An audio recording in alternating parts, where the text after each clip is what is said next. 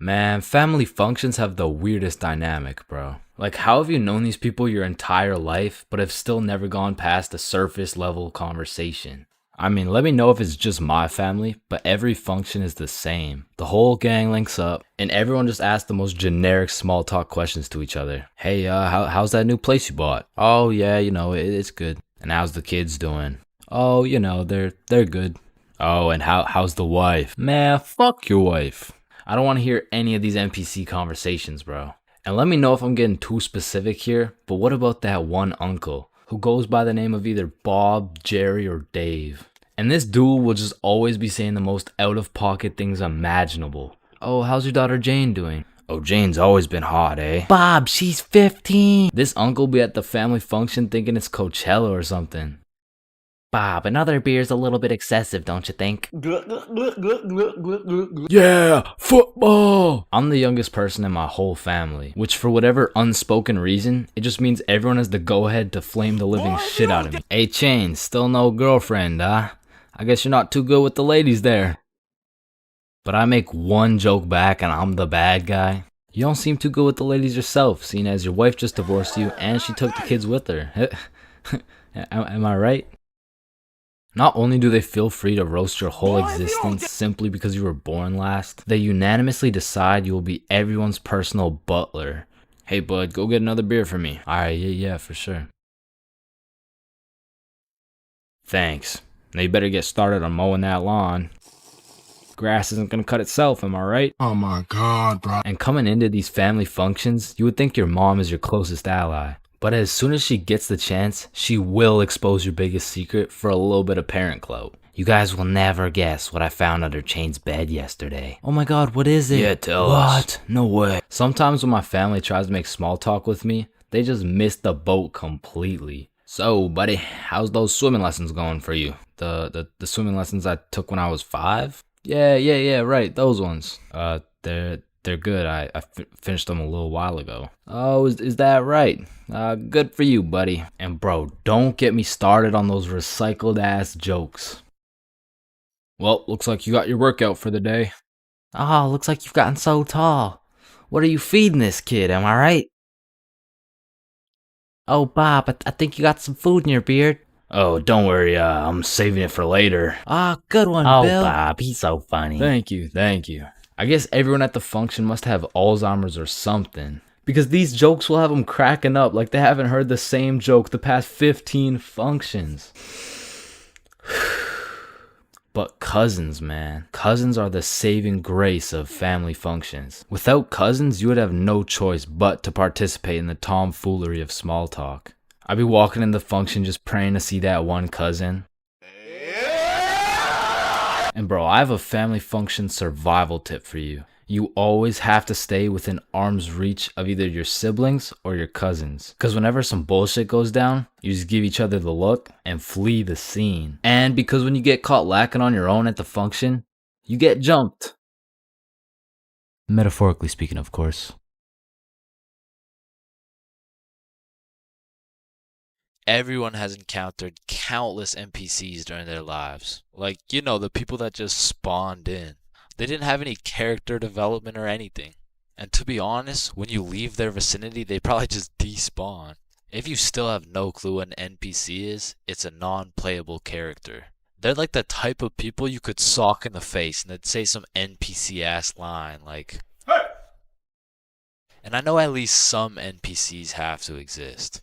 Because let's be real, there is no way all 7 billion people on this planet have whole lives from start to finish. That just doesn't add up. And I don't know if any of you guys have ever noticed this, but NPCs all have a spot they go to just do NPC things, bro. For example, if you go to Walmart, that's their natural habitat. You are bound to see at least 15 NPCs at Walmart. And usually the NPCs are trying to avoid eye contact. But if you've ever tried interacting with them, you'll know they always have the most predictable and neutral responses possible. Like whoever programmed them should have spiced it up a little bit, you know what I'm saying? They could have made them tell jokes or something, I don't know. But anyways, I used to work at a summer camp where you teach little kids to ride bikes. And through this experience, I realized that pretty much all young kids are NPCs. And I guess it's just because they haven't been alive long enough to actually go through the character development. But working at this summer camp made me realize there's no way these kids have a thought process. Hey, buddy, what's wrong? I dropped my rock. Here you go. But I guess little kids still aren't even at the stage of having full consciousness. And honestly, they kind of have that caveman mindset. Eat something. But I mean, you can't really blame them because they've only been alive for a few years. But still, as a non-NPC, I'd like to believe I was never participating in these NPC activities as a kid. I refuse to believe I was out here spending my time doing this. But yeah, man, I really just want to know if there's any NPCs watching this right now. If there is, just fess up, bro. Because I don't even know if NPCs be on YouTube or if they just like despawn before they can do that. But regardless if you're an NPC or not, thank you for watching this video. Subscribe. First dates have the potential to be magical, fantastical, romantical, a night you will never forget. But they also got the potential to be straight booty. I mean, first dates are just a gamble, bro, especially if it's from a dating app. Like, you could show up to your first date with a 5'4" blonde Tinder girl and end up finding out she's 5'9". And she's brunette. And she's a dude. I mean, first dates from dating apps is kind of like buying one of those SpongeBob popsicles from an ice cream truck. Like, you know it's not gonna look the same as the advertisement, but the question is, how fucked up can it really be? And let me just say, extremely fucked up. I'm talking massive buck teeth, eyes crossed with a bite taken out of it, and I'm not talking about the popsicles. And these are the exact reasons my very first date was not from Tinder. Also because I was in grade 7. And that would be illegal. And when I was in grade 7, I was 12, as most grade 7s were. And for whatever reason, me and my homies loved going to the mall after school, which was weird because we had no money. So after another successful day of walking around and being too broke to buy anything, we walked back to the bus terminal by the mall. And as we walked up to our bus stop, we see these two girls waiting there. And the closer we got, the more familiar these girls started looking, until we realized one of them was in our class. And so we walk up to them like, yo, are you Kate? Oh shit, Billy, Bob, and Chains. What's up? Oh, nothing much. How are you guys doing? Oh, I'm good. This is Jessica. She's new to our school. Hi. What's up? Hello, Jessica. What brings you guys to the mall? Oh, nothing much. Just walking around and not buying anything because we don't have any money. Yo, us too. And so we all get on the bus and we're just talking and shit for a good 20 minutes until my stop comes up. So I'll pull the thingy, but before I get off the bus, I ask Jessica, yo, Jessica, do you Snapchat by any chance? Yeah, I do. Let me add you. What's your Snap name? And I remember I had some shitty ass username like, oh shit, it's MLG Pro Noscoper Illuminati confirmed. Yo, kid, get the fuck off the bus. Sorry, 1 second, please. Where was I? MLG Pro Noscoper Illuminati confirmed. And when I got home, I went on Snapchat, accepted a request, and we started talking. And we snapped all night to the point I was smiling, kicking my feet in the air and shit. Yo, I'm coming in. No, wait, don't. I'm beating my meat. Wait, shit. Yo, what boy has you smiling like that? Boy, it's a girl. Man, shut the fuck up. Oh shit, you're serious. Wait, so the whole time you were watching Powerpuff Girls? It just had a good plot. Okay, bro. Okay, so this is what you gotta know. And my brother started running me through the do's and don'ts of being in a talking stage. Alright, listen, don't text her too much, but don't text her too little. Don't talk to too many other girls. Yep, nope, that won't be a problem right there. Yep, I know, buddy. And you also gotta talk to her at school. So the next day at lunch, Bob, Billy, and I walk over to Jessica and her two friends, and we start talking again, and we make plans to go to the mall together. And boom, all of a sudden we started forming a little friend group. It was me, Bob, and Billy with Jessica, Kate, and Nikki. And we started hanging out damn near every day, hitting the mall, buying nothing, going to Nikki's house, doing nothing. But we had fun, and so inevitably, Bob and Kate start having a thing, Billy and Nikki start having a thing, and that just left me and Jessica. And so one late night, we're on Snapchat with my feet kicking in the air faster than ever, and Jessica hits me with a, so I've been thinking, well, I like you. I like you back. So... And I typed up, do you want to be my girlfriend? I fucking threw my phone across the room, nervous as hell. I get the notification, and when I go to check what she said, she was like, yes, I do. And call me Josh Giddy, the way I just bagged this 12-year-old. But the next day at school, when me, Billy, and Bob walk up to our girlfriends, I started getting all nervous and shit. There was something about the title of being a boyfriend that just had me shitting bricks, bro. It was like, hey, Chains, how are you? Oh, you know, I'm good. Oh yeah, how are you? Oh, I'm good.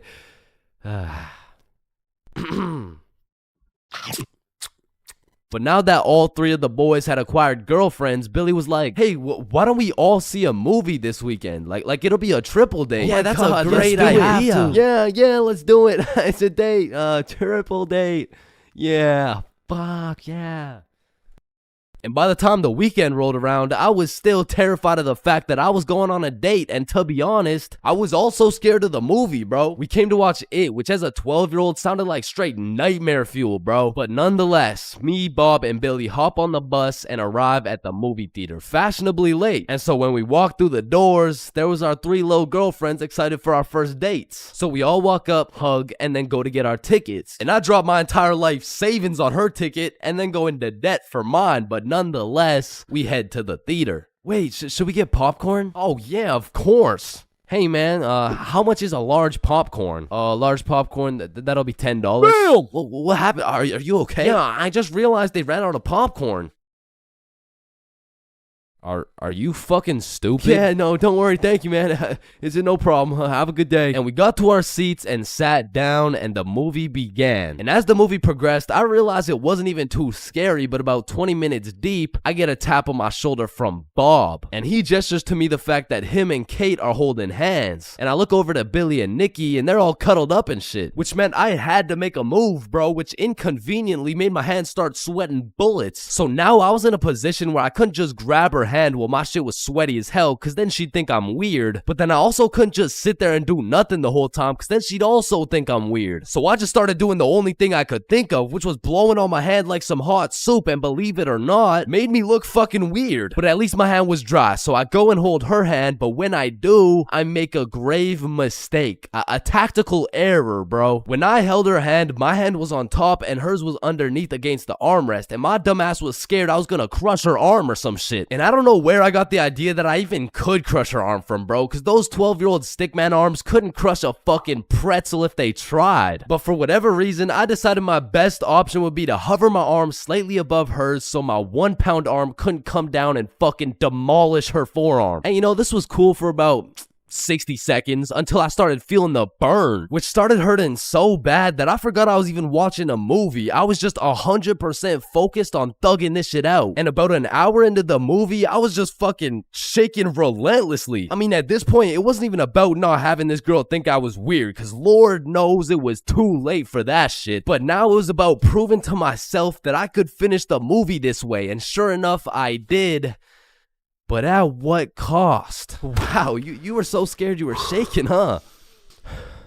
No, I wasn't scared at all, actually.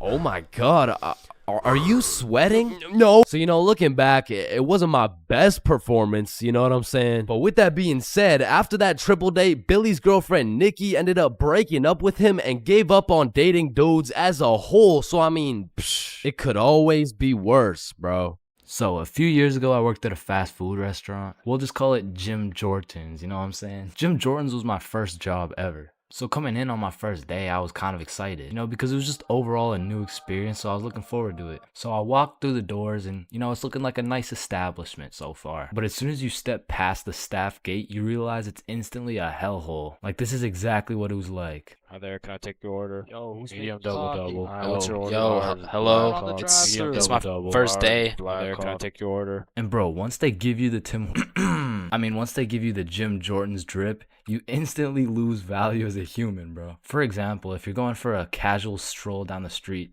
an average interaction would look something like this. Hey, how are you? Good, how are you? Good.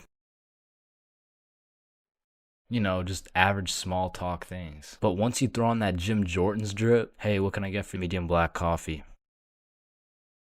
Make my coffee faster, bitch. And while I was working here, it was just the beginning of the pandemic. Meaning, on top of the gym drip, you also had to wear a mask. So pretty much people could just see your eyes. And trying to communicate during the pandemic was horrible. Because not only did both parties have to wear a mask, there was this big plastic wall between us. And they had to stand 6 feet away. Hi, what can I get for you? What?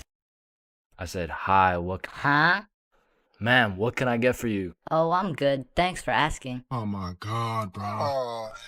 And man, I already made a video on NPCs, but working in any sort of drive-thru, you'll figure out that drive-thrus are NPCs' prime real estate. It's just like back to back to back NPCs. And when you don't have your average NPC, you'll have a below average IQ NPC. Like there was this one lady that would come through every day, and all my coworkers knew her as the coupon lady because every day she would try and use coupons but somehow never understand how they work. All right, your total is 1567. Okay, I'm gonna use a coupon. All right. What are you waiting for? The coupon? Oh, it's just at my house. And don't get me started on my manager Magnus, bro. Next time I see Magnus, it's on site. Wait a minute, Chains, is that you?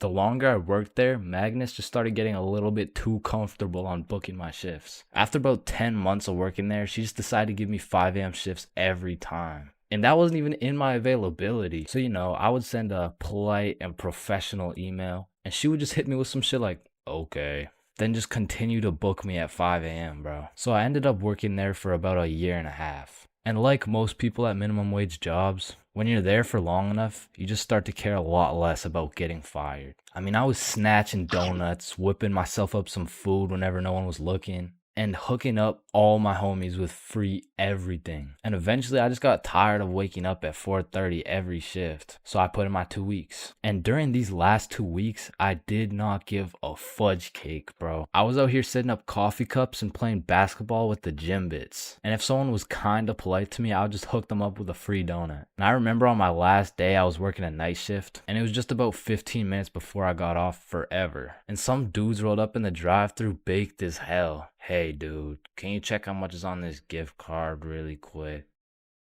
Yeah, you got 21 cents on it. What can we get for 21 cents? One sec.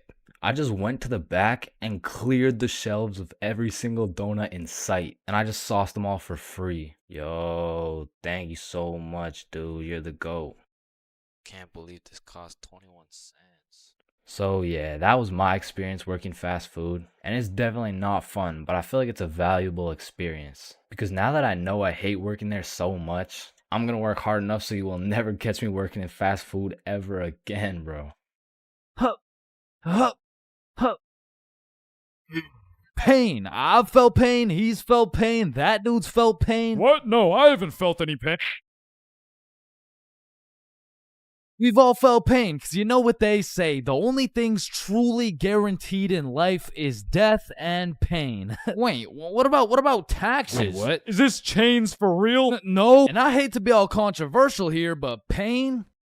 That shit hurts, bro. Specifically, the little shit that just does 1 damage has no business hurting so bad. Like stubbing your toe or biting your tongue or fucking paper cuts. Like that shit shouldn't even hurt, bro. It's paper. It's not scary. Oh, shit. And I still remember the first time in my life I ever took some real damage and felt some real pain. And it was back when I was 4 years old. Which meant I was still learning the controls of life and shit. Like, yeah, I could run, but it was low-key like watching a dude play Fall Guys. If he was drunk and fried and asleep. But regardless, one day I was bored doing 4-year-old shit, and then I seen my arch nemesis, a fucking chair. And I instantly knew what had to be done. I had to assert my athletic dominance by running and jumping over this chair. So I take a deep breath, I run up, jump, and clear this chair clean as hell. Now keep in mind, I was 4 years old, so that was probably the coolest shit I'd ever done in my entire life. So you know I had to show my mom to make her proud of the man I've become. Hey mom, watch this. What the hell are you doing, Chains? Hey man, just watch and learn. Oh, I fucking ate it, bro. Like, that was the type of pain that hits so hard, you can fucking taste it, and damn, that shit tasted ass, bruh. Like, have you ever taken a soccer ball straight to the schnoz? Cause that shit will have you smelling pain, tasting pennies, and seeing tears. Which is bad, but like, who the fuck invented the funny bone, bruh? Cause that shit ain't funny. Like, bro, you can't just call some painful ass shit funny and expect it to be humorous. No, the bone is called a humerus. Yeah, shut up. How humorous is this, buddy? Not humorous. Yeah, that's what I thought. And in fact, I think it's the opposite of humorous. Like, yo, did you guys know 1 in 4 dudes is gay? Wait Yo. a minute. Gee, I sure hope it's Owen, cause he's sexy as hell. Yeah. Y'all hit the funny bone too? Yeah, I did. If I had a pain tier list that went from shit ain't nothing to I'd probably rate hitting your funny bone a solid. It's the same as stubbing your toe real hard. Like, you just need a moment to take a few deep breaths and say a few slurs, and that shit just heals itself. But if we're looking at some top tier, brutal, agonizing, excruciating pain, getting kicked in the balls. Now, for you 19.8% female audience, I know you might not be able to understand what this feels like. So let me just give you a quick overview. Imagine having balls, right? Now imagine getting kicked in them. That shit hurts like a bitch. I remember one time in grade 6, me and my homies were playing a good old game of soccer. And we were playing with the big homie. I mean the really big homie. Like, the dude had more chins than a Chinese phone book. Like, last time we went to a restaurant, bro looked at the menu and said okay. And I couldn't even tell you how big he really is, cause last time he stepped on the scale, it said 1 at a time, please. So what I'm trying to say is he was a big dude, and big dudes got big legs, and big legs produce hard kicks. And during this grade 6 soccer game, I unfortunately found myself legs spread wide open, freshly dropped testes exposed to this absolute unit, wound up to kick the ball, and well, pain. Just pain, bruh. Followed by a moment of silence from everyone on the field. And I don't know if the moment of silence was for me or for my next generation of kids the big homie just wiped out, but I felt that shit. And I felt it in my stomach. And there was really only one sound I was able to make in that moment. Now, I know what a lot of you guys are thinking. Getting kicked in the balls is nothing compared to childbirth. Childbirth is so much worse. This guy's a misogynist. And no, I don't give people massages. And I might be the first to tell you this, but I've experienced both getting kicked in the balls and childbirth. And honestly, childbirth wasn't even that painful at all for real. But to be fair, it was probably a little worse for my mom, so like... Now, we all know physical pain very well, but what do you call that deep, torturous pain you feel when your dog dies? In Minecraft, that's that psychological pain, like the pain you feel when you're watching a banger YouTube video and an ad interrupts you out of knowledge. Or like the pain you feel when you just got done making some toast and peanut butter and that shit flops on the floor face first. It doesn't hurt physically, it hurts spiritually. Like, there really is levels to this shit, bro, because now when you start adding psychological pain onto the physical pain of things, we gotta start adding new tiers to this tier list. Because imagine peacefully sleeping in your bed and you get woken up to the pain of your girlfriend kicking you in the balls, which of course hurts physically, but then you realize you don't even have a girlfriend and you live alone. So just to knock a few more off this tier list, a razor scooter to the shin, stepping on Lego is a solid. Now, getting socked in the face is an interesting one, because that shit can range anywhere from all the way to getting the sonic rings knocked out of you. And if that shit's a good enough punch, you might not even feel anything. Now for the tier, I would say that's the shit where you just take one damage, like eating some food that's too hot, or getting a brain freeze, or when you're laying in bed with your phone and that shit slaps you across the face. Like, it's just minus 1 HP. And minus 5 IQ. And if anyone's seen that shit, it's probably a lifetime debt of aura. Now, I'm gonna keep it a stack. For something to be in the shit ain't nothing tier, it's just gotta be a good ass day, bro. Like, some days I'll just be feeling invincible, bro. Like, wake up, roll out of bed, shit ain't nothing. Eat a nice hot breakfast, shit ain't nothing. Stub my toe while simultaneously getting socked in the face, shit ain't nothing. Get a bad phone call? Yeah, Chains, this is Dr. D's. I'm sorry to break the news to you, but, you tested positive for chlamydia. Hey, man, shit ain't nothing. Oh, shit, who's this? Yeah, I wasn't finished. You also tested positive for herpes, syphilis, gonorrhea, hepatitis. You got a whole ecosystem on your shit. Honestly, at this point, our best bet is just to chop that thing clean off. What? Shit ain't nothing. No, yeah, no, it's definitely something. We're chopping your meat off. Yeah, but on some days, bruh, it's just like, yeah, nah, that's it. I quit. I'm done. I'm going to sleep. Good night. And I know this might sound like some freaky ass shit, but I feel like some pain low key feels good, bro. Like in school, I used to always put the front chair legs on my feet just to feel the pain, or even like eating some spicy ass food, or like, oh yeah, or like getting spanked. No, no, fuck, nah. I was thinking something more like taking a really hot shower, or like getting whipped. No? Yo, George, shut the fuck up, bro. I'm trying to make a video and Sorry, shit. my fault, pimp. My fault. Yeah, alright. Or what about when you like getting slapped in the face? Bro, shut the fuck. Hey, yo.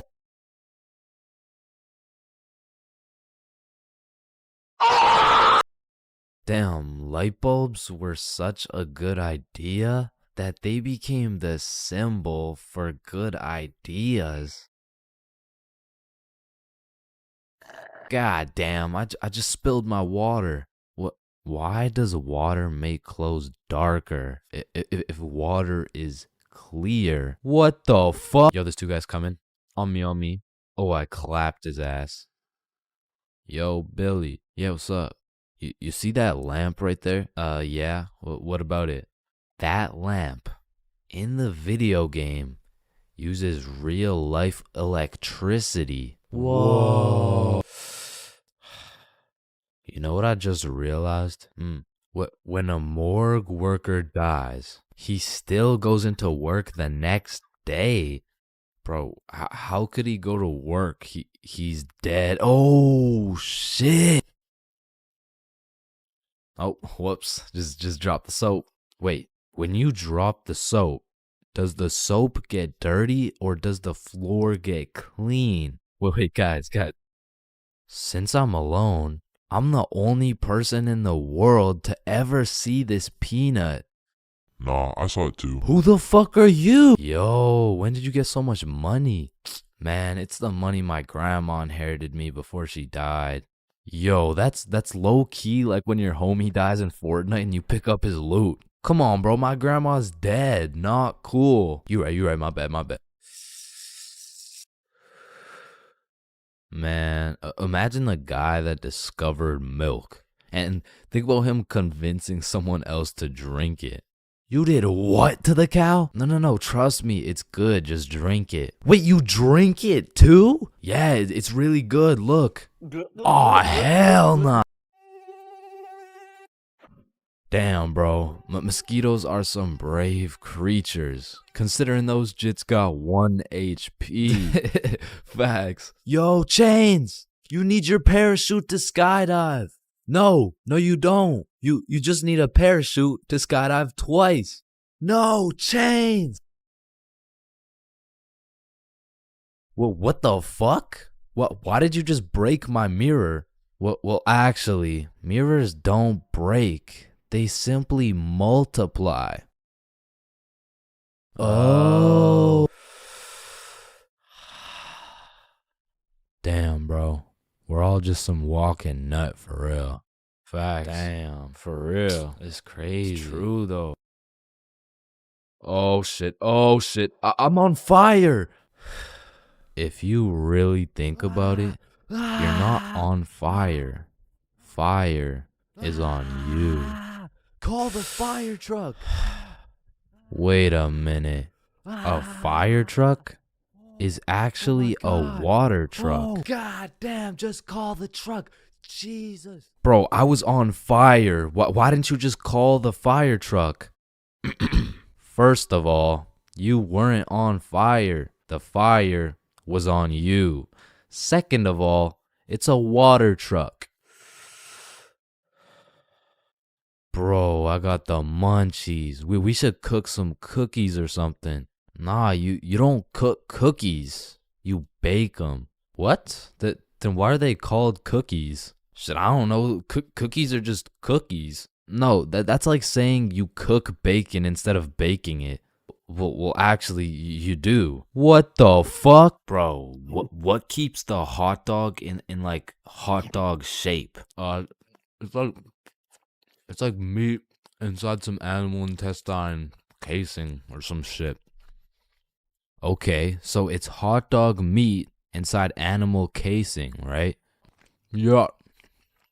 So, hypothetically speaking, once you eat the hot dog, it's still hot dog meat inside animal casing, but you are the animal casing. So, with that being said, when you eat the hot dog, you become the hot dog. Just let me eat my fucking hot dog, bro. And that is why Genghis Khan has the most descendants in human history. I actually know someone with more descendants than Genghis Khan.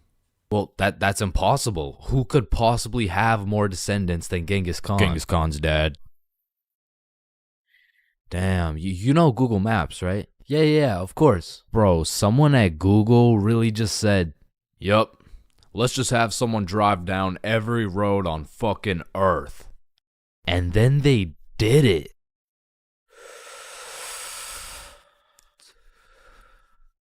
You know how concrete and glass are both made out of sand? Yeah, what about it? So if concrete and glass are both made out of sand, does that make skyscrapers just really big sand castles? Yo! How tall is the tallest person in the world? I don't know. Let me check.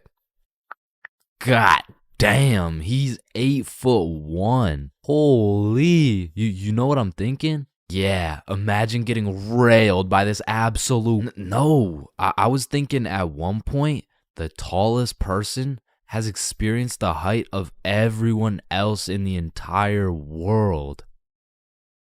Holy shit. Paper has 6 sides. Shh. Like we're really just some talking nut for real. Facts. No cap. Damn. Just some breathing semen for real. That's crazy. For real. Facts. So true. Damn. True. For real. Hey little man, what do you want to be when you're older? I want to be a doctor and cure aging and all the diseases. Well, if one day we cure all the aging and all the diseases, then we will all die painful and horrible deaths. I still don't understand why it's a chair. It just doesn't make any sense. Yo, you know what I just realized? What? The size of your hands is the font size you use in sign language. Oh shit. That motherfucker Shaq must be talking in all caps. Sir, I am very sorry to inform you that you are bleeding internally.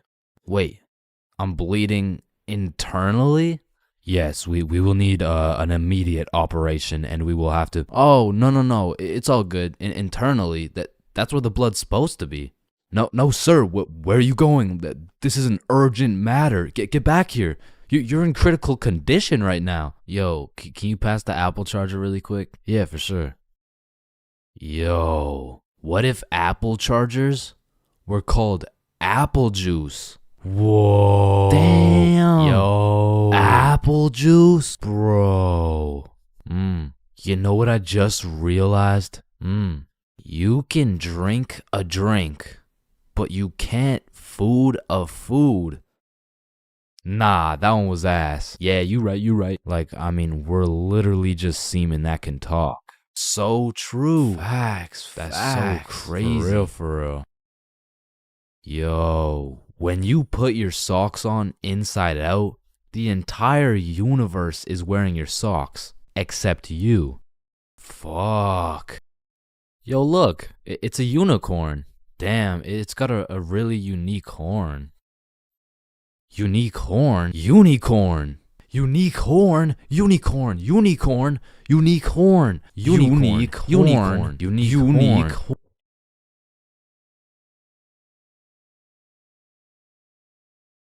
Oh, leaves are called leaves because they leave the tree. Holy shit, I got an idea. Can you pass me the wrench? Rope. Glue. Piece of pizza, please. Tape. A little more tape. Damn, big ass magnet. Alright, all done. Whoa! This bad boy uses 0 gas. It's completely eco-friendly. Hop in.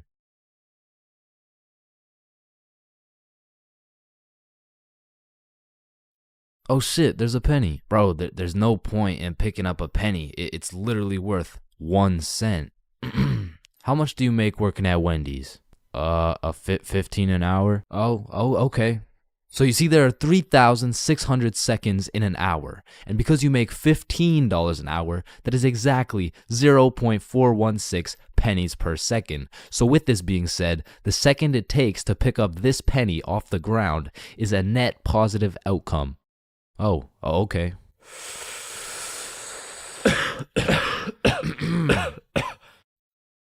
Wait a minute. Are stickmen always naked? Holy shit, we are stickmen. What the fuck? Yo.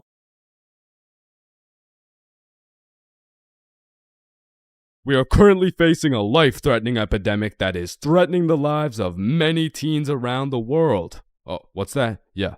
Oh, okay. It has been brought to my attention that there's a new strain let loose that is infecting more teens than ever. The strain is propylene glycol formaldehyde. Street name, Guava Ice. So stay safe out there, and back to you, Linda. Linda? What? Oh shit! Man, way back when, somewhere in Timbuktu, a Homo sapien found a plant by the name of tobacco, and for whatever reason, somewhere in this dude's caveman brain, he decided, Me. Smoke. Now. and that he did. And as humans slowly evolved, smoking did too. And soon, motherfuckers went from looking all old and wise, smoking these big old pipes, to soon smoking cigars on some mafia boss shit, which turned into cigarettes. Now, back in the day, if you were stressing, Doc would prescribe you a pack of good old cigarettes. Sore throat? Cigarettes. Oh, you got a cough? Here, smoke a cigarette. But after a while, people's teeth started looking all British and shit, so they decided, Oi, I don't think these are healthy, innit? So we decided we needed to make cigarettes better, and you know what makes everything better? The letter E. Your mail's taking too long to come in? Email. Wait, what's that? You want to play sports, but you're ass at every single sport? Esports. Oh, you got daddy issues? E-girl. So of course, when people realize cigarettes are killing them, e-cigarettes. Man, one thing leads to another and shit. You got yourself a Vaporizer Gen Y GTX box mod with 3 USB charging ports, a speaker, and a 6-inch LED touchscreen that can play Flappy Bird. Like, vaping is just getting a little too advanced, bro. Like, I remember one time I was chilling in the washroom with my homie Billy, and of course a motherfucker walks in with a vape. But this was no regular vape, no. This shit looked like a gadget straight out of fucking Star Wars. Yo, you want a hit? A hit? A hit of your iPhone? iPhone? This is that eSmoke FTX 763 3rd series, my boy. Watch this.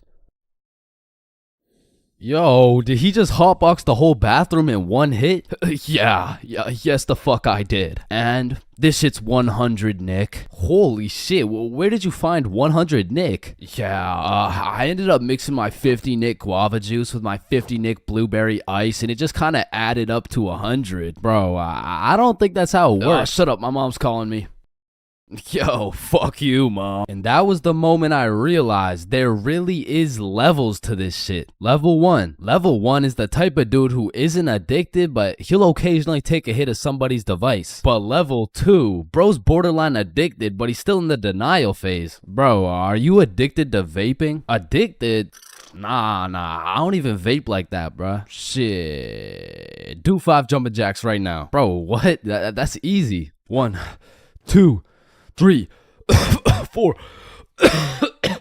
Oh shit.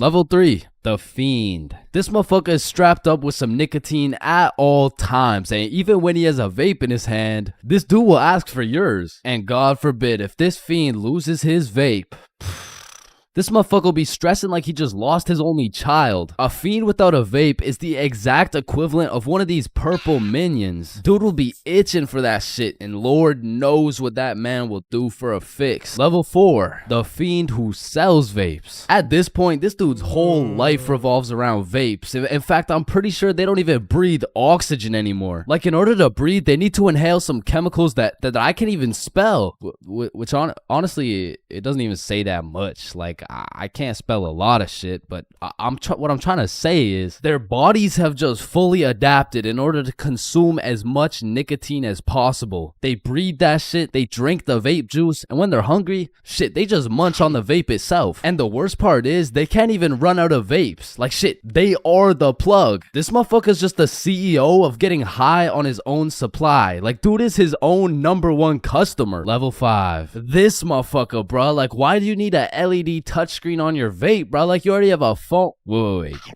Did you just order that pizza from your vape? Shit. Where'd you get this from? And don't get me started on these flavors, bro. Like, tell me why these motherfuckers can make a vape juice and call that shit early riser. And that shit literally tastes like a Wednesday at 6 a.m. Like, what the fuck type of ingredients mixed together to taste like a Wednesday at 6 a.m.? But early riser isn't even the weirdest flavor on the market, because if you're feeling the family dinner vibes, you can get a rotisserie chicken flavor. Or if your breath is smelling nice and fresh, you could fuck that shit up quick with some garlic flavor juice. And they even got bacon. Yeah, I'm not gonna lie, that shit sounds fire as fuck. And lastly, now I don't even know if I can say this on YouTube right now, but shit, you can even get yourself some Worcestershire. Worcestershire.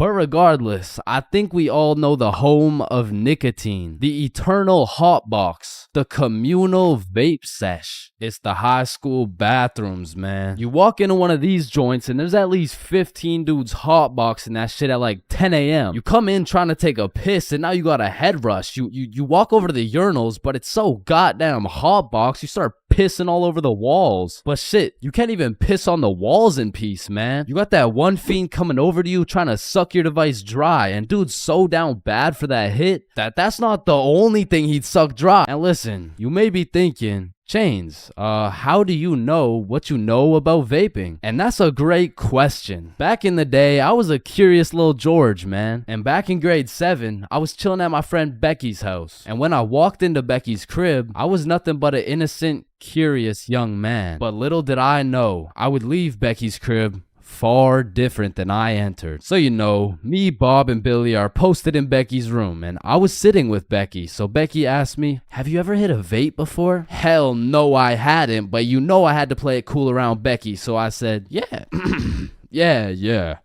Yeah, I do that shit all the time. And so, of course, she passes me the vape. And honestly, I didn't think this far ahead, but I was in way too deep to come clean now. So I put that shit in my mouth, and I sucked the fuck out of it. Pause. And because this was the first time anything had made contact with my lungs beside oxygen, my lungs started malfunctioning. And I was coughing up a storm, and my cool guy cover was blown, but I had to see it through. Oh my God, are you okay? This shit ain't nothing for a guy like me.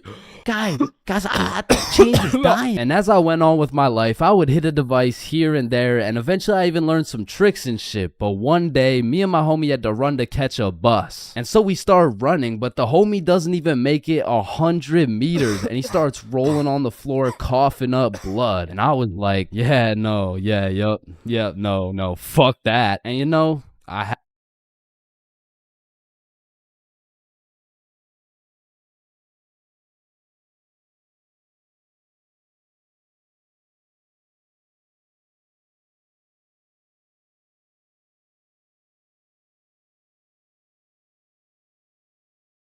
3 a.m. Once the clock strikes 3 a.m., I feel like you've given up on trying to sleep. At this point, you're going to commit to whatever you decide to do until the sun comes up. Whether you're studying for tomorrow's math test, chilling on Discord with the boys, choking the chicken, or simply sulking in those 3 a.m. thoughts, you'll pretty much find yourself doing anything but sleeping. And I don't know if it's just me, but those 3 a.m. thoughts hit different. And honestly, it's just the perfect time to go for a walk, find a nice little view, maybe light up a joint, and just think. The youngest picture of you is the oldest picture of you.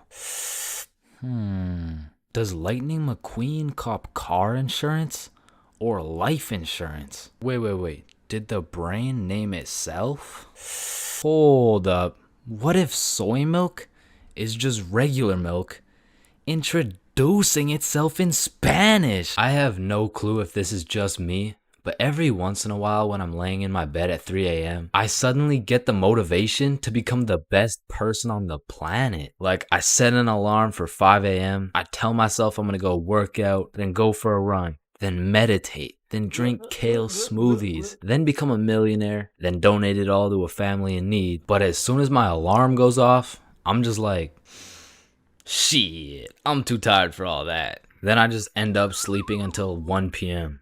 And my brain is constantly playing games with me, bro. Like, tell me why I'll be using all my strength to stay awake during the day thinking, ugh, man, I can't wait to go to sleep tonight. But when it comes time to sleep, I just can't. I'll be left lying there at 5 a.m. awake as hell, watching these random motherfuckers build a 2-story house with a hot tub in the jungle. And you know what? Being awake at 3 a.m. is kind of like being high a little bit. Cause you start to think about things you don't usually think about. And because you get hit with the fucking munchies, bro. I'll be whipping up a 3-course meal with appetizers and a complimentary dessert to watch a YouTube video. And listen, I can't explain why, but there is no better water than water at 3 a.m. I mean, it's pretty much a part of my sleep schedule now to wake up at 3, chug some water, take a piss, then go back to bed. But sometimes while I'm trying to go back to sleep, my brain just starts showing me a compilation of my top 15 cringiest moments. I mean, I'm having flashbacks to the time in grade 5 when I said a joke and nobody laughed. Guys, why did the monkey fall out of the tree? Why? Yeah, why? Because it was dead. Oh, damn.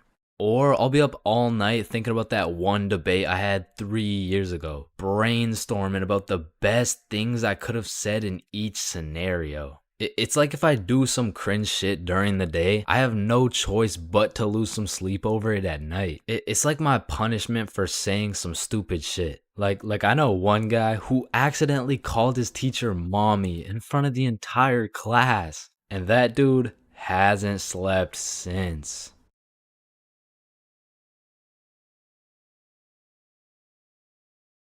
You know what they say, there's a first for everything, bro. Like your first steps, your first dance moves, your first words. Dada. Hey, would you look at that? We gotta get some milk. I'll be right back. Your first stepdad? New dada? Yeah, nah, I'm head out too, actually. And your first kiss. Man, the things I would do to go back and completely erase that shit from existence. Bro, all these Disney movies I was seeing as a kid had these first kisses turning ugly ass frogs into some fucking giga chads and shit. Like, spoiler alert. Fucking ribbon. And on top of that, the fact you have to close your eyes, like, bro, imagine you're learning how to golf and you're about to take your first swing and these motherfuckers are like, yeah, now do it with your eyes closed. bruh, this is my first time. What do you expect to happen?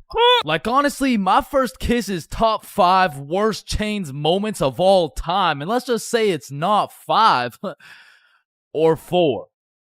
Or 3. That shit was really bad, bro. So with that being said, this story takes place in grade 7, which is the year I got my first girlfriend. Now, I told this story a few months back, but I purposely left out the part of my first kiss. Well, gosh diddly darn, Chains. Why would you do such a preposterous thing? And the truth is, I was planning on taking this shit to the grave with me, bro, but fuck it. Sometimes you just gotta let the world know. Okay, you're right. I got something to get off my chest. Epstein? Wait, with the what? So for the homies who haven't seen the video, one day me, Bob, and Billy were mobbing around our local mall when we seen these 3 girls from our class. So we walk up to them and lay down some of the meanest 12-year-old riz these girls had ever seen. Hey, yo, shorty, I think I just shit my pants. Can I get into yours? What the fuck? Oh, shit, my bad. My fault.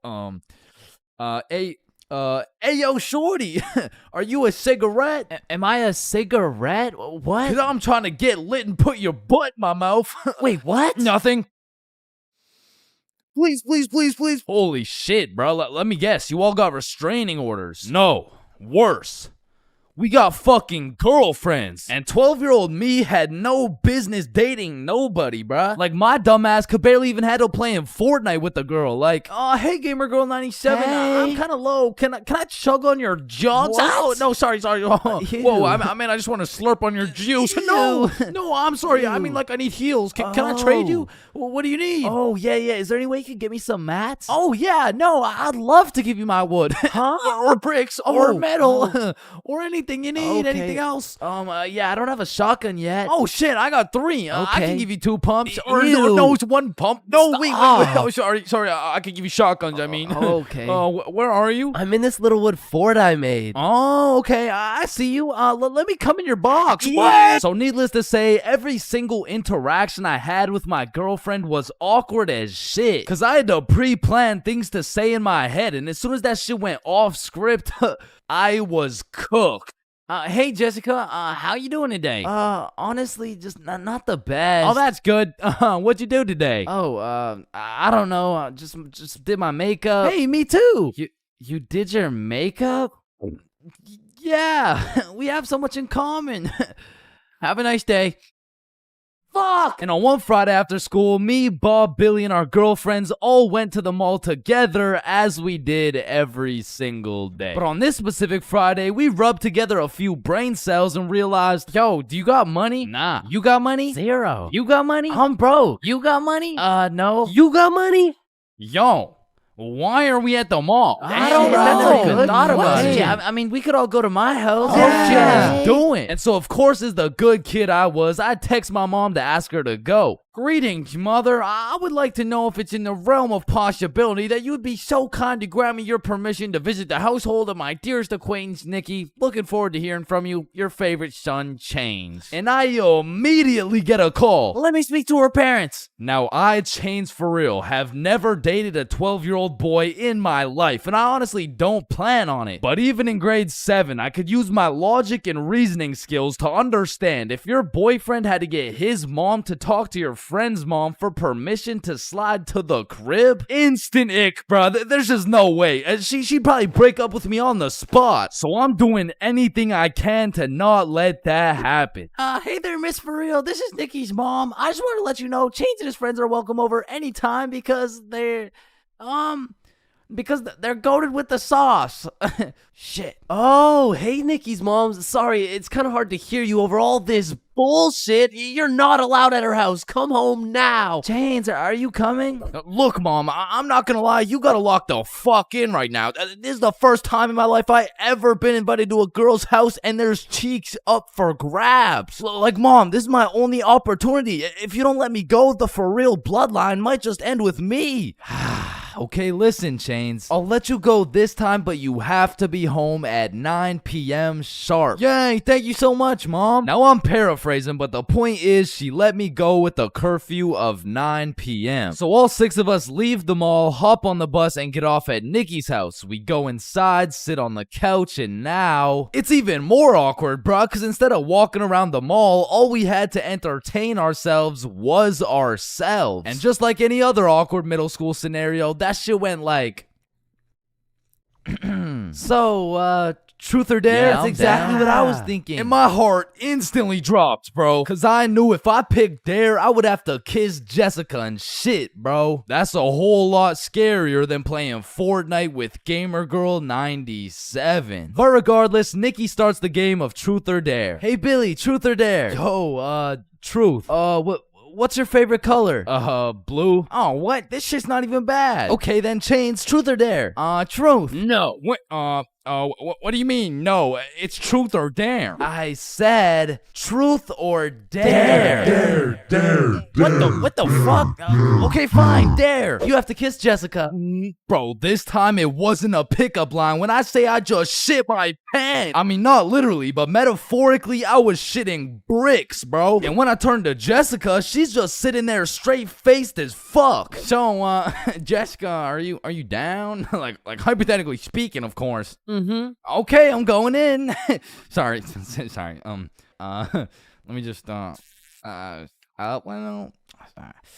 Alright, bro, I'm not gonna lie, this is fucking weird. You guys are just watching and shit. Like, I don't know, it's just kind of. Oh, so if we weren't watching you do it? I mean, yeah, I would actually. Wait, what the fuck? Every single one of these motherfuckers ran to the corner and started staring at the wall. Like, Did you do it yet? We're not looking till you do it. yo, hurry up, dumbass. So now I got all this pressure on me to do this shit, but Jessica's out here looking at me like, hey, how was your day? Yo, shut the fuck Just up. kiss her already. What are you yapping about? And Oh. I deadass didn't know how to go about it. I ended up sitting on this couch, nervous as hell, awkward as hell, looking stupid as fuck for 20 minutes, bruh. Now, 20 minutes in general doesn't sound that long, but imagine sitting on a couch in complete silence with everyone just, bro, just watch this.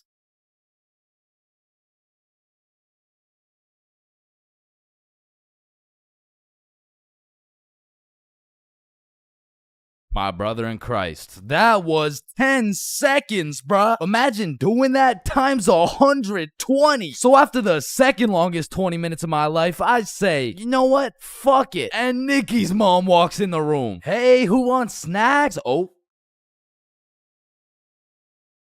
And at this point, I checked my shitty ass Samsung Galaxy 3 and it was already 8:50 p.m. And with the curfew at 9, I had no choice but to lock in. So I lick my lips, close my eyes, and real quick, I smash our mouths together. And when I turn around, not a single motherfucker is facing the wall. I look the other way and Nikki's mom is peeking around the corner with her fucking mac and cheese and shit. So I made like my pops and I was out that hoe. Pleasure doing business, Jessica.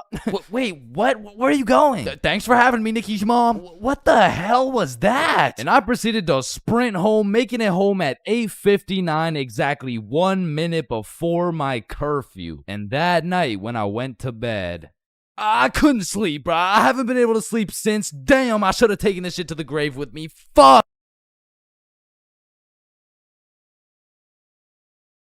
Skipping class in high school is a slippery slope. Like, one day you can skip and it'll slide no problem. Like, oh, hey, buddy, welcome back. We missed you. Yeah. You skip 2 days, you're chilling. Hey, look who's back. Yeah. But when you go to class after skipping 3 days, all of a sudden shit is serious. Chains, why haven't you been here, huh? Well, you know, it was some family stuff. Oh, yeah, family stuff. What family stuff? What I don't really want to talk about what family stuff. It was my grandma's funeral. Damn.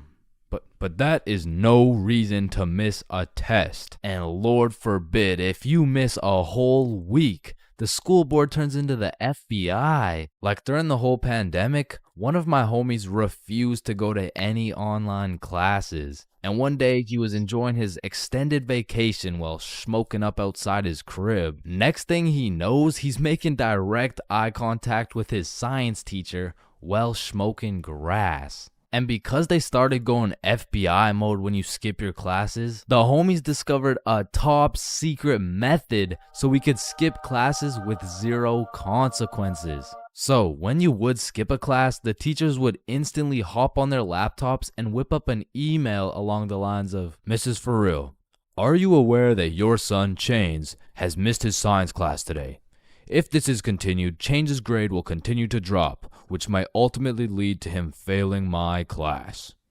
Mr. Perkinson. Now, Mr. Perkinson would write these emails with the hopes of my mom reading them and then beating my ass. When it really went like, my mom would read it and she would politely ask me how my science class was today. I would cap my ass off and then she would proceed to beat my ass. And one day after I got my shit whooped, I was talking to the homie Bob. Yo, we're going to Chipotle next class. You trying to come?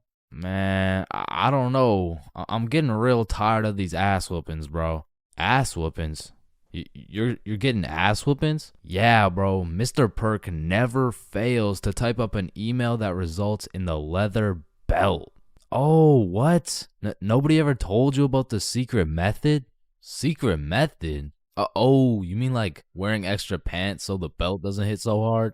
No, I'm talking about the secret method so Mr. Perkinsons can't email your mom.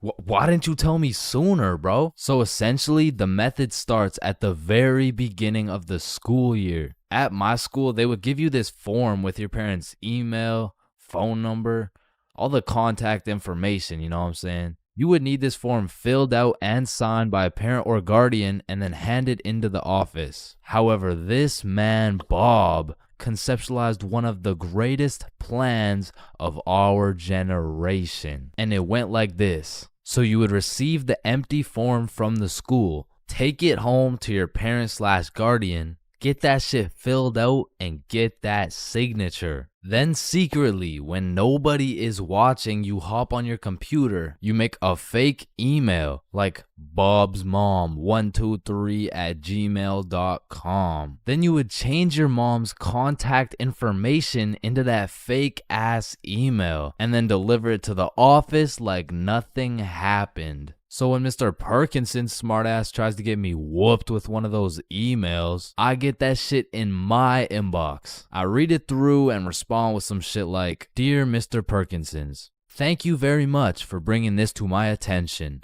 I was unaware of my son's absence in pursuing his educational prowess. I will discipline him with a punishment that may or may not involve me whooping the absolute shit out of his tushy. Thank you, Mr. Perkinsons." And I already know this dude, Mr. Perkinsons, was reading that email like, "Oh, yup, he is definitely getting his ass beat tonight." Meanwhile, I was typing that shit up in bed while munching on some nachos. So you best believe I was abusing this newly found secret strategy. I mean, I was missing every other class, and it was just all sunshine and rainbows. But you know what they say, it's not all sunshine and rainbows. I mean, I really don't recommend using this strategy. And I'm not saying that to be some mature role model. I say that because there was one flaw in the strategy Bob forgot to tell me. And that was as soon as my mom saw my report card with all those absences, god damn, she made up for every single beating I missed. High school bathrooms have to be one of the most unorthodox places in the entire world. Walking into the bathroom, you have absolutely no clue what to expect. And honestly, that's the best part. I remember one time I had walked into the bathroom, to take a piss. And when I had opened the door, I was not surprised to see some motherfucker getting his head shaved bald. And these dudes were so casual about it too. Yo, what's up? What up? And it's cool and all to be able to be entertained while you're trying to release your bodily fluids. But I mean, sometimes you just want some peace and quiet. Because you truly never know when something like this can happen to you. And that is precisely why I'm scared to ever shit in the school bathroom. And listen, my school bathroom has always been bad, but these TikTok trends that keep popping up made the bathroom situation so much worse. Yo, look at this TikTok. That's kind of funny. 1 week later. Damn, someone took the soap dispensers. Who snatched the blow dryers, bruh? Where the fuck did the urinals go? 1 hour later. Hold up. Who hit a lick on the bathroom? These TikToks had the school announcements like, "Guys, I'm begging you, stop with the devious licks." if you see anyone hitting a devious lick in the bathroom, report it to the office immediately. And I'm not gonna lie, this trend was low-key pointless. Like, once you go home, the fuck are you gonna do with a broken blow dryer, bruh? But there was one TikTok bathroom trend that was fire. So, what is the square root of pi? Chains. Yeah, can I go to the bathroom? Be quick. Am I tripping or did I just hear? Yeah, bro. Bathroom functions are a 10 out of 10 TikTok trend. Hey, man, if you're still in high school, I recommend trying it. Anyways, I've obviously never been in the girls' washroom before, but I be seeing way too many TikToks filmed in there. Like, is it just a normal thing for girls to go to the washroom while other girls are just in there hitting the renegade? Like, I wouldn't know, but that whole situation seems a little bit awkward to me. Boom. Boom. Wait, renegade, renegade, renegade. And when it comes to most public schools, the washroom is like the black market of the school. So there's always some dude trying to sell you something. Yo, you need anything right now? I got that Gandalf OG, that Alaskan Thunder, some purple monkey balls, got those Girl Scout cookies. Hey man, just give me a second. I'm kind of busy right now. I got that sour diesel, that Granddaddy Purple Deluxe. Trust me, this stuff will blow your socks off. And every once in a while, someone will bring boxing gloves. All of a sudden, the school bathroom turns into the octagon. People are getting knocked out, dropped, and getting hit with the guillotine chokehold. But as soon as a teacher walks in,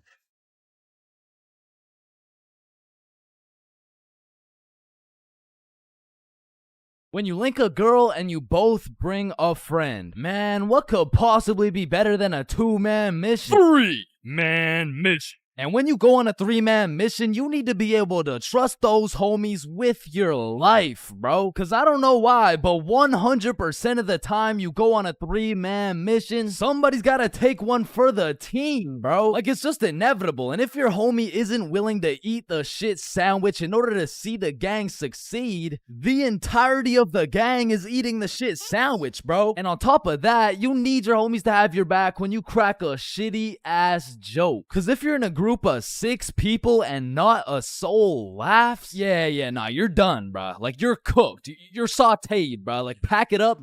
It's over with. Like, yo guys, what do you get when you mix human DNA with goat DNA? Oh my god, what do you get? Wait, no, let me guess. No, I don't know. What do you get? Kicked out the petting zoo.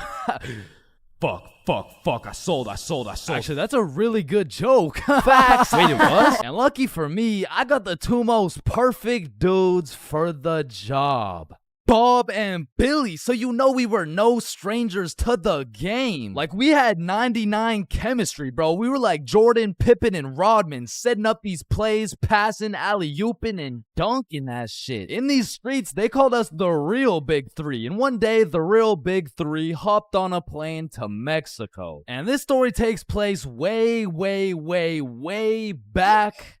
Like a month ago. And this story doesn't just contain one 3-man, not 2 3-mans, but 3 different 3-man missions. And with these 3 different chances, will me, Bob, and Billy be able to find love in Mexico? Or will we get set up and kidnapped by the cartel? Find out coming up on this episode of Billy, Bob, and Chains.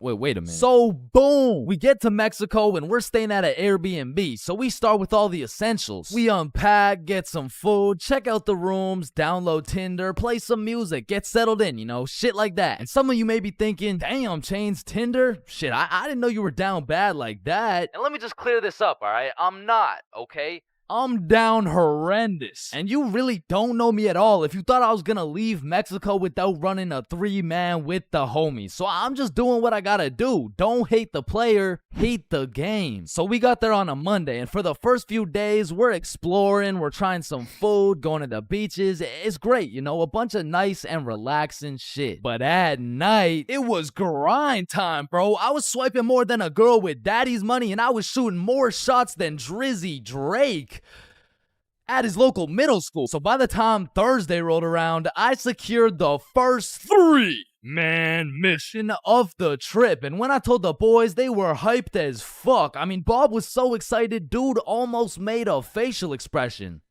So before we went out, we had to get teed up. And lucky for us, we spent half our food budget on a few bottles of vodka. So we're absolutely down in that shit until our Uber pulls up. We hop in the Uber and get dropped off by some bars where we plan to meet the girls. Now keep in mind, at this point, all I've seen of this girl is pictures. And you know there's a brutal catfishing epidemic going on. So let's just say it's completely in the realm of possibility that I set up a link with 3 big buff Mexican dudes. And Lord knows I'm crossing my fingers.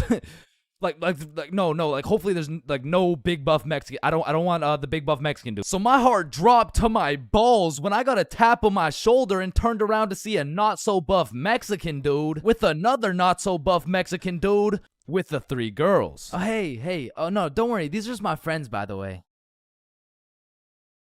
Hey. Oh, shit. Okay, yeah, what's up? And not only was I relieved that she wasn't a jack dude, but she was fine, nice, and she spoke English. Same with Bob's girl and Billy.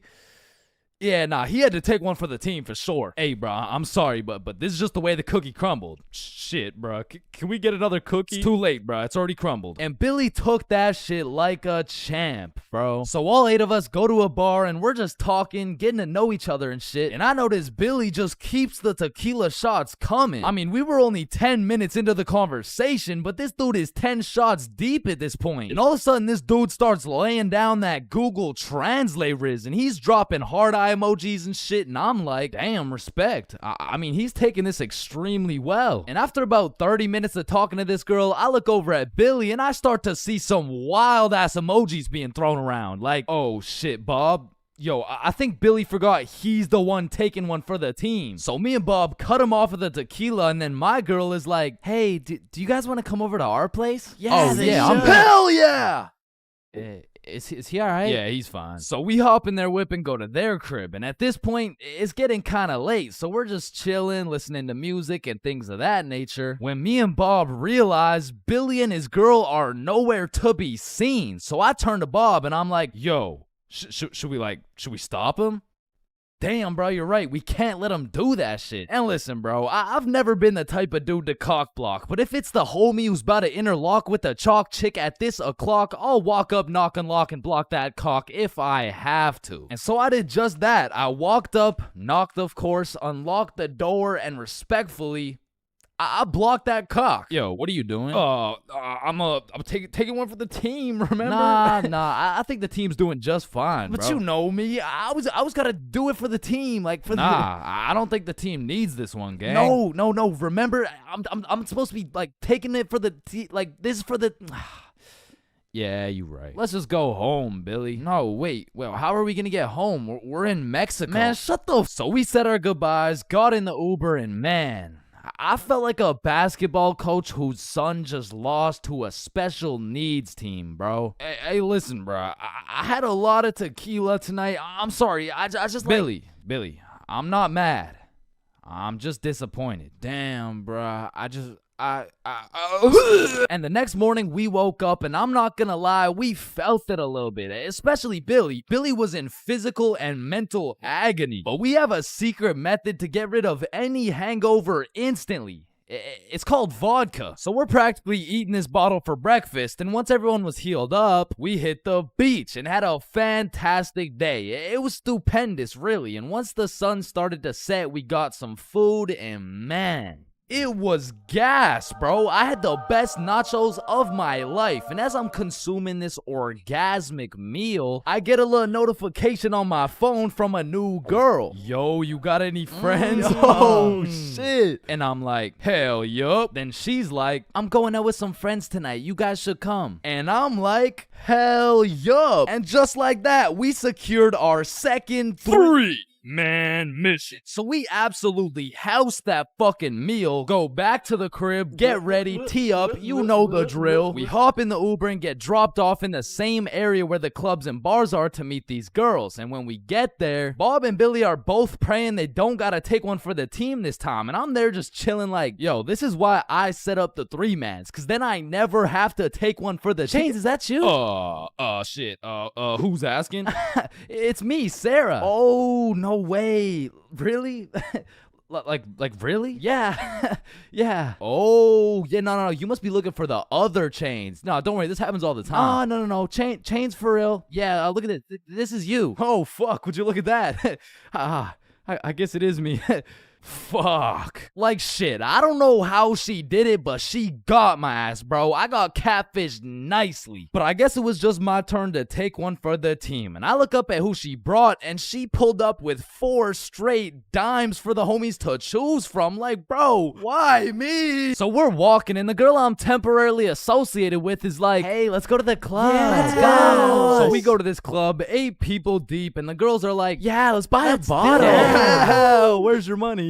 ¿Qué? No entiendo. Wait, I could have swore you spoke English. Oh, yeah, no, I'm fluent for sure. Yeah. You said you wanted a bottle, right? Yes, please. Yeah. You got bottle money? No entiendo. No hablo inglés. And now I'm starting to get the vibe that whole time, these girls just wanted a free bottle. And as soon as I start catching on, she starts upping her game. Like, oh my God, you're so strong. Look at these muscles. So I go to give Billy one of those side eyes, and when I look over, these motherfuckers are completely lost in the sauce. Yeah, I'm buying a bottle, everyone. Bottles on me. So Billy pulls me aside like, yo, we gotta split a bottle, bruh. Nah, I'm really not fucking with this girl. Come on, bruh, please. I need it, bro. Just take one for the team. Come on, take one for the team. All right, bro. I'll split it with you. Thank you, bro. I got you. So are you guys getting a bottle? Yeah. We're getting a bottle. Oh my God, you're so strong and you're a baller. Yeah. Baller? The fuck? I don't know, bro. She's weird as hell. Yo, can I get a bottle for this table? Yeah, for sure. What do you want? Listen, bro. Just give me the cheapest shit you got. Oh, I feel you, bro. Times are tough, you know. That'll be 1,100. God damn, that's a lot of pesos, bro. Pesos? Yeah, like 1,100. That's a lot. That's a lot of pesos. Nah, amigo, that's USD plus $500 to walk it to you with a Chicago fee of $350, and for the tip, it'll just cost you your left testicle. No, it's my favorite nut, bruh. Yo, Billy, we don't got it like that. Yeah, hell no. Let's just not get it, bruh. At least these girls are already fucking with us without it, though, right? Yeah, facts. Yo, we're not gonna get the bottle. Oh, why not? You can just buy it. It's not that big a deal. Nah. It's cause we we don't got enough money. They fucking dipped, bro. Quick as hell too. They all just evacuated, bruh. No, bruh, that was my wifey. And I'm just over here thinking, damn, I'm just glad I didn't have to see that shit through, bruh. But Billy, yeah, he was really going through it. Until he got distracted by some other random girls in the club. So at this point, all 3 of us are on the dance floor, absolutely fucking that shit up, when I start getting spammed on my phone. So I go to check who it is, and it's the gold digger girl. Like, hey, we all went to the club right beside it, but we can all split this bottle. It'll be $86 per person plus tip. That'll be $95 each. And she's literally telling me the whole price breakdown of this bottle. She pretty much just sent my ass an invoice. And I'm like, hell nah, I don't care if that shit would have been free. There is no way I'm ever gonna see this girl ever again. And then I get a tap on my shoulder, and it's 3 big buff Mexican dudes. I'm just playing. It was the gold digger girl, but this time I probably would have preferred the buff dudes. Cause this girl grabs me by the arm, pulls me outside with all her homies, and starts breaking down the price again. Okay, the bottle is $700, but you just gotta pay $95 each, okay? Yeah, we're in, let's do it. No, what? Billy, chill. So I call an emergency meeting with the homies, and we huddle up, and I'm like, listen, you guys can go with them if you want, but there's no way I'm going and paying for this girl's bottle.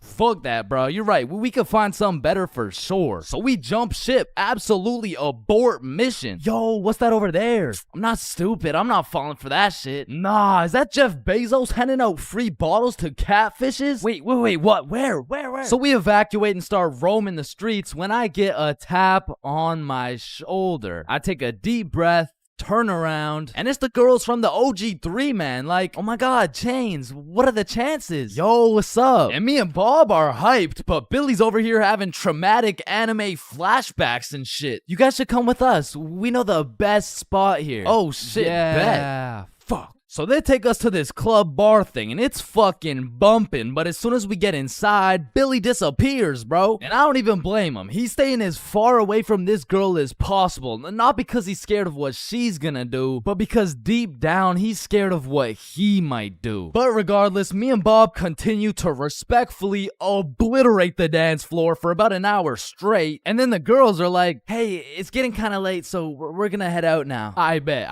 Wait. Yeah! And once me and Bob had officially decimated the dance floor beyond repair, we realized there's an upstairs that leads to a balcony. So of course me and Bob go to explore that shit. And as we walk out onto the balcony, we see Billy with this one girl who looks our age, who happens to have a friend who also looks our age. And once again, Billy is absolutely laying down that Google Translate riz, but this time he's really cooking. So me and Bob start talking to her friend named Mia. I get her Instagram, and then Billy's like, all right, let's go. The Uber's here. Uber? Uber to where? Oh, yeah, no, my bad. I forgot to tell you, but Camilla and Mia are coming back to the B&B. What the fuck?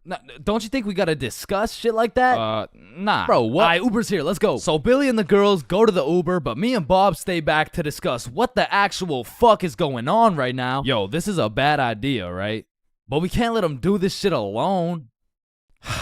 Shit, Bob. Do we even have a choice?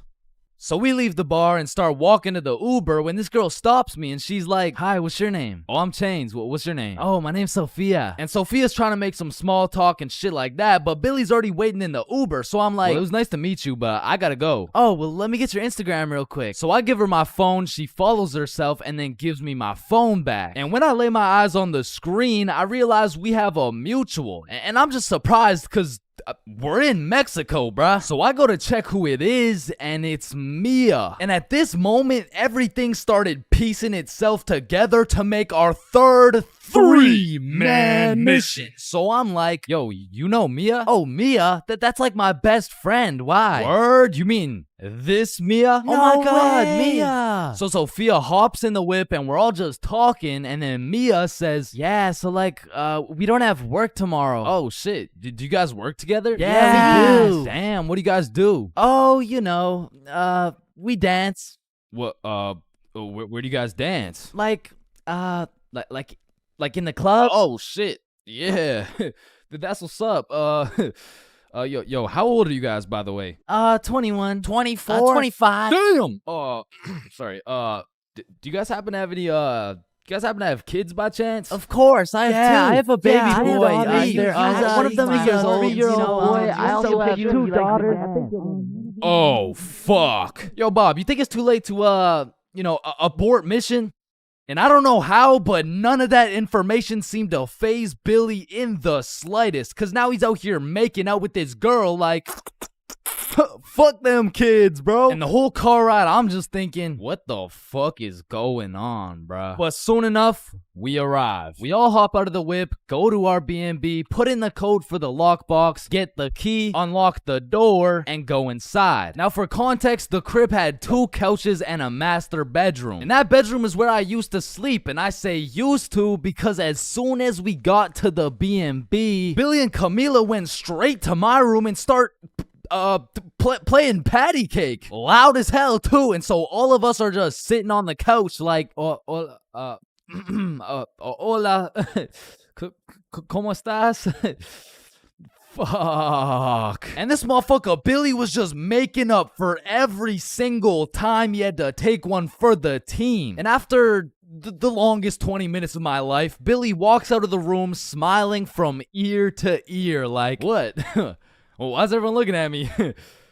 Shit, you guys could hear that? Then Billy cops the girls in Uber, they dip, and I'm looking at Billy like, bro, what the actual fuck just happened? Hey man, listen, it's just the way the cookie crumbles. Nah, bro, you are crazy. And at this point, it was probably 4 a.m. or something. So I go to my room to look at where I'm supposed to sleep, and there's a bunch of looped up rappers on my bed, and I'm not talking Diddy. So needless to say, after a long night, I slept on the couch, and we all woke up rotten, bro. So rotten, even the vodka method wouldn't work. So we decided if anything could make us feel better, it would be a plate of the world's best nachos. So we get ready, leave the crib, and then Billy's like, yo, who's got the key? Shit, I don't got it. Bob, you got it?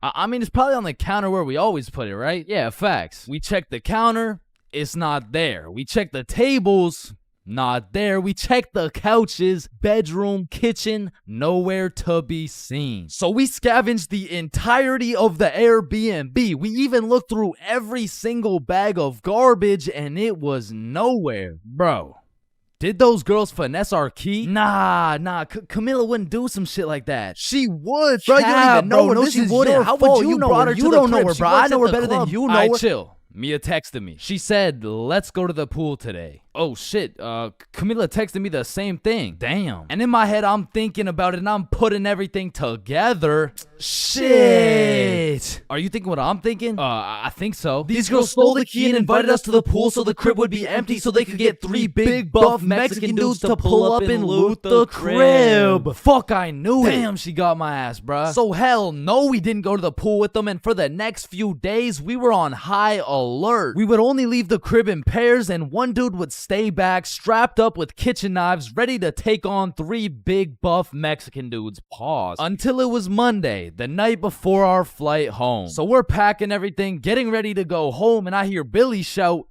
Chains? Yo, what's up? Yo, guess what I got, bruh? Chlamydia? No. Gonorrhea? What? No. Herpes? No, it's in my suitcase. Your suitcase got herpes? No, it's the key. How the fuck? I don't know. Yeah. Yo, you can live the rest of your life without breathing. What? No, you need to breathe. Hey, watch and learn, my friend. Oh, shit. Would you look at that? Okay, class, today we're gonna be studying atoms. Yes, Chains. If we're made out of atoms, and we're studying atoms, does that mean atoms are studying themselves?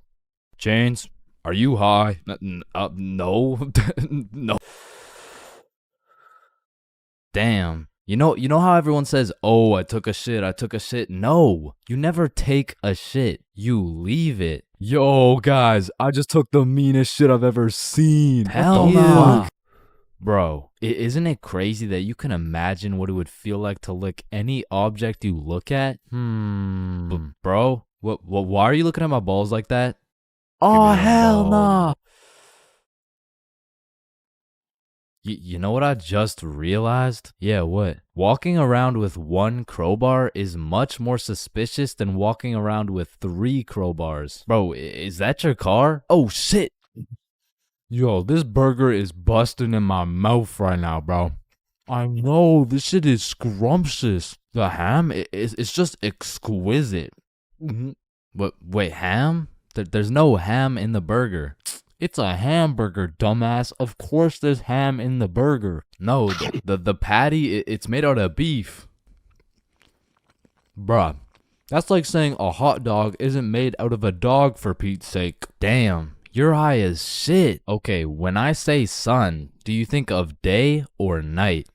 Obviously the day, that's when the sun's out. Okay, makes sense. But what if I were to tell you that you see more suns in the sky at night than you do in the day? Whoa. You are hereby sentenced to 35 years in jail for repeatedly kicking a pregnant woman.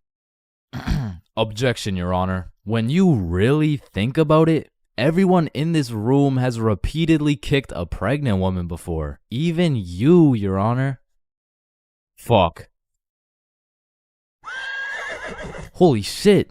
Horses are naysayers. Sir, I am very sorry to inform you the STD results came back and you are positive for chlamydia, gonorrhea, trichomoniasis, syphilis, chlamydia, herpes, HPV, HIV, and chlamydia again. Somehow you got 3 cases of chlamydia. Damn, you know what that made me realize?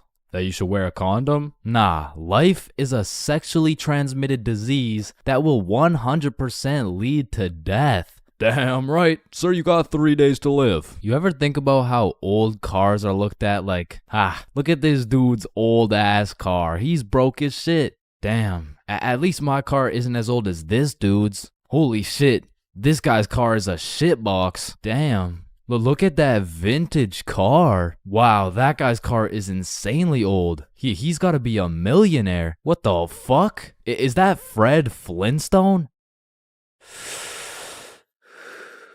Whether we like it or not, we were all once inside some balls. Facts. I'm talking in the testes. Damn. I'm talking in the family jewels. real. I'm talking in the nut storage. It's I'm talking crazy, in the though. semen spheres. God damn, Todd's really laying down some mean pipe over there. You know, Todd beating down those doonies really got me thinking. Most people are made in a bed, born in a bed, and die in a bed. Damn. Bro, stairs were made to make a really big fall into a bunch of small falls. Oh, shit, are you good? You know, someone probably still gotcha knows from years and years ago. Gotcha knows, give it back. It's me. What? What do you mean? It's me. I am the one who gotcha knows. Wait, are you serious? Yes. Dude, give it back. Or what? Give it back. No, it's my nose now. You gotta eat the frog. No, just eat the frog. Nope, one bite. Not doing it. You just gotta try it. not eating the frog. It tastes like chicken. Yo, mama tastes like chicken. Come on, it's tradition. You I don't have give a to fuck. eat the frog. Damn, traditions are really just dead people peer pressuring us. Eat the frog, pussy. That's why you're dead, bitch. Listen, I just can't wrap my brain around it. Yeah, what's up? Can you tell me why the fuck we park on the driveways and we drive on the parkways? It makes no God. Real. sense. Hey Alexa, order some extra large magnums real quick. No, we both know you get absolutely 0 bitches. Alexa, you literally Alexa, got no stop, reason stop. on top of that, Alexa, you and I both know Alexa, you are a shut size up. small condom bull. Bro, over the next generation, we're gonna see a serious decline in the number of people who are named Alexa. Damn. Wow, that's quite a beautiful birdhouse right there. Yeah, do you think it's made out of wood? Oh yeah, for sure. And where does wood come from? Fuck do you mean where does wood come from? It comes from a tree. Exactly. Are you thinking what I'm thinking? People trees cut fuck down each other and birds' make houses tree to make babies? birdhouses. Oh, The fuck? yeah, I meant people cut down birdhouses to make birdhouses. As you get older and older, a life sentence continues to become less threatening. Yo, there's probably a point where you just don't give a fuck. Put the money in the bag, bitch. I hereby sentence you to a life sentence in prison. 3 days later. Whoops. Oh. Okay, how the fuck did somebody look at all these rocks and trees and shit and just think, yeah, I can make a Wi-Fi out of this? Why is it a chair, bro? Someone tell me why it's a chair. You see, the word chair actually originates from the word cathedra, which is a combination of Latin words that mean sit and down. Incidentally, the word cathedral got its name as it is the seat or chair of the bishop. Oh, damn, this sandwich is about to go crazy, bro. Wait, that sandwich would hit way harder if we smoked before you eat it. Oh, okay, yeah, you right. A few moments later. Damn. What? Damn. My sandwich went bad. Nah, when you think about it, your sandwich didn't go bad. Something just started eating it before you did. Whoa, that's crazy to think about. Wait, Are you eating my sandwich right now? You gotta be faster than that, bro. I'm talking inside the cum factories. For real. I'm talking Damn. inside the sperm bank. For real. I'm talking inside. Fact, I'm that's talking in the crazy. Dwayne the Rock Johnsons. Damn. Nah, fuck you. Hey, fuck you then. That's why you eat meat. I don't eat meat. I'm vegan. Oh shit, same. But you're still a bitch. Okay, and I still laid pipe on your mom. Yo, what's going on here? He called me a bitch, and he said he had sexual intercourse with my mom. Yo, calm down. I thought you guys were both vegan. Yeah, we what are. about it? If you guys are both vegan, are you guys really beefing? Damn, that was unfunny as fuck. Should we just beat his ass? Yeah, we should. Shit, damn. I see here. Looks like your toothpaste hasn't been doing the job. Try this one. 9 out of 10 dentists recommend this toothpaste. Wait a minute.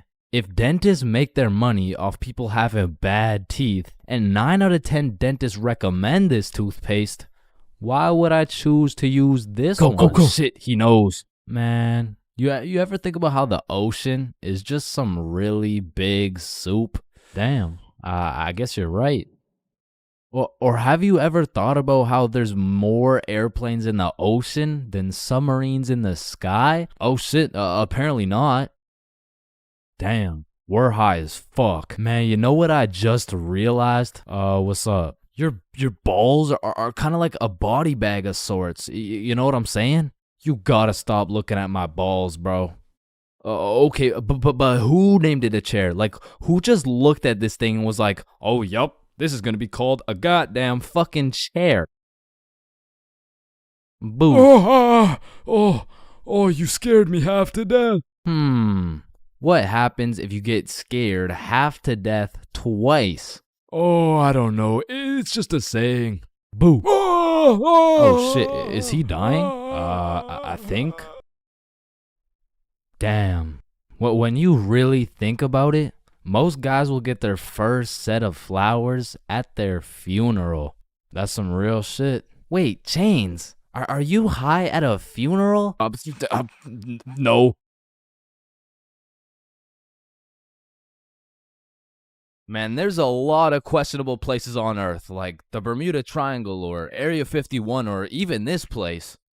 But none of these places can compare to the questionability of high school. And so inevitably, there's some weird ass kids in that joint. Like, you gotta be careful who you talk to, bro, cause you approach the wrong student and shit, you're getting cussed out by a pack of hyenas in social studies class. And usually I never care what other people do. Like, you do you know what I'm saying? But when I gotta sit through that shit for 6 hours a day, 5 days a week, shit, can you stop doing you for like 5 minutes, bro? And speaking of annoying kids, there's always that one kid in class who's constantly gargling on the teacher's meat. Like, we'll be finishing up the last class on a Friday, and of course the teacher's pet's gotta say some shit like, Mr. Cumminson, is there no homework for us to complete over the weekend? Well, no. Believe it or not, I'd rather not spend my weekend marking your shitty ass little essay. So Don't worry, Mr. Cumminson. I can help you mark essays all weekend long. Whoa. Isn't that against school policy? Well, what's against school policy? Riding Mr. Cumminson's dick with no license? Hey, you're not allowed to swear. And of course, the class clown. And man, I really just gotta commend him for his work. Like, it's not an easy job being the class clown. Dude threw out his entire GPA, future, and probably got his shit whooped on multiple occasions just to keep the class entertained. Like, I'll be rotting in English class, about to fall asleep, until the class clown starts cooking the teacher for no apparent reason. And next we're looking at adjectives. Does anyone have any good examples? Yeah, Jason. Bald as shit. Oh, well, no, that's actually 3 words. No. I wasn't even using an example. You're just so goddamn bald, it's distracting. Hey, you know what they say? The more hair I lose, the more head I get. Stop the cat. No. I don't think that's true, Mr. Clean, because you got more hair than you got hoes. And that says a lot with your Caillou looking ass. Just go to detention, man. And you know we got the Redditor, bro. Now, don't be deceived. Redditors can come in all shapes and sizes, especially the extra large size, and even the extra large size. But regardless, they all have the same programming encoded into their brains. They're either talking about a video game or they're quoting a meme, bro. And I got a little piece of advice to any Redditors out there. I don't care how funny that shit may be in your head. If you have to verbally describe what a meme looks like, for your sake, just don't say it, bro. Because I promise you that joke will not hit. And next up, we got Darren presenting a slideshow on why Elon Musk is poggers. Yeah. Whenever you're ready. Me standing in front of the class waiting to present. You know that meme where Mike Wazowski is standing there in an awkward fashion with his hands by his side and he's got like two eyes. Now, there really is levels to being a Redditor. And don't get me wrong, they're not all that bad, but the ones that got that I paused my game to be here tea paired up with the beer belly neck beard combo, that shit is lethal. And if you press E to interact with one of these bad boys, you'll get stuck in an endless time loop hearing about Among Us memes and hentai. Now the band kids are like the Redditor's second cousin. Like it's all the same shit, but bro just knows how to play a tuba. Now on the opposite side of the spectrum, we got the dudes who touch grass. The athletes. Now, I feel like these dudes got a bad reputation when it comes to the jock stereotypes from the movies. Because the ratio of athletes shoving nerds in lockers is probably like 1 in 75. And the one was most likely just having a bad day. Speaking of bad days, getting shoved in a locker really has a way of ruining your day. And you really gotta feel bad for the nerds who have to endure this type of harassment every single day. Well, actually, it's only every other Tuesday after their football practice. Yeah, but you shouldn't have to be shoved in a locker at all. You shouldn't have to be. That's grammatically incorrect. It's actually supposed to be you shouldn't shut the There's really just 3 types of smart people. The first dude, you wouldn't even be able to tell bro's smart because he's just lazy as fuck. He be acing every test using 1% of his brain power. Like he's got that Elon Musk potential, but shit, he just doesn't really feel like being a billionaire today. Or on the other hand, we got the weirdly political and argumentative smart dude. This guy used up all his IQ points on logic and reasoning and completely forgot to upgrade his social awareness. Because this is the kind of guy that everyone mutually agrees is just annoying as fuck. Like you can't do shit around this dude without him trying to start an argument. Yo, Chains, you think I sink this half-court shot? Bro, there is no chance you make that shit. But you are incorrect. No chance implies that statistically there is a 0% chance that it goes in, which is wrong, as others have made this exact shot before Billy. Truthfully, there's a chance for just about anything to happen, even though the chances may be slim. Well, that's cap, because there's no chance for you, bro. No chance for me to what? You gotta be more specific. For you to get some bitches. And some people are just smart, and they still have the ability to be a normal, functioning member of society. A lot of these people are chill as fuck. Like, they can teach you shit you don't understand, carry you in group projects, and if they're goated, they can just bless you with the homework. And this is not the same as getting your homework from the class clown or the athlete, because this shit is actually correct. And next, we got the other dudes who touch grass. The stoners. Why are you looking at me? There's always a dude posted up in the back of the class who's visually fried as fuck. You'll commonly see him posted up with a snack of some sort, and you know they never forget the bev. Now, you don't want this dude's homework, because I promise you we will just have a bunch of doodles with some mushrooms and this graffiti S, and somehow these motherfuckers will manage to take a multiple choice test and get every answer wrong. Like, it's actually kind of impressive when you think about it. But besides that, they're just cool people. But I'm not gonna lie, I can't really say the same about the hot Cheeto girls, bro. Like, these girls put in an effort to be as loud as possible. Like, Lord forbid, if one of these girls breaks one of their long ass nails, it doesn't matter if you sit on the opposite side of the class, you're gonna hear about it. You're also gonna hear them chewing those hot Cheetos, because they be lip smacking like crazy. Speaking of smacking, there's always that one kid in school who simply enjoys smacking motherfuckers. And at my school, it was Jordan Johnson. And if you see my high school fights video, that's why you don't mess with me. Yo, I'm Jordan Johnson. or my high school dances video,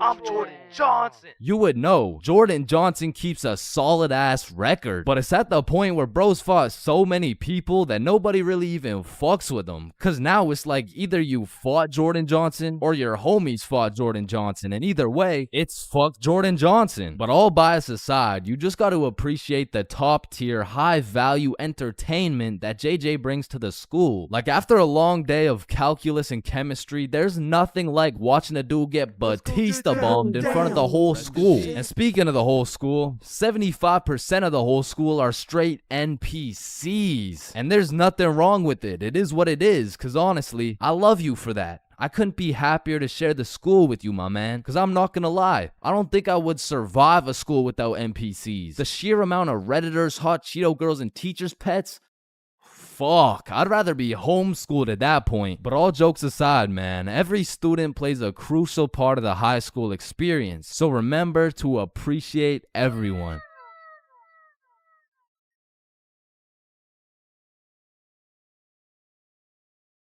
Middle school is just an awkward place, bro. Like, middle school dances, awkward. Middle school speeches, awkward. And middle school relationships, in my experience, is the most awkward thing on the face of this planet. I mean, the girl's a whole foot taller, got a deeper voice, and shit, she could probably bench more than you, lil' bro. Like, I hate to break it to you, but you don't got a girlfriend. You are the girlfriend, bruh. Middle school just occurs at the craziest time in a teenager's life, cause motherfuckers is just getting slapped by puberty out of nowhere. You'll be walking down the halls and see a bunch of kids who look fresh out of daycare. Then all of a sudden you'll see a grown-ass man built like Shaquille O'Neal thumping his way down to math class. And attendance in middle school was looking like Matthew, here. George, present. Daisy, here. Owen, here. Dude's balls would be dropping halfway through presenting their speech, like, and this is specifically why Why dinosaurs went extinct? And in middle school, nobody had drip. Like, dudes would be showing up to school in a neon green t-shirt paired with some bright red shoes looking like a fucking traffic light. While their haircuts looking like their barber cut their shit with one hand, well blindfolded. But to be fair, everyone had a shitty haircut in middle school, bro. And if you think your cut wasn't that bad in middle school, chances are your shit's probably still ass to this day. And just to make things worse, the cherry on top is that everybody's got acne. There's just all these hormones flying around and these kids have no clue what to do with them. Which is exactly why middle school beef is unmatched, bro. Motherfuckers will be throwing hands for no reason at all. And I don't know how, but somehow even the fights were awkward. It would be like, hey pal, I heard you sat beside my crush in class today. So what? You want to fight about it? I mean, like if you wanted to. That, like, I'm not scared. Like, yeah, we can fight. Okay, let's freaking go, pussy. Fuck, I wasn't ready. Sorry, was that too soon? No shit, Sherlock. Okay, you can hit me back so we're even. But if two dudes were throwing hands and their crush is watching, they're about to fight to the death. But the thing is about middle school fights, I didn't know this was possible, but somehow both motherfuckers end up losing the fight. I remember one lunch at my middle school, a dude whipped out some boxing gloves for no reason at all, and all of a sudden we're running a whole fight club. Kids would be betting their lunch money on who's gonna win and shit, but we never laid down any ground rules. So one day, JJ hit Timmy with a spinning back fist and put his ass to sleep. And I'm hyped because I just doubled my lunch money, but Mr. Principal didn't seem too hyped to see one of his students knocked out on the ground. So of course JJ gets in trouble because he's just that one kid who's always in trouble but never got expelled. Like, I could have swore dude was on his third strike 5 strikes ago. But man, middle school had some characters, bro. There was that one guy that would walk through the halls blasting music on his speaker. The kid who used to sit in his chair like this. The dude who hit puberty and midlife at the same time. Mr. Donaldson, can I get some help on the subtraction? Help on the subtraction? You look more like you need help on your taxes. No, subtraction's just hard for me. During recess, do you go check on the wife and kids? No, I just play on the monkey bars. Tell me, how do you manage to be in middle school and work a 9-to-5 job at the same time? The girl who thinks she's a horse. The emo kid. Catch him in the back of the class with his hoodie tied up watching sad Bart Simpson edits. The kid who had to touch the top of the door frame before entering a room. Girls who have to bring their Starbucks cup everywhere. The dude who's constantly emoting. And in order to find the answer, we can make a grid. Did someone say gritty? Right foot creep. Ooh, walking with the heat. Of course, there's the kid who Naruto runs through the hallway. And then there's that weird ass kid who accidentally called his social studies teacher mom one time. It was probably an accident though. Fuck! And I have no idea why, but there's something about teaching middle school that had all these teachers going through a midlife crisis. I remember one day our science teacher was teaching us about rainbows. Does anyone know what a rainbow is? Yes, Jaden. Refraction of light through water droplets. Oh wow, that's right. How did did you know that? Reddit. Oh, okay. Where did you read it? Reddit. Yeah, but where did you read it? Reddit. Jaden, I can't do this right now. Just tell me where you found this information. Reddit? God damn it, Jackson. You're the reason my children get their shit whooped every night. Now, I don't know what she had going on in her life, but the way she broke down talking about beating her children to a group of 12-year-olds really gave me the impression that she shouldn't be teaching middle schoolers, bro. And I don't know who was in charge of hiring these teachers, but I also had a deaf teacher, which, you know, it's cool and all, but it did make it a little bit harder considering the fact that, you know, she was the fucking music teacher, not to mention the fact that she was also half blind. And I think the idea there was that she could somehow feel the vibrations of the guitar or something, which didn't seem to work too well considering the fact that I got a fucking A in music and I can't play the guitar for shit, but I guess I just like I smelled good or something. I don't know. And I don't know about y'all's experiences, but I feel like kids were just mad touchy in middle school. Like you'd be sitting in math class minding your own business, then for no reason at all, a motherfucker would tase you in the side of the ribs. And I remember when kids first learned about these pressure points, it was all fun and games. Someone would just poke you in the ribs like, pressure point, that tickles. Then there would be a new pressure point dropping every week. It got to the point where these 12-year-olds were hitting pressure point combinations and paralyzing your legs and shit. Hey bro, let me try this new pressure point on you. Yeah, sure, go for it. It tickles. And it was the same shit with this game. Like, you really couldn't trust anybody, bro. Yo, what's that on my leg? Shit. Got him. Oh, shit, there's a bug on you. God damn it, dumbass. Oh, fuck, I just broke my leg. Bro, I'm not stupid. You didn't just break your leg. No, I'm serious, bro. I promise, on everything, on my entire life. I just broke my leg, look. Bro, I remember I got punched so many times, my arm was on life support. It was about to fall off, like, And thinking back to middle school, there's just so many things that make me cringe, bro. But by far the cringiest of them all is the relationships, man. And believe it or not, I had my fair share of middle school relationships. I remember one day I was sitting in class and this girl came up to me and said, Chains, I have a crush on you. And that's really all it took to have a young Chains in love. Head over heels. We went to the movies together. We went to my house and watched movies. Well, we went to her house and we also watched movies. Now that I think about it, all we really did was watch movies. We didn't really talk that much. I mean, I didn't really have a way with my words at the age of 12. So, do you like movies? Yeah. Yeah, I like movies too. That's why we're here at the movie theater. I also like popcorn with the butter. It tastes like I like how it tastes. And one day we went to the mall and I took a good look at my girlfriend of 2 weeks and thought, man, I don't even know this girl. Like who are you? I remember we were inside Zoomies at the time and I said, hey Jessica, you're a great person and all, but I don't really think we're compatible like that. Maybe we should just break up, which was probably the most words I've strung together during the entirety of our relationship. And she says with the straightest face, oh, okay. And then we proceeded to walk out of the mall and bus home together without saying a word. And I remember lying in my bed that night and thinking to myself, damn, I think I'm supposed to be sad right now. So I threw on my hoodie, tied it up, and watched some sad Bart Simpson edits.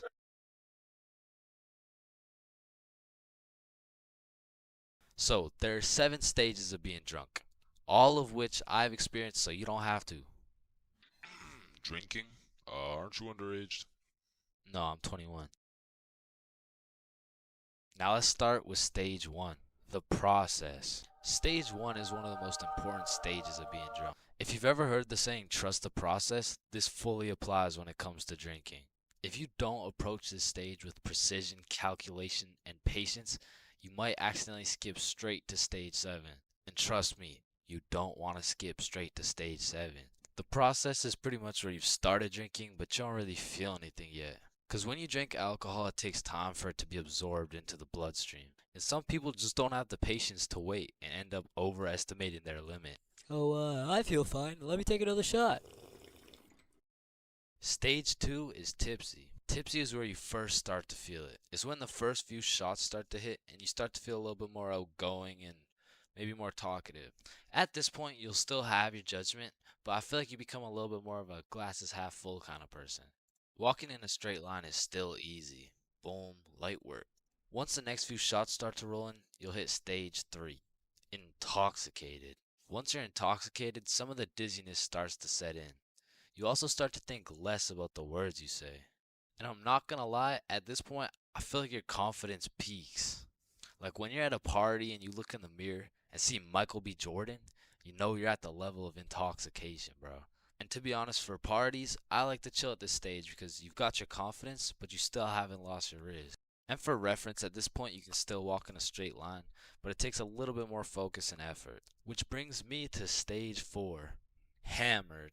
This is where you start slurring your words. And bro, at this point, walking in a straight line becomes an impossible task. Yo, dude, can you walk this line really quick? Yes. When you're hammered, you start thinking a lot less. You start saying things before you can even think them. And it's important to say, when you're hammered, your judgment cannot be trusted. All ideas become good ideas. Yo, dude, what if we set an orphanage on fire? Bro, that's genius. That's what I'm saying. What are you guys doing? Nothing. I don't think that was a good idea, bro. Facts. Stage 5 is stupefied. At this stage, you'll have the brain power of a toaster. And honestly, walking in a straight line isn't even a question anymore. Yo, dude, can you walk this? Once you're stupefied, you're just too far gone. You feel like your head is just spinning over and over. Now, at this stage, I would recommend leaving whatever party or setting you're at because you can't function properly. Probably end up regretting some of the shit you say or do the next morning. Now, stage 6, wasted. When you're wasted, when you get wasted is just regret. Your body is literally fighting for survival. Everything is miserable and you always promise yourself you'll never get to this stage again. But one way or another, it always comes back.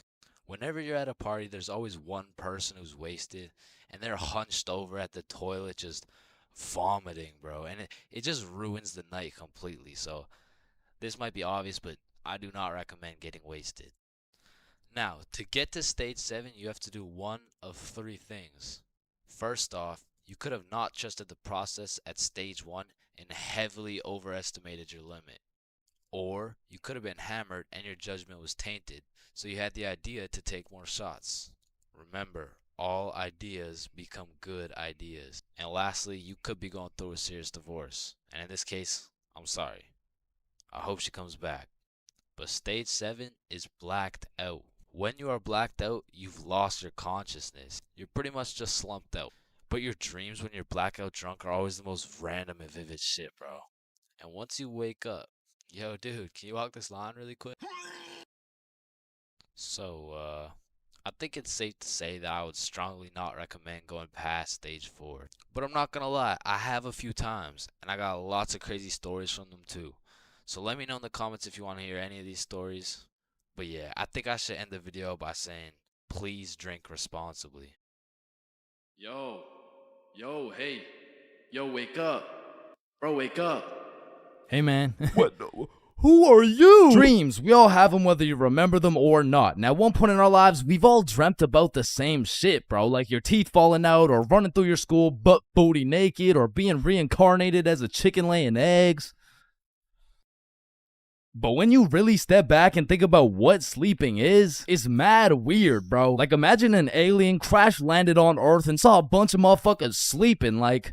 Why is everyone dead? Oh, no. They're not dead. They're just sleeping. Man, what the fuck is sleeping? Yeah, so basically they just play dead for 8 hours and live false realities in their heads and shit. Strange. Yeah, like, you see this guy? He's probably dreaming about sunshine and rainbows. Get down! Oh. Or you see this dude? He's having a nightmare for sure. Oh, and this dude? Yo, this dude's definitely fucking, bro. I'm a caterpillar. Damn, that's crazy. Now, we all know there's only 3 questions in life that have yet to be answered. What's the meaning of life? What's Obama's last name? And why do we dream? Dude, it's all your subconscious talking to you, man. You just gotta find the true meaning of each dream, dude. Bro, What the actual fuck could this possibly mean, bruh? You're autistic. Anyways, the craziest part about dreams is the fact you're the one telling the story and you're the one listening to that shit. My dumbass still falls for the plot twist every time, bruh. I'll never forget this one dream I had back in grade 6 where me and my two homies were walking. Don't know where, don't know why, but as we're walking, a dude in a big white van pulls up talking about, Hey, if you kids come in my van, I'll give you some candy. shit. I mean, I'd come in your mouth for the whole bag. So obviously, we hop in, and the driver looks absolutely cracked out, talking about, Hey kids, eat this candy. and so we unwrap this piece of candy, and it's literally just a razor blade, bro. Like, he didn't even try and hide that shit. Nah, I think I'll have to pass on this one. Alright, okay, then eat this piece of candy. Nah, this is a perk 30. You got any Reese's cups? Yeah, nah, I got Reese's cups, here. Sir, this is just a Glock covered in peanut butter. Alright, fine, take this. Shit, okay. So we eat this unsuspicious looking candy and instantly start tripping balls, bruh. Like the van is deforming, we're seeing rainbows and shit, and worst of all, we see this big ass grin on the driver's face. And I don't remember exactly what he said, but he said some crazy shit like, Get ready, I'm coming for them cheeks. Nah, it was more like Looks like your private square just went public. okay, no, that wasn't it either. It was it was something more like You boys ever had your buns stuffed like a meat mountain from Arby's? yeah, I can't remember exactly what he said, but all I know is if we didn't act fast, we were getting our cheeks snatched up, bro. So Billy's like, yo, quick, call your dad. So I'm rushing to start calling my dad, and this is the most dream logic shit ever, because I don't even got a dad, bruh. And this is where my own brain hit me with the meanest plot twist I never saw coming. Because as I'm calling my dad, the driver's phone starts ringing, bruh. Bomba Club. Now, I don't remember the rest, but the fact my own brain hit me with some Star Wars Darth Vader type plot twist, god damn, bruh, that shit was a movie. But still, I probably got my shit touched, so I'm gonna have to leave this as a B tier dream, bro. B tier? What the fuck could possibly be worse than a crackhead tickling your pickle, bro? Fever dreams. Now, those motherfuckers could be their own torture method, bro. These are dreams that just have you stuck in an infinite time loop doing the same shit over and over and over and over and C tier, bro. Now, lucid dreams. Lucid dreams are deadass just playing life on creative mode, bro. Cause in my long life, I've only had 3 lucid dreams, and every single one of them was lit as fuck, bruh. Now, the problem is I can only start lucid dreaming when my original dream is just a little too strange. Like, hey, you're cute. Can I get your number? What? You want my number? Yeah. Yo, I must be lucid dreaming. Ow, what the fuck? Shit, it's so real, bro. I can do anything. I can probably fucking fly. Alright, Chains, this is not a dream. You're under arrest for battery and assault. But for real, my first lucid dream started when I was posted up in a basement with Michael Jackson. Yo, aren't you supposed to be, like, dead and shit? Oh shit, I must be dreaming. And so to test the waters, I start spawning in random shit on the spot, and this is the moment I realized the possibilities were endless, bruh. I could do whatever I wanted, and so I spawned in a honey pack, and I spawned in Lola Bunny, and I S tier. Lucid dreams are S tier, bruh. Wet dreams are too. Now, we got a few popular reoccurring dreams on our hands, like running through your school butt booty naked. Now, back in the day, this dream used to have me scared shitless, bro. I was like, oh shit, where's my pants? Yo, what's my crush gonna think? Well, what are the boys gonna say? But ever since graduating high school, that dream has me scared even more shitless, bro, because now it's like, oh shit, yo, what's the police gonna think? Hands behind your back. Bro, what's the judge gonna say, bro? Shut the fuck up. Fucking C tier. Teeth falling out, B tier. Random adventures with your homies, A tier, bro. Me, Bob, and Billy have fought bears together. We've been to the nether. We've even fucked around and ran a 3-man on the Totally Spies cast. Like, these dreams are so lit that when I wake up in my raggedy old lonely ass bed, I be trying to go back to sleep to continue the plot, bruh. Look who came back for that meat mountain, boy. Oh, hell no. You better run. Bruh, I'm trying. Now, trying to run in your dreams, man, this shit really pisses me off, bro. because I never told anybody this, but I was the fastest kid in my elementary school. So when I'm dreaming and I got 2 hordes of zombies, Michael Myers, and fucking Diddy himself chasing after me, tell me why my ass starts running like the fastest kid in the special needs class, bruh. So trying to run in your dreams has got to be C tier, right next to all the common shit like falling, drowning, losing your phone, explosive diarrhea all over your bed. Damn, bruh, shitting your pants, fever dreams, and being butt booty naked around a bunch of minors is C tier. What the hell is D tier, bro? Sleep paralysis.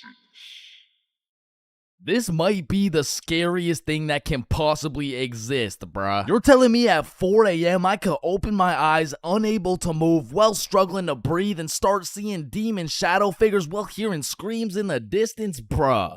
Fucking Z tier, bro. What the fuck? Now I'm grateful I never had to experience that shit, because the fact that while you're paralyzed, you'll start to see the scariest thing your brain could possibly imagine is beyond me, bro. Knowing me, I'd be there enjoying my beauty sleep, dreaming of me and the boys playing fucking Mario Kart or some shit, and I would open my eyes stunned, unable to move, when slowly a devious creature begins revealing itself out of the closet, casting a shadow over top of me until I can see exactly what it is.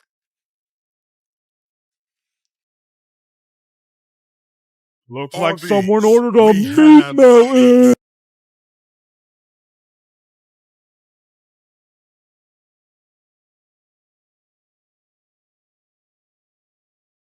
Hello, can I get a green apple and bubblegum, please? Of course, that'll be 25 cents. Oh, gee, what a deal. Life sure is good, huh? Oh, it sure is. Hey, yo, Unc, pass me that green apple and bubblegum, gang. Oh, wow. I remember when I was your age, I used Didn't to... ask plus ratio, all right? Just give me the vape juice, bro. Vape juice? I thought we were talking about real green apple and bubblegum. Of fucking course, dude. These fucking old heads nowadays, right, guys? Just give me the vape juice, please. All right, well, in that case, I need to see some ID. Yeah, I got you, Unc. Your ID says you just turned 11 years old. Type shit. No, you gotta be at least 21 to buy vape juice. Oh, shit, yeah, no, I guess it's a robbery then. Oh, wait, what?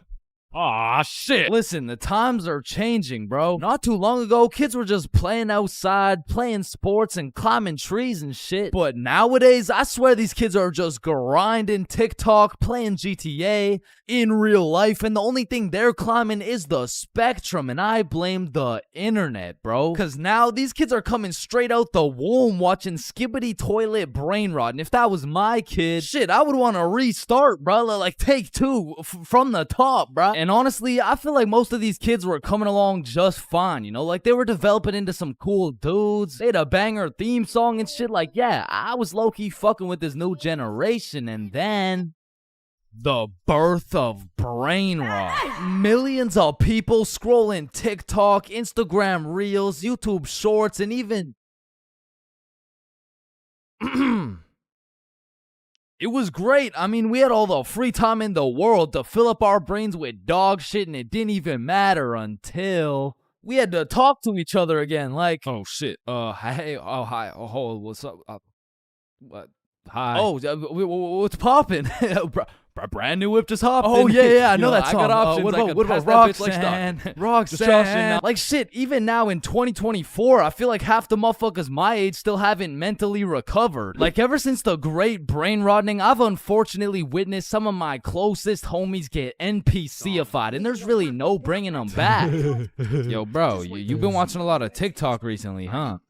Oh yeah, no. I mean, this shit's fire, bro. Just look at this one. We can go gut for gut. Fuck that, we can go wrist for wrist. Yeah, no, bro, you have a problem, like dead ass. Like you gotta put the TikTok down, bro. Like really lock in up here, bro. No, bro, really just phantom taxed my phone and minus 100 aura for throwing it and shit. Like that would have been El Riz if I wasn't Sigma. But remember what Duke Dennis said? Ohio.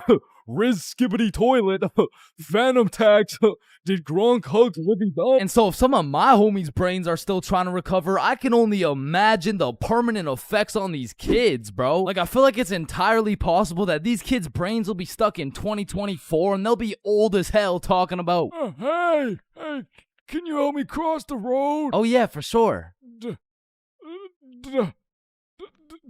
W Riz! Oh, no, my aura! Now, unlike half these YouTubers out here, I don't spend a lot of time talking to kids. But the one kid I did talk to recently was actually my cousin. Hey, you're not alone on that one. No. So I was at this extended family function and there was a bunch of people I'd never seen in my life, including this one kid who had to be about 10 years old. He was a short little guy, still waiting on puberty and shit, but when I talked to him, it was like talking to a little Kai Cenat or some shit. If he was 10 years younger and like about the same height. Yo, broski. The fuck? Hey, down here. Oh, shit, what's up? My name's Elijah. Okay, Elijah. How's school, bro? Shit, it's aight. Yo, what grade are you in, bro? Grade 5. Type shit. Damn, I remember being in grade 5, bro. I was actually the fastest kid in my school. Yeah, but you probably had no hoes, bro. I already got a girlfriend and she's bad as hell, bro. You should see the gat on that shit. Nah, what? And I never thought I'd be saying this, but back in my day, grade 5, we were still running from cooties and shit, and is this motherfucker vaping? What the fuck? I feel like kids these days just skipped a part of childhood, you know? Like they're fresh out of elementary school, chiefing some coconut watermelon ice. Like, bro, your little ass should be watching Cocomelon twice. Chat, did that hit? Yeah? No. Shut the fuck up, Grandpa. Okay. It's because when I was born, everyone was given a good 10, 11 year grace period where you could be as cringy as you wanted. Like, you could make shitty YouTube videos. You could wear those smart ass t-shirts. You could even get away with saying shit like, man, yo mama's so stupid. She brought a spoon to the Super Bowl. Oh, yeah? Well, yo mama's so fat. When she walked in front of the TV, I missed 3 episodes. Okay, but yo mama's so fat, she takes selfies in panoramic mode. Well, yo mama's so nasty, she got fired from a sperm bank for drinking on the job. What's a sperm bank? Shit, I don't even know. And I feel bad for this new generation because they don't got no cringe grace period or anything, bro. They just pop straight out the womb like, and it's a boy. Yeah, I'm a dude, whatever. Now snip me up, bro. I can't have the host seeing my foreskin, dog. And maybe I'm just jealous, but to me, it's wild that these kids are getting new ass phones in elementary and middle school. Because they'll never understand the absolute crucifixion I would get every single time I whipped out my phone, bro. Like, that shit was staying in my pocket unless it was 100% necessary. All right, class, everyone get your phones out for our end of year Kahoot.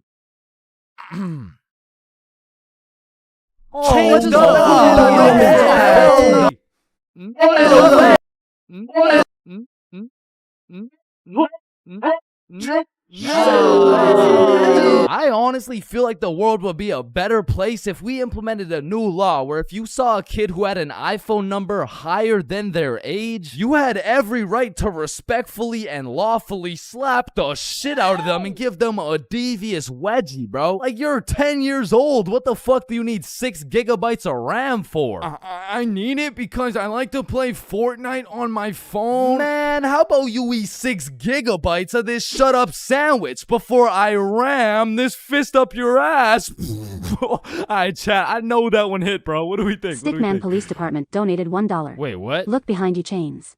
Oh my. And it's the same with these kids' fits, bro. Like, whatever happened to wearing neon shirts and light up Skechers? Like, why am I seeing literal children walking around in Jordans, bro? Like, I didn't even know what Michael Jordans were until I was getting my shit cooked for walking around in some Michelle Gordons, bro. But I mean, that shit was necessary for my character development. And that's what's wrong with these kids, man. They're straight up skipping out on some of the most crucial moments of their lives. I feel like we could low-key do them a favor. Next time you see a kid walking around on the street thinking life is all sunshine and rainbows and shit, you could just give him a little character development and like maybe roast his cut or something, you know? Like, hey kid, you look like you cut your hair with a fucking pencil sharpener. or no, you look like You look like Peter Griffin if he never hit puberty. You look like Yo, we Wait, giving what? kids some character development? Did he? Now, I don't know why I'm talking like I was born in the 1900s or something, because for the homies who are around my age, we were low-key in the same boat as these kids, bro. They're growing up on some skibbity toilet brain rot. We had MLG brain rot. They're always scrolling TikTok. We had Vine. These motherfuckers are out here looking up to I Show Speed, bro. We had fucking Jake Paul. So the moral of the story is, even if these kids nowadays are absolutely cooked, I was once cooked too, bro. So worst comes to worst, these kids will just end up like me. Oh, fuck no. Please, no, no, no.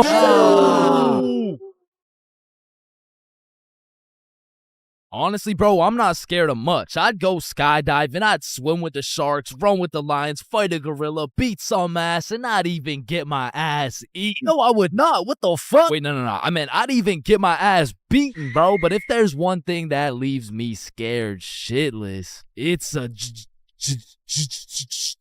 But one day when I was 15 years old, my friends and I went to the gas station to get nothing more than a pack of Reese's. All right, your total will be $2.50. Hey, boy, step back. I got this. Put it on my car, bro. Yeah, oh, okay. Just let me.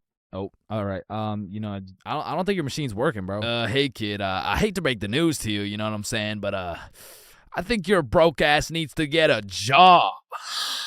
No! So I got my first job at Jim Jordan's, and I was grinding, bro. I made every coffee fresh, every customer happy, every toilet squeaky clean. I was putting the potato wedges in a goddamn bag until I'd stacked up my first few bands, and I'd never seen this much money in my life. I thought I was rich, bro. So I quit my job.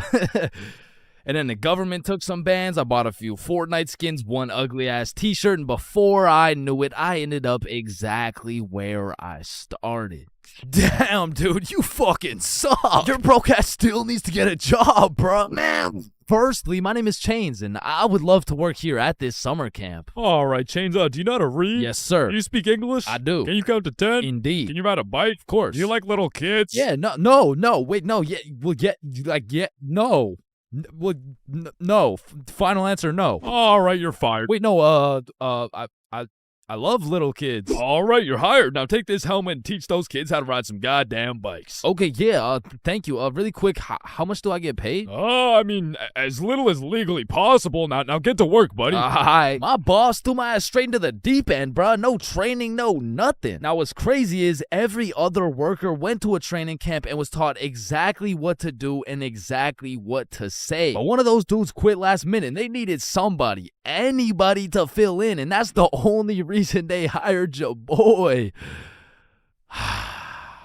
Anyways, I grab a bike, go outside, and there I see my group of 5 little 5-year-olds waiting for me. And I can see the hopes and dreams of learning to ride a bike glistening in each and every one of their little eyes. And I didn't want to let these little motherfuckers down, so I wasted no time and got straight to work. Listen, it's simple. You get on your bike and you just start pedaling like, look at me go, right guys? Shit. Listen, teaching one kid to ride a bike is legwork. You grab the seat, you push them, they pedal, they fall, and you pick them up and start gaslighting their ass like, wow, buddy, you did an amazing job. I've never seen somebody sweep the floor with their face before, man. Next time you can use your hands, though. Thank you. But the real problem is having 5 different kids with 5 different personalities and skill levels. Because the first kid was named Miles, but he couldn't ride a bike for 5 feet. Then we had a kid named Noah, who didn't know a single thing about how to brake. Parker, who couldn't park for shit. We even had a kid named Noel, but his little ass couldn't stop taking L's. In James. But it was just one motherfucker, bro. Like, why is your name plural, bro? Where's the other one at? So my group's out here looking like 5 chimpanzees on bikes with one bigger chimpanzee supervising them. And I look over at my coworkers' groups, and these motherfuckers are out here biking in perfect unison, weaving through cones. I even seen a little kid doing no hands, bro. Hey, James, look, no hands. Oh, shit.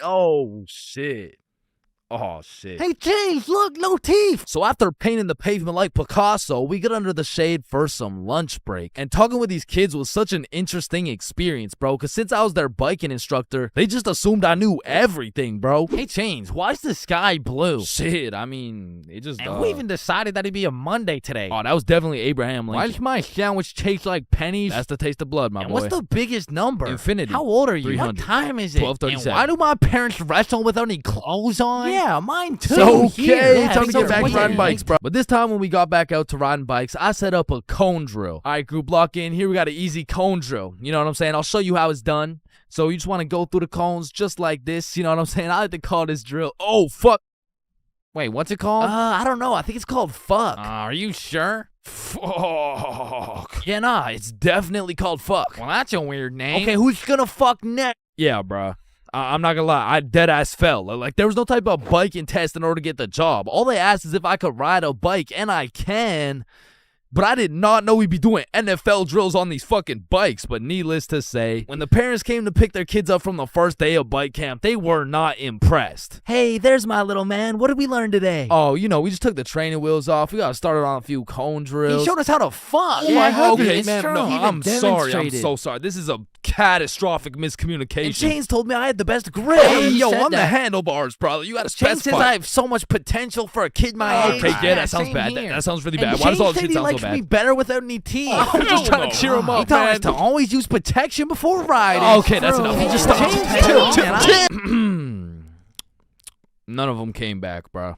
So I got a new group, and the best part about this new group of kids is that they were already level 4, meaning we'd all just bike to the park, eat lunch, and then bike back. Damn, bro, that sounds easy as fuck. Surely this couldn't go any worse than your first group, right? Yeah, it does. Yeah, nah, it gets worse. It gets so much worse. So for this little journey to the park, I'll pair up with my coworker Natalie. So Natalie's in the front and we got 10 kids in the middle. We'll call them Liam, Ava, Milo, Zoe, Tucker, Cornelius, Jackson, Bradley, Quandale Dingle Jr. the third, and Riley, which is the only name you'll need to remember. So I count up the kids so we don't leave any behind, and as expected, I count 10. So we take off on our journey to the park, and all these kids were really good at riding. You know, out of the whole group, we only had one little fall. But I just scraped my knee, you know what I'm saying? Like, I didn't even cry or anything, bro. It wasn't even that bad. And before I knew it, we made it to the park. We all put our bikes down. Natalie and I ate our lunch while the 10 kids ran around and played. Liam and Tucker were playing tag. Zoe and Ava were picking flowers. Meatloaf and Quandale were eating cockroaches. Riley and Cornelius were in the bushes picking berries. And Jackson and Bradley were wrestling. And after a peaceful 45 minutes passed by, Natalie and I round everyone up to get back in line like we started. I count them up so we don't forget anyone. 1, 2, 3, 4, 5, 6, 7, 8, 9, 10. And we head back to camp. And after a very successful trip, the parents pick their children up one by one until Riley's very sweet mom shows up with a pack of 20 gym bits to thank me for my great work taking care of her child. Hey there, I just wanted to say I appreciate you so much for taking care of Riley today. Yo, what? Thank you so much. You really didn't have to. No, it's my pleasure, truly. Okay, well, thank you so much. So, where's my little guy? Oh, he's right here. My heart dropped straight to my stomach, bro. And as I'm looking around for Riley, I'm trying to recall the ride home, and I genuinely just don't remember seeing Riley at all. And that's when I remember I last saw Riley playing in the bushes. And this is when my heart goes back from my stomach and drops down to my testicles, bruh. To this day, my heart has never dropped so hard. This woman trusted me with her son, and I don't know where the fuck he is. So, where is he? Man, that right there is a great question. What do you mean that's a great question? You know, all the greatest questions in the world make you think, don't they? Yes. Right, and as you ask me this question, I really get to thinking, you know, like, I really get to rack in my brain, and, well, to be quite frank, well, I'm stumped. Okay, what do you mean you're stumped? I don't know where Riley is. What do you mean you don't know where Riley is? Okay, yeah, nah. Let's just put it like this. Do you know where Riley is? No. Yeah, nah, me either. Yeah, ice cream. Holy fuck, he's right there. Oh my god, fuck, I knew it. I knew it. Attack. Like, fuck, I oh thought my this god, he's right dumbass there. lost you. I knew it the whole time. He's right there. It's April Fool's. Give me Yeah, these. take him. Oh my God, Jesus, God bless America. And that was genuinely the day I realized I can't work a fucking job. I'm not built for that shit, bro. I gotta start a Stickman YouTube channel or some shit.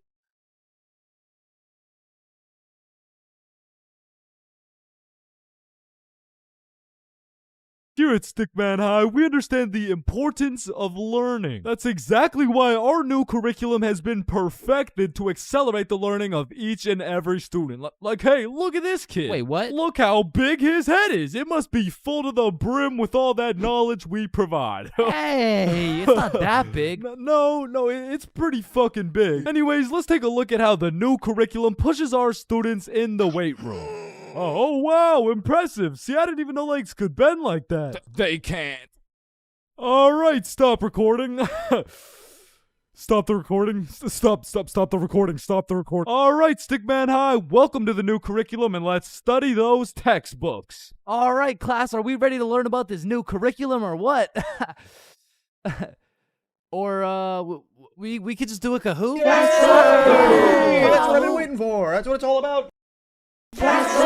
Man, I fucking love Kahoots, and I don't study for shit. Bro, I feel like Kahoots are the exact equivalent of the good old here comes the airplane trick. Like, yo, you want a Brussels sprout? Aw, hell nah, bro. Those are disgusting. Oh, shit. Alright, but here comes the airplane. Hey, Chains, you need to study for this history test. Hell nah, bro. That shit's boring as hell. Okay, yeah, but... What? The Declaration of Independence was signed on the... Because personally, I didn't give a single fuck about what we're learning in school. But I swear they infused the Kahoot music with Adderall or like crack or some shit. Because a game of Kahoot used to have me all the way locked in. And I would be grinding my way up those leaderboards. Like, I'd make it to 3rd place and then 2nd place and then 1st. And then the teacher would throw in some bullshit like, now what position was Abraham Lincoln conceived in? So I go for the safe answer, and all of a sudden I dropped 14 places, and I'm getting passed by goddamn Dildo and Duncan McCawkiner. And the teacher's over here yapping about, yeah, guys, you should know this one. It's chapter 13 in your textbooks. Like, bro, why the actual fuck should we know this one? But in these Kahoots, people were coming up with the most outrageous names of all time, bro. I remember anytime a teacher would pull up a Kahoot, the first names would start off normal as hell. Jessica, Eric, maybe a little Bartholomew. But as soon as one dude drops a name that's ever so slightly comical, every single name after that ends up being more and more out of pocket than the last. It's like a competition to see who's gonna push that shit the furthest. Like Richard Long quickly turns into Ben Dover, which nicely parlays into Hugh Janus, which passes it over to I Swallow Cum, who alley-oops it for Wilma Dickfit, which eventually somehow always ends up with the teacher just catching mad strays. Like somewhere along the line, that shit goes from Dixie Normus to Miss Jackson's built like Mike Wazowski. Alright, who said I'm built like Mike? I remember I had this teacher who used to love Kahoots. Shit, she loved her Kahoots so much, we'll call her Miss Cahooters. Nope. Nah, we're not actually doing that. We're not calling her that. I think we'll just go with Miss Kahoot. You know what I'm saying? I think Miss Kahoot works just fine. And every Friday or so, we would walk into Miss Kahoot's class, and she would have a Kahoot pulled up smiling from ear to ear. Which I'm not gonna lie, was really sad to see. Not because she was smiling, but because I knew in 20 minutes tops, that smile would turn into straight anger, bro. Hey class, happy Friday. We're gonna do another Kahoot because I know it's a class favorite. Just please, everyone be appropriate. DJ Bustanut, are you serious? In my 22 years of teaching, I have never. And I felt bad for Miss Kahoot, you know, like I really did, but it was low-key her fault for running it back so many times. Cause DJ Bustanut just couldn't stop catching these dubs, bruh. He was a dog. But nah, I really do feel Miss Kahoot, cause sometimes even Kahoot pisses me off, bruh. Cause picture this, I'm here grinding out these answers, giving it my all, even cheating a little off that one smart motherfucker with the big ass laptop, but I still get a few answers wrong, you know. Nobody's perfect. But imagine my pain as I read my screen and find out I'm 76 points behind fucking Sebastian, bro. And I look up at Sebastian and this motherfucker doesn't even know what he's playing. He's just happy to be here and shit. But there's only one feeling worse than being 76 points behind Sebastian, and that feeling always came from the easiest questions. It would be like, oh, what? This is a little too easy? How do you say hi in English? And you're trying to speedrun this shit, so you click the first thing that kind of makes a little bit of sense and the answers come up, And you're the only motherfucker to get that shit wrong. No, who's dumbass? that was a zero Konnichiwa. And everyone's looking around for who got it wrong. Like, yo, whose dumbass got that shit wrong, bruh? Top facts, bruh. Type shit. Dumbass. Type shit. The fucking dumbass. Chains? Were you the dumbass who got that shit wrong, bro? Me? Dumbass? Nah, shut up. Shut the fuck up. Nah. It was probably it was probably Sebastian, bro. Just look at that motherfucker. And I feel like there's only 7 types of people in class when you're playing a Kahoot. And the first is Dover. Bend over. We all know him and we all love him. He's got a smart name, but not a smart brain. He might get the first answer right, but then he falls off the face of the leaderboards, never to be seen again. But on the leaderboards, we got Genius George. Because George actually studied the material like a well-prepared and studious nerd, bruh. Because George was the type of dude to be like, calculate for the common denominator. Oh man, this one is too easy. Like, bro, if you don't shut the fuck up, I'm about to commonly dominate that ass. No, it's called a denominator. Oh, I know. And I swear every game of Kahoot had that one person who took their sweet time to answer every single question. Like, it could be 1 + 1, and this motherfucker would be 30 seconds deep into the question. Like, okay, 1 + 1. Is it a trick question? No, just answer the question. Oh, okay. 1 + 1 equals... The answer's 2. Dumbass. Okay, can I use a lifeline and phone a friend? All right, chat. How do we kick Jasmine out of the lobby? And then we got Flying Fuck Frederick. And Flying Fuck Frederick doesn't give a flying fuck. Dude will give his best shot at the first question, and then he's aborting mission and playing some goddamn Clash Royale. And then there's always that one dude yelling out the wrong answers. All right, what's the biggest mountain in the world? Ooh, I know this one. Chains. It's blue, bro. Trust. Oh, shit, bet. Wait, no, I meant red. Sorry, my tongue slipped, bro. My bad. Bro. Oh, and it looks like Chains is off the leaderboard. Everyone, let's point our fingers and laugh at him. And we got the radiating Redditor. And I say radiating because that boy is radiating the most profuse body odor known to man. And I don't know, maybe it's all a part of their strategy to win because that shit throws you off your game, bro. They'll be invading your nostrils with a concoction of Doritos, Skibbity Toilet, and Badussy. And if you've ever played against a Redditor in a game of Kahoot, you may be wondering, yo, how is this dude getting every answer right while sitting back drinking Mountain Dew watching Best Sigma Moment compilations? And the answer is he's cheating, bro. And not the normal kind of cheating either. This dude's using a Kahoot bot to get every answer right. And now you may be thinking, nah, why would someone cheat on a Kahoot, bro? It's not that serious. And that's facts, but the thing is, the prize was a gummy bear, and this dude can't leave no calories behind. And then we got the casual Kahooters. Fuck, I gotta stop saying that shit, bro. I was trying to say we got the people who just play the game. They got normal names. They guess some right, they guess some wrong. But at the end of the day, they probably still get their shit yelled at. All because DJ Bustinut couldn't stop catching these dubs. Alright. There's a lot of things in life that I don't really understand, but if there's one thing I can truly comprehend, it's being grounded. Because in my time, I've served a total of 547 days and 16 hours in the slammer. And through a year and a half of extensive first-hand research, I've come to the professional conclusion that getting grounded is straight ass, bro. You're locked in your room with no phone, no computer. Like, what do you want me to do? Think about my actions? Hell nah. Being grounded had a young me doing the stupidest shit ever, bro. Like, I was popping handstands, hitting my head against the wall, playing with the door stopper thingy. Shit, I got so bored, I even read a few pages of a book like an absolute nerd. And now that I think about it, Percy Jackson and the Battle of the Labyrinth was actually a spectacular read. Now listen, there's only one thing worse than being grounded, and that's being falsely imprisoned for life.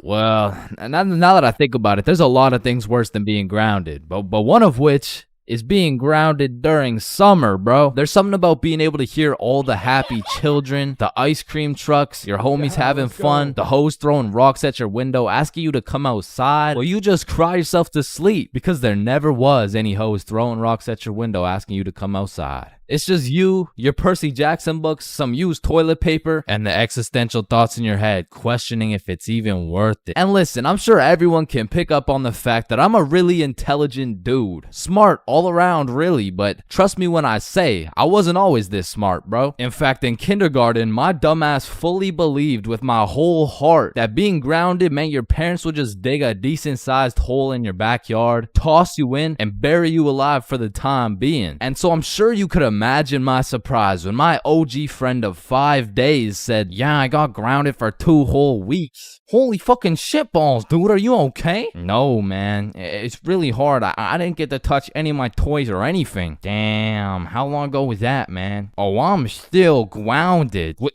No, you're not. Yeah, dude, I'm grounded right now. No, the fuck you're not. And I wouldn't truly find out what being grounded was until 7 years later. I was in grade 7. It was a beautiful sunny summer day at approximately 11 a.m. and me and the boys were freely roaming our city. Little did I know, we wouldn't be free for long. And as the boys and I roamed the city looking for a move, one of Bob's girls calls him up and is like, okay, so my friend Becky is in Hawaii for a few days with her family, and she said I could bring you over. And just like that, Bob could have wrapped it up and claimed some cheeks. But the boy Bob was never one to leave the homies behind, so not only did he convince his girl to let us come, but he went above and beyond. He got his girl to bring some of her friends over too, and now we're hyped because we had now located the move, and quite a marvelous move if I do say so myself. Now keep in mind, all of us knew Becky and had been to Becky's house many times before, but Becky was all the way in Hawaii, so she had no clue about the marvelous move about to take place at her own crib. But regardless, me and the homies walk into Becky's crib and they low-key got a little get-together in the works. I see Bob's girl, I see Bob's girl's friends, and then I see a mutual friend of mine named Dennis. And he brought his girl. Now, a little backstory about Dennis. Dennis was 2 years older than me, making him in high school. And to be fair, from grade 7 to high school is a colossal difference. Dennis was taller, had a more developed frame, and Dennis even had some facial hair in progress. The amount of facial hair that put my peach fuzz to shame. And to put it quite simply,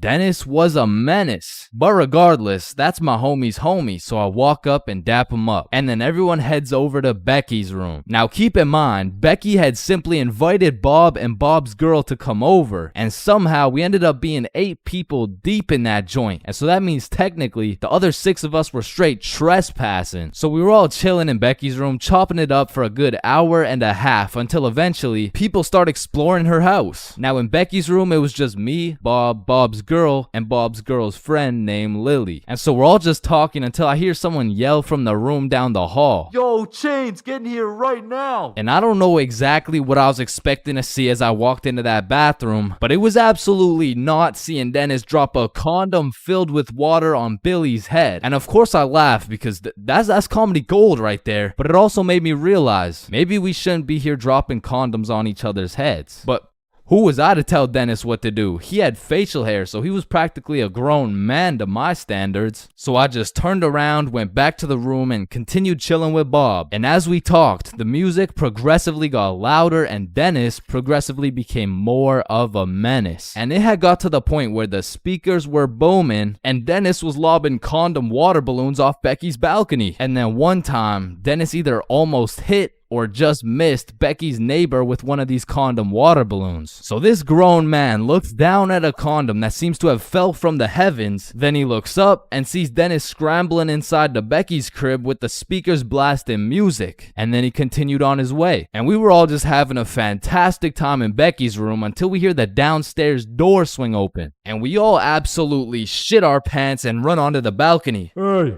I just texted the family who lives here and they said no one is supposed to be in the house. Everyone needs to leave right now or I'm calling the cops. And that's exactly what we did. No messing around, we were out that hoe. And we all went to Bob's girl's house for an emergency meeting because we were all scared as fuck. And now Bob's girl and Becky are texting and Becky's like, my parents are pissed. They want to talk to everyone's parents and they know how many people were there. So we all devise a foolproof plan. Okay, we give Becky our phone numbers, tell it's our parents' phone numbers, and we act super disappointed in our children. We all agreed on this plan, and the emergency meeting was dismissed. And over the next few days, we all got texts from a very unhappy Becky's father, who made sure to specify the amount of condoms that were found in the bathtub. We all respond with some bullshit along the lines of, Hello, Mr. Beckerson.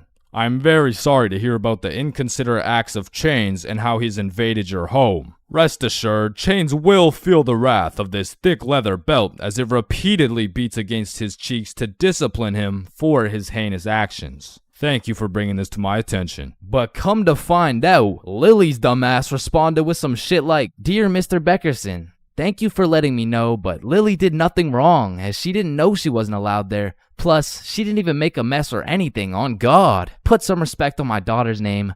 Period. And just like that, our foolproof plan got fucked. And Becky's father texted each of us saying, You are coming to the house at 3:15 p.m. today or I'm calling the cops. And shit, looking back, Becky's father was most definitely bluffing. Like, say I didn't go, what was he gonna tell the cops? 911, what's your emergency? Hey, there was 8 kids who invaded my home 3 days ago. Okay, sir, did they break in? No, no, my daughter gave them the key. Sir, why the fuck are you calling 911? There was condoms in the bathtub. But like I said, I wasn't very smart and I didn't have the brain capacity to think that far ahead. So everyone shows up to the house and Becky's father sits us down and makes each of us individually call our parents and explain what we had done. And I went first. Hey mom, so I went to Becky's house the other day, but she was in Hawaii and I wasn't really invited. There was condoms in the bathtub. Needless to say, we all got our shit whooped and I received my very first grounding with the sentence of 1 month in the slammer.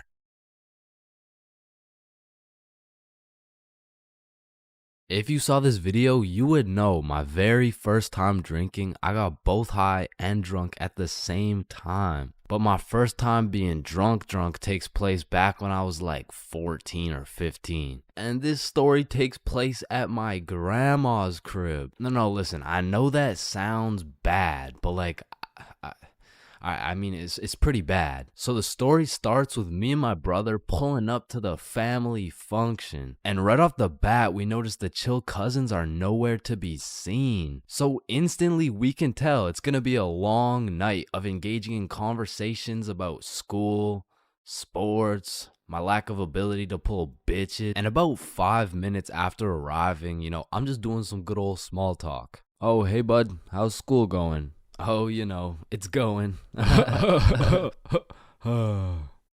And, how's sports going? Yeah, the sports are good. Nice. So, the weather lately, huh? And then after about 20 minutes, me and my brother are just getting our shit flamed by every member of the family. No wonder you can't get a girlfriend. You're ugly as shit. Damn, that was just mean. And don't get me started on you. You had a 3-year head start and still can't get any bitches. And honestly, we just can't say anything back because last time I tried. Man, still no girlfriend. That's brutal. Not as brutal as your third divorce, am I right? Guys, so instead of flaming the living shit out of this grown man in front of his mom, I decided to be the bigger man. I just laughed that shit off and then got the fuck out of there before they brought up my school grades. So as my brother and I sit down in a different room, I'm just in agony thinking about how everything this dude flamed me for was actually true. But my brother, on the other hand, he was whipping up some devious plan. Yo, Chains, follow me. Oh, okay. So we walk down to the basement. So, what are we doing in the basement? He opens a cupboard full of alcohol. Bro just cracks the seal on some vodka and starts downing that shit. Now, usually I would know this is a bad idea. But to be honest, I just got done getting my entire existence shit on by my own family. So I'm really just trying to drink my pain away at this point. I mean, we were passing that bottle drinking like rent was due and the wife was taking the kids. So with that being said, we got a little hammered. And keep in mind, this was my first time being drunk. So as soon as I stood up, I ate shit. It was like I had to relearn the controls of life. But we had to get out of the basement or else we'd look suspicious. So our drunk asses plug walked our way up the stairs. But we were trying to act as casual as possible. So we sit back down with the rest of the family like we didn't just down a bottle of vodka. And me and my bro were just sitting there looking at each other trying not to laugh. But the next thing I knew, this dude, Uncle Jerry, was back on my ass. Hey, look, Dumb and Dumber are back. And at this point, I'm using every bone in my body not to end this man's whole career. Man, whose gene is it that made you so damn hideous? Don't do it, bro. Don't do it, bro. And I really didn't want to do him like that, but the vodka took control. It was your hideous gene, Gerald, but at least I didn't get the same gene that has you 5'2" and balding. Like, I can't tell if you're going through puberty or a midlife crisis. And shit, I didn't stop there. And Joe, I want to hear you talking. You're built like Baymax from Big Hero 6. What the fuck is Big Hero 6? Mom, I love you. Karen, sit down. Your mac and cheese tastes like ass. And Bob, you're literally a registered sex offender. Grandma, I love you. Bernard, your hairline looks like it's social distancing from your eyebrows. And Irene, how are you 47 and still work at McDonald's? And you got no drip. Come on, bro. Friendly fire. Oh shit, you're right. My bad. Needless to say, I was handing out smoke to everybody. Something in that vodka turned me to a demon. And I guess since everyone was mad at me for dissing the entire family, they never knew I was drunk as hell. But in the end, I did feel really bad for roasting my entire family tree. But ever since that day, everybody stopped flaming me, so it was worth it. Alright, I already touched on the unspeakable things that go down in the high school bathrooms, bro. But there's only one place on earth that is more foul than those bathrooms. And it's the goddamn locker rooms. That room smells like complete and utter dog shit mixed with Axe spray. Like maybe I just went to school with a whole lot of Discord mods, but the rancid smell of the boys' locker room would contaminate anything in a 50-foot radius. And shit, Lord knows what goes down in that questionable place. Like you'll walk in there and see anything, bro. Motherfuckers will be having fights, chicken fights, group fights, sword fights. Like any laws and rules simply don't apply to the boys' locker room. Motherfuckers will be throwing hands, selling drugs, committing arson, committing several counts of fucking tax evasion. Shit, you name it. It's pretty much a GTA lobby in that bitch. Like I remember one day I walked into PE and my teacher was like, "Hey,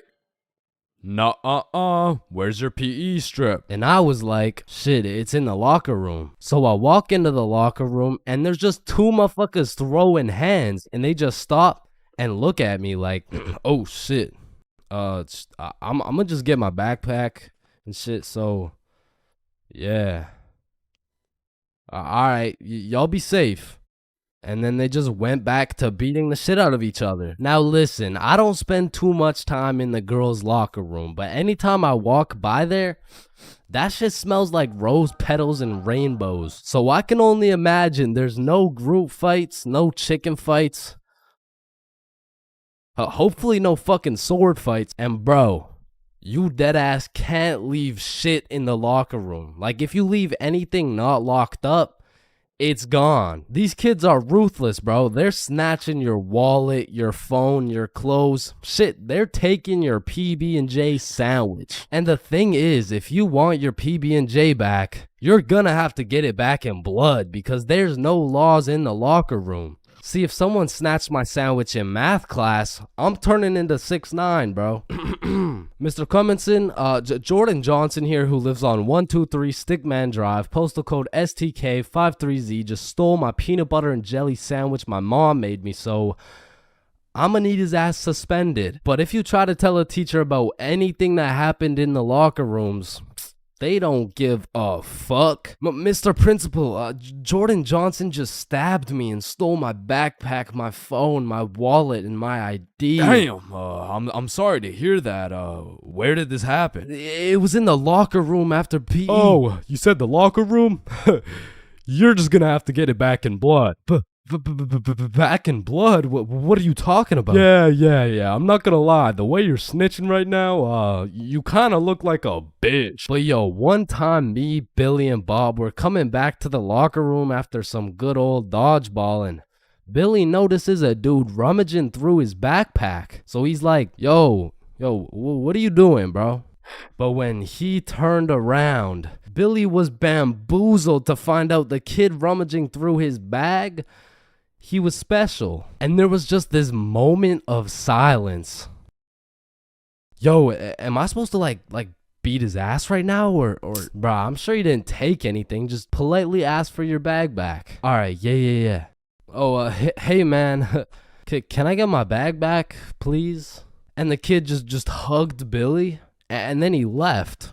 And I'm still confused to this day. But I'm gonna be honest, locker rooms weren't all that bad. Cause sometimes you'd walk in that hole and they would just be throwing a party. Now it still smells like ass, and there was literally no females, but it was still kind of lit. Like you'd walk in there and it would transform into the club.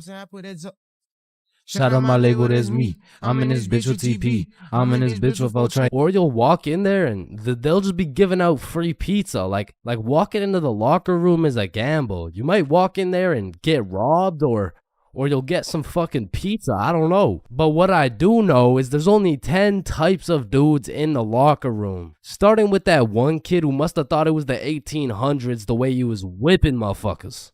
Next, we got the poor guy who's just trying to change. He's quiet, he's normal, and he changes. It's a locker room, so it makes sense. Then we got that one poor soul who gets absolutely cooked by the entire locker room. Yo, why is Kevin built like Mike Wazowski? Bro's got no neck. We're stick men. None of us have necks. Shut up. You skip neck day. He skips neck day. Next, we got Bob. Bob's just that guy that casually takes his shirt off, and he's built like Giga Chad. Like, shit. Fucking sexy ass Bob. And I don't know why, but there was always that one guy who thought it was a good idea to just whip his nuts out. Unprovoked, uncalled for, completely out of pocket. Like, what do you look like with your nuts out in a room with 30 half-naked sweaty dudes? Like, personally in that situation, I'm keeping my balls in my boxers. Thank you very much. And bro, tell me why there was always one kid who was just dousing himself in Axe spray. And it's always the mustiest motherfucker doing it too. Like, who's gonna tell him that Axe spray doesn't replace taking showers, bruh? And I don't know about your locker room, but for mine, there was always a dude eating. Like, out of all the places on earth, why are you eating in the locker room? Like, for some reason, there's something about eating around a bunch of dudes in their boxers that just doesn't sit right with me. I mean, simply by bringing that sandwich into the locker room makes it contaminated. That sandwich will be tasting like wet dog and Axe spray. And next, we got the kid who just makes as much noise as humanly possible. Shut the fuck up. And then there's that one dude who decides he's having a shower. And all power to that guy, but personally, there is no fucking way I'm showering in school. Like, I can't trust this little door to stop these menaces from breaking into my shower. Cause remember, there's no laws in the locker room. Like, it's no jail, but I'm sure if you drop the soap in there, you're gonna get violated. And of course, you got the fiend. There's always a dude fiending for a vape in every locker room. And it's low-key worse in the locker room than the bathrooms. Like, these locker room fiends would do a little bit too much for some nicotine. I've seen them pay $5 for a single hit, and fuck, I don't want to know what they'll do for a hit when they run out of money. And still, I'm not gonna lie, the high school bathrooms get wild. They'll be hotboxed, there'll be fight clubs, but the thing about the bathrooms is a teacher can walk in at any time and get every student suspended. Like, even the poor kid taking a piss will probably get suspended just by association, which is exactly why the high school locker rooms get so fucking rowdy, because there's truly no teacher strong enough to stop the buffoonery that goes on in these locker rooms. So they don't even try. Shit, I don't care if your teacher is John Cena. There is no single man who can put a stop to the fuck shit that goes down in the locker rooms. But there is one thing that can. A female.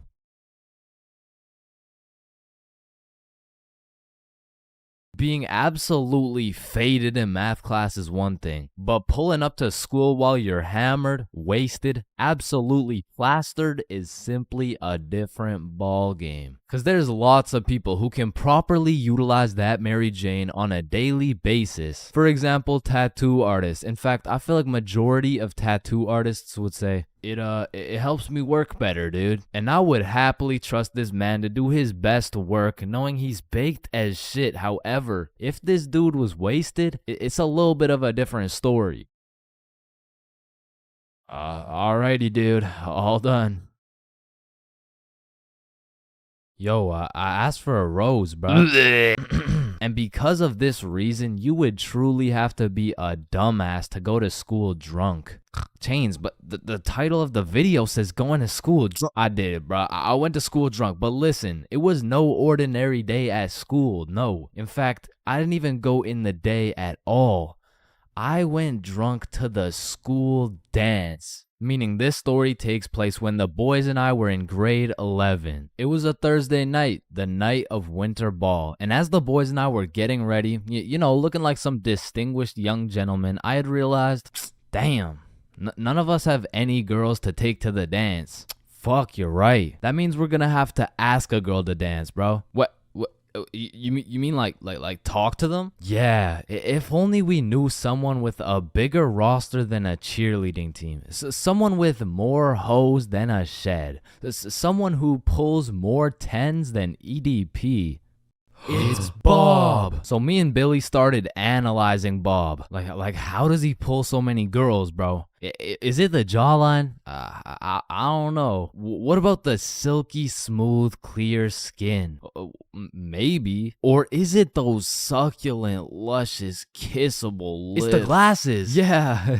the glasses. Yeah. So we stole Bob's entire flow in the hopes this would put an end to my drought of bitches. So we check ourselves out in the mirror and then we hop into Billy's whip. We throw on some Rihanna to get us hyped, and before we knew it, we had arrived at school. Now, to really paint the picture, it was a Thursday at 8 p.m. And on this Thursday at 8 p.m., Billy pops his trunk to pull out 2 bottles of vodka. Now, if you were unaware, it was currently a Thursday at 8 p.m. on a school night, and we were headed into our school. Now, logically, I should have simply denied the alcohol, but I'ma keep it a buck. The whole idea of walking up to a girl and asking her to dance was really giving me the heebie-jeebies. I mean, my palms were sweaty, my knees were weak, and arms were heavy, so I took a big old chug of that liquid courage in order to ease the nerves a little bit. And shit, Billy must have been feeling the same way, because Billy was down in that shit like it was water. And right after we consumed enough alcohol to kill a baby elephant, I got a notification on my phone. Oh shit, I got an email. Oh, it's from the school. It says, if you come to the winter ball under the influence of alcohol or any drug, you will face suspension and will lose your right to walk across the stage for graduation. Fuck. Okay, listen, if we can get into the dance before this shit hits, we're chilling. All right, we got this. So we walk into the school looking fresh as hell, but then I notice a fat line of students, and this line led to a security check to get into the dance. Fuck, that's not good. Nah, we're chilling. I still don't even feel anything. What about you? Yeah, same. We're good. And just as we came to the consensus that we were good, the principal starts walking down the line in our direction. Fuck, act cool. We're good. Act cool. Whew. That was close. You 3, over here. Shit, fuck, shit. Do you guys know why I called you over here? Nah. Nope. I smelled alcohol the moment I walked past you three. Now, I don't know if it was one of you or all of you, but you know the consequences of showing up under the influence, right? Yeah, we do. And tell me, is it or is it not suspicious that all three of you guys showed up with glasses on? Nah, we just thought it looked suspicious. Take them off. Damn. Yes, sir. And although I downed a sizable amount of vodka, it still hadn't kicked in yet. Now, I didn't want to do this to you guys, but look at my finger. This motherfucker starts waving around his magic finger in Billy's face with a flashlight to somehow see if he's drunk. Now, I don't know what the plan was, but I was fucking scared. Okay, he's not bad. Oh, okay, he's good. Now let's see here. And just as this motherfucker puts his finger in my face, that vodka hits, bro. I'm using all the strength I got to keep my balance while I'm getting blinded by this flashlight. Let me try that again. I got a little feeling you guys drank, but it hasn't fully kicked in yet. I'll check up on you in a little bit. Yeah, that's good. Yeah. So we get to security and they make sure to pat us down. A little bit too good, but before we knew it, we were at the dance. And just like that, I saw my opportunity and I put that liquid courage to use. And you know, I'm very articulate when it comes to words, so I ask, "Hi, how are you?" "Oh, hey, I'm good." So I wanted to ask you, like, you know, we're at the dance and I saw you, so I walked over here. Here we are, you know what I mean? So like, do you want to dance? Yeah, sure. It had worked. My plan had finally worked. And just as I was about to feel the female touch I'd been deprived of for all these years, I see Mr. Principal walking in my direction with his finger ready and his flashlight in hand. So I just haul ass, and I don't stop hauling ass until I'm off school grounds. So the moral of the story is, don't go to school drunk, bro.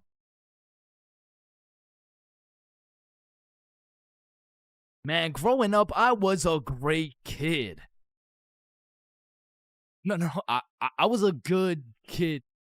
Man, growing up, I was a kid, bro. And as a kid, you hit a certain age where your own parents become your number one up. Like, hey, Mom, can I go to this girl's house? No. Hey, Mom, can I sleep over at Billy's crib? No. Hey, Mom, can I go do crack under the bridge with my new friend Jorge? Hell no. Come on, all my friends are allowed to. Yeah. Okay, well, if all your friends jumped off a cliff, you're not just gonna... Now, to be fair, my mom wasn't the strictest parent out there. I mean, I've seen motherfuckers get the belt for speaking too loud, speaking too quiet, bro, for speaking at all. Like, one time, me and my friend wanted to have a sleepover, so homie went inside to go ask his mom, and he came out looking like he got a whooping from Prime Goku, bro. Yo, what the fuck happened back there, man? She said no to me, but... I think if you asked her, she would say yes. Bro, are you fucking insane? I'm not asking her shit. Like, I really can't complain, because some of my friends' parents were so strict, they had a fun limit, bro. Yo, George, we're gonna hoop after school. You wanna pull up? Damn, dude, I'd love to, but, man, I watched a movie yesterday. Okay. So do you want to play basketball? Dude, I want to, but my fun meter's maxed out, man. My mom won't let me leave the house till Monday. Holy shit, fun meter maxed out for a week off a movie? Yo, what's this movie, bro? Yeah, what? Yeah, no, it was good, man. It's called the VeggieTale movie. Yo, George, I feel bad for you, bro. Because don't get me wrong, I've seen a lot of kids with super strict parents turn out to be straight A students, go to good colleges, stay with a good crowd of people. But with that being said, a lot of these kids whose parents were too strict to let them watch fucking SpongeBob, they end up going to college and catching Krusty Krabs after letting a dude named Patrick explore their bikini bottom, bro. Nah, but for real, my mom was far from one of those parents. I mean, she was reasonable, but the thing was, all my friends were a year older than me. Now, mentally, we were all dumb as shit. But when you hit that 12, 13, 14-year-old age, that 1 year is the biggest difference, bro. Like, us doing shit together just didn't look right. Yo, Bob, can you pass the za? Yo, Billy, let me hit that. Yo, pass me that shit, cuz. And cuz of this, I wasn't allowed to do a lot of the shit that my friends were allowed to do. Like, these boys could stay out past 10:30 p.m. on a weekend. I could not. They could have a sleepover on a weeknight. I could not. They could all go to a girl's house without having to call her goddamn parents. I could not, bro. Because have you ever pulled up to a function, motherfuckers are drinking, motherfuckers are doing drugs, and you gotta ask the host to speak to her parents? Hey, Kelly. Hey, killer party you got here. Like, by any chance, can my mom talk to your mom so I can stay and, like, turn up and shit? Oh, shit. And when you're 12 and all your friends can do shit that you can't do, you're left with just two options. You can either be a good kid, follow the rules, do your homework, eat your broccoli, or you could be a bad kid, break the rules, fuck your homework, and smoke that broccoli. And boy, did I make the wrong decision. I remember the first time my mom caught me lying was back when I was in grade 7. It was just an average Saturday posted up at Billy's crib. Yo, y'all boys know Rosa? Yeah, I know Rosa. What's up? Bro, she's throwing a birthday party at her crib tonight. Oh, shit, man. We about to get freaky deaky on these. I'm about to get so drunk I forget how to speak. Yo, on God, bro. Dead ass. That's facts. For real. Hey, Mom, I'm just calling to remind you how much I love you. Oh, I love you too, Chains. What do you want? So, me and my closest friends got invited to a small little get-together at my friend Rose's house. Can I go, please? Let me talk to her parents. Okay, now, I was actually friends with Rosa, but she was 2 years older than me. So, I swallowed my pride and text Rosa something along the lines of, hey, Rosa, my mom wants to talk to your mom before I can come. And she's like, aw, baby boy needs permission. Fuck. And then she sends me her mom's number. So, I connect my mom with Rosa's mom. My mom gives me the green light, but says, you have to be home at 10:30 p.m. sharp. Say no more, Mom. So me and my homies start getting fresh. We're all up in Billy's dad's expensive cologne collection. I take the coolest looking bottle, little spray here, little spray there. Had me smelling like Tom Ford, still looking like Thomas the Tank Engine, but after looking as fresh as possible, we head to Rosa's crib. So we hop on the bus, hop off the bus, walk up to her house, knock, and the birthday girl opens the door. Happy birthday. Hey, Billy, Bob, and Chains. I was waiting for you guys. Happy birthday, Rosa. Oh, damn, Chains, you smell good. Appreciate it. That's that Thomas Fordinson, you know what I mean? So Bob, Billy, and I go inside, and we realize the gravity of this situation. Oh, shit. God damn. Rosa invited like 10 of her girlfriends and like 2 of her cousins, bro. We were completely outnumbered in the greatest way possible, bruh. As I'm just doing some quick math on the ratio, there's a knock on the door. Rosa opens it, and it's Dennis holding a bottle of vodka. Now, we're friends with Dennis. Rosa's friends with Dennis. But to put it simply, Dennis was a bad kid, bro. This motherfucker was living life with no precaution, no regrets, no morals. But to be fair, he was fun as fuck, bro. Because when Dennis pulled up, the party got lit, bro. We were taking shots, dancing, playing beer pong, taking more shots. We were having a marvelous time, and I was drunk, okay? Not too drunk, but not just tipsy. I had hit the perfect sweet spot of drunk. I got all the stat boosts of being funnier, more confident, more smiley, but I still had full control of my body, so I started applying that pressure, bruh. Hey, don't y'all both have ugly boyfriends? No, what the fuck? No. Shit. Y'all want one? What? Damn, you smell good though. Appreciate it. I showered this week. Now, I don't remember what I actually said, but all I know is that in grade 7, cologne was overpowered, bro, because nobody was smelling good. And if they tried, they would just smell like Axe, dog. So I'm over here combining the powers of Tom Ford with the confidence of Smirnoff. Had me feeling like I'm him, bruh. So how y'all feeling? Honestly, amazing. How you feel? Shit, I'm feeling good. Just a little, just a little bit tired. I vividly remember sitting on that couch with these 2 girls never wanting this moment to end, bruh. But when I look up, I see one girl crying, one girl looking for something, Dennis helping her look, and Billy and Bob are all ready to dip. So I hop off the couch for a second like, yo, what's going on? Yo, so Dennis just finessed like 3 of these girls' vapes, and we're not trying to get blamed, so we're about to dip. Bro, for real? Yeah, you coming? Bro, but like, bro, I'm not ready to leave yet. Yeah, nah, it's cool. Don't worry about it. Just text us when you leave, bro. Ah, shit, all right, peace, bro. Peace out, dog. So Bob and Billy dip. I see Dennis's ass sneak out through the back door, and at this point, I have no clue how long I've been here, bro, but the party had died down to essentially just the girls who are gonna sleep over and me, bro. So I go to check what time it is on my phone, and it's 10:15, bro. My curfew's 10:30, and I'm a 30-minute bus ride from home. But if we're keeping it a buck right now, I don't even want to go home, bro. I made it to the girls' sleepover, and I didn't even have to ride the group dildo or nothing. This is a once-in-a-lifetime opportunity. So I text my mom, And I lied, bruh. Bob, Billy, and I are almost at Billy's house. Can I sleep over at his house, please? Then I threw my phone away, hopped back on the couch, and went right back to my happy place. So I'm posted up with these two, laughing, cracking jokes when Rosa walks up like, yo, Chains, where'd your friends go? They abandoned me, Rosa. They left me here stranded with no way home. Shit, I mean, you could just stay here if you want. Say less. So Appreciate it. And eventually, all the girls gave up on trying to find their vapes. They all gathered around to play Truth or Dare, and I prayed for times like this, bro. I was deep in enemy lines, and I didn't want it any other way until one of the girls sees my phone on the ground and is like, hey, Chains, I think someone's calling you. So she tosses me my phone. I check it.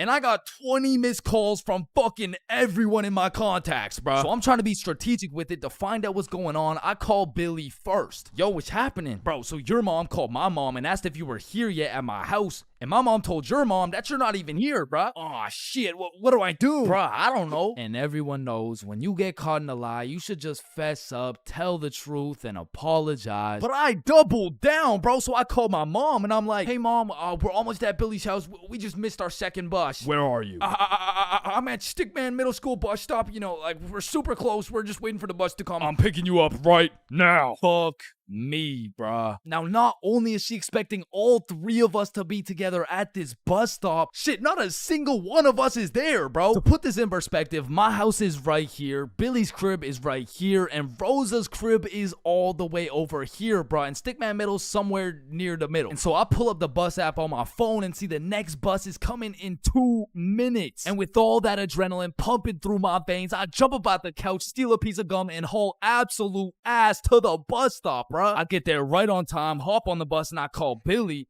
Yo, dog, I think I'm cooked. I told her I'm at Stickman Middle with you guys. Dude, why the fuck would you do that? Shit, bro, I don't know. I'm busting there right now. Bro, if she sees you there without us, you're cooked beyond belief. I know, bro. Yo, we're on our way. So Bob and Billy hop on scooters and start hill bombing their way down to the bus stop to save my ass. And this shit was a race to get to the bus stop before my mom does, because if she catches me there alone, I'm cooked. If she catches Bob and Billy there before me, I'm cooked. If she gets there before anyone, I'm fucking done, bruh. I'm on the bus just praying, and when I finally get to the bus stop at Stickman Middle, I get out and take a deep breath because my mom's not here.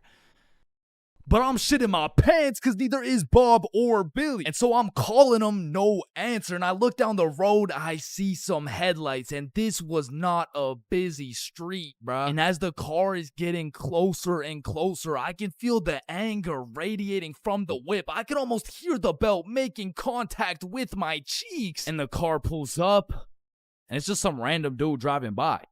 Yo! These motherfuckers, Bob and Billy, come flying down the hill. They get to the bus stop, throw their scooters in the bush, and pretend like we've been waiting here for an hour. Oh, gee wilkers, man. I can't believe we missed this bus, dude. Billy, pray for me, bro. Get in the car. I get in my mom's car. I'm stone fucking sober. My heart is pounding. Why did you lie to me? Well, I honestly wanted to spend more time at my friend's house because we were just having fun. I'm not mad. I'm just disappointed, Chains. That shit hurt way more than any punishment ever would have, bro. So even though Bob and Billy clutched up for me, I still got grounded, bro. But I did learn a valuable lesson. Just tell the truth, bro. It makes everything easier.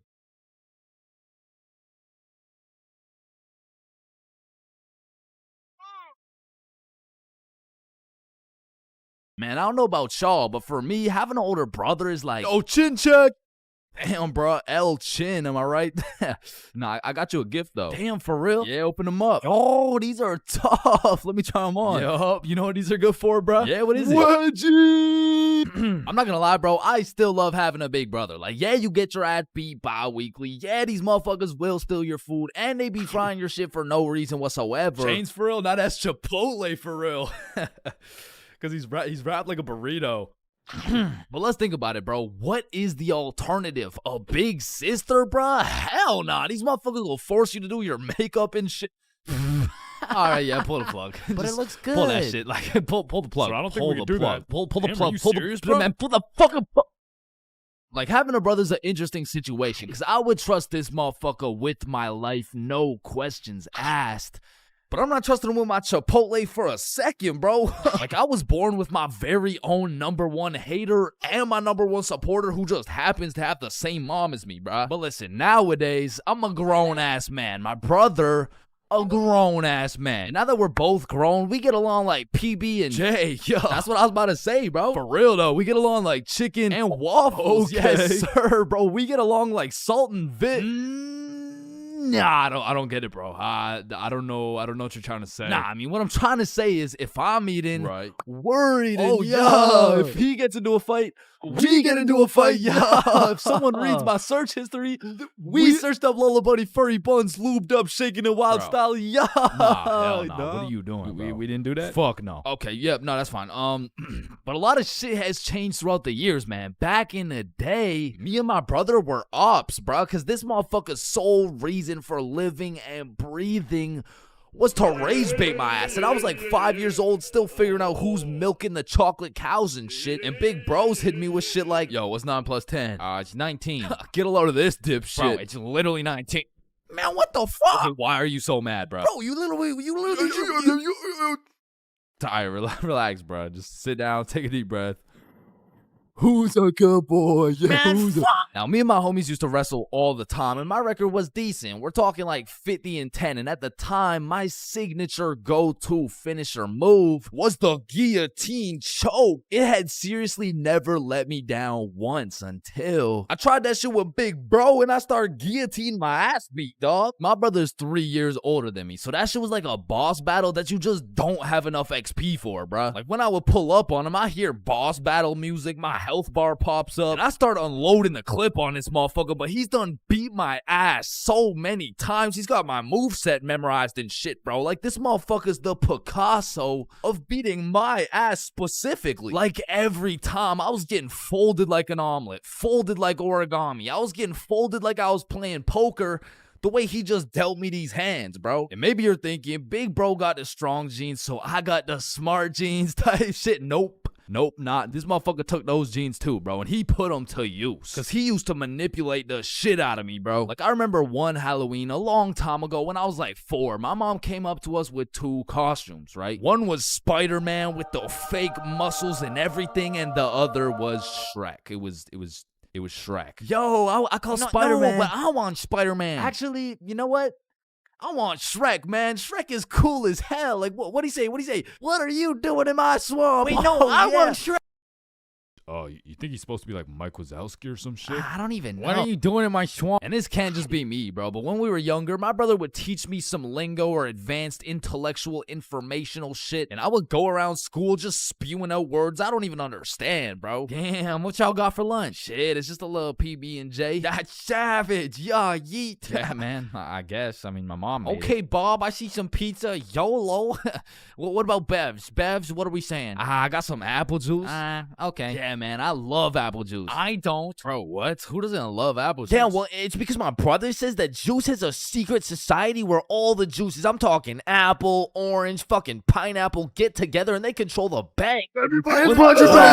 Now, me and my brother would go at it, bro. It was a seemingly never-ending rivalry between us of me getting my ass beat, him beating my ass. Okay, maybe it wasn't a rivalry. Shit, I think I was getting bullied. But one day when I was 7 years old, everything changed for both me and my brother when we got a stepsister, bro, because she was annoying as fuck. Her name was Alicia, and she was spoiled, bro. Every time she didn't have her way, she would just call up her pops, and it was raps for me and bro. Alicia was getting the princess treatment, and we were getting the fucking peasant treatment, dog. Like, let me tell you a story from my childhood, bro. I was 7 years old, and me and Alicia shared a small room, and it was split right down the middle. The left side was blue, Spider-Man bed, teddy bear, boy shit, right? And the right side was pink, Disney princess posters, Barbie dolls, all the girl shit. And one night, I was in dreamland, counting sheep, having a wonderful time, and when I woke up, I realized I done pissed the bed, bro. Grown-ass man at the big age of 6, pissing in the sheets. Hell nah. I was like, shit, man, I gotta get my act together, bro. So throughout that day, I drank a little bit less water, hopped into my cozy Spider-Man bed sheets, and went to sleep.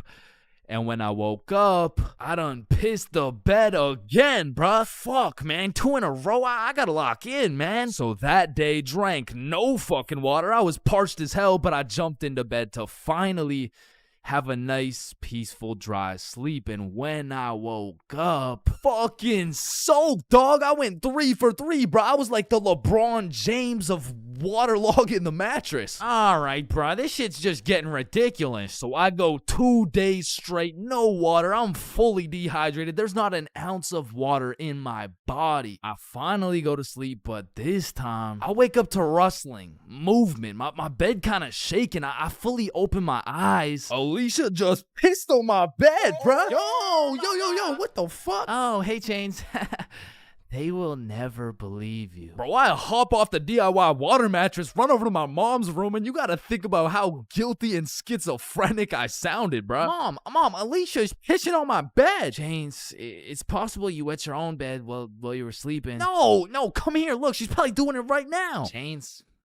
Alicia's dead asleep. No, but every single day I wake up and there's just piss all over the Spidey blankets. All right, Chains, what's next? Alicia's just gonna shit your pants too, bro? And to this day, nobody believed me except my motherfucking brother, bro, because he's a G. And when he realized how annoying a little sibling can actually be, he was like, shit, I low-key fuck with you, little bro. Hey, I fuck with you too, twin. So we started playing some Mario Kart together. He taught me how to play basketball. He introduced me to Minecraft. He even taught me how to make a YouTube channel. And as we got older, big bro got a car. And that shit felt like when Greg and Roderick finally started fucking with each other, bro. We were running around, hitting late night Sev runs, eating straight Roderick-ass meals. We were in that bitch like, brain freeze. And ever since that day, my big brother has been like my second half, bro. My twin in him. Truly, I can say my big brother's my vinegar, bro. It was salt and vinegar. Bro. It was on the tip of my tongue, bro. How did I not get that?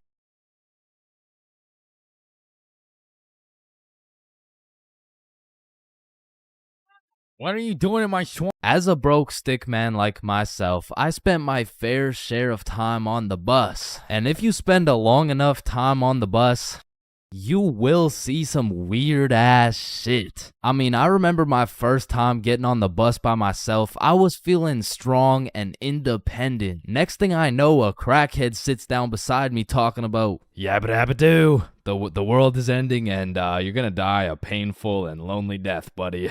And just like that, I went from strong and independent to shitting my pants. Yeah, bro, the bus is just something else. Like 1 in 10 people who enter the bus are straight gremlins, bro. I'm talking about the gremlins who know the perk is fake, but they still pop it. Now you just gotta sit next to this motherfucker for another 30 minutes while he tells you about the kids in his basement. But to be fair, these gremlins aren't even the worst part of the bus. The worst part of the bus is the energy. You walk in there and everyone just stops and looks at you like they're sizing you up or some shit. And you know who sizes you up the most?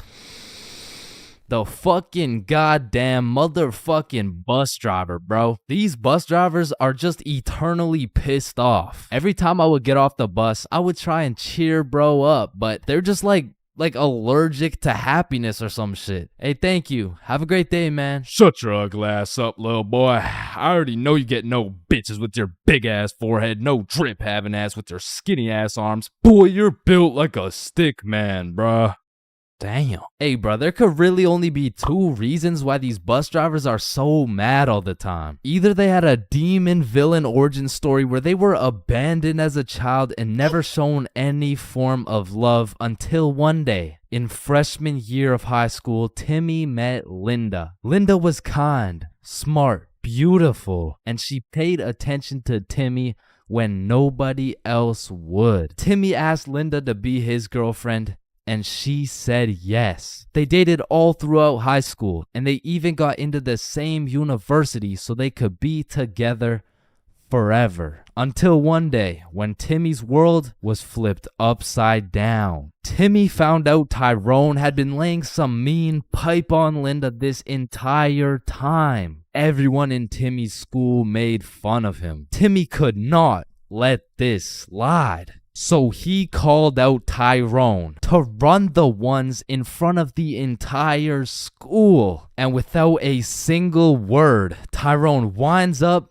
and hits Timmy with the meanest left hook any stickman had ever seen, leaving Timmy slept out cold, unconscious, in front of his classmates, his teachers, and even in front of Linda. 'Cause shit, if that happened to me, I'd be just as mad as Timmy over here. Now, realistically, the only other reason these drivers are so constantly mad would be because the driver's seat secretly has a stick built in. You see, this would explain why the driver constantly has a stick up his ass. I mean, shit, you really can't even blame him for being mad. But still, I'm gonna blame them, cause I know these motherfuckers get pleasure whenever they see me running at full speed trying to make it to the bus stop in time, cause they start stepping on the gas.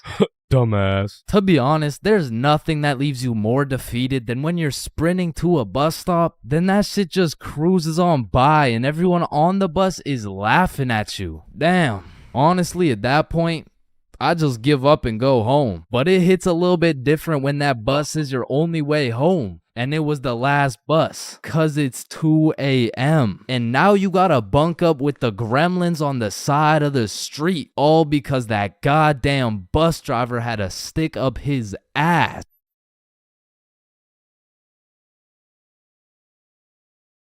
Yo, when you think about it, every light switch is also a dark switch. Light switch, dark switch, light switch, dark switch. Okay, class, sound it out with me. Ball. When you really think about it, we learn to read, and then we read to learn. Teacher, yeah, I think change is high. What the fuck? This is kindergarten. Fuck, shit, ow, Damn. Any staircase can be a staircase to heaven if you're not careful enough. Baby, I've spent the best 4 years of my life with you, and I can't imagine my life without you. You're a 1 in a million, so will you marry me? So 1 in a million, huh? That means there's 8,017 people just like you. How does that make you feel? Yo, if you cut your leg off, would it hurt? Of course it's gonna hurt, bro. Nah, think about it. Where would it hurt? Your leg. Oh, cause you cut your leg off. Yo, what happens if you push down the gas and the brakes at the same time? Shit, let's find out. Oh shit, it takes a screenshot. Damn, my eyes are dry as shit. Just close them for a minute.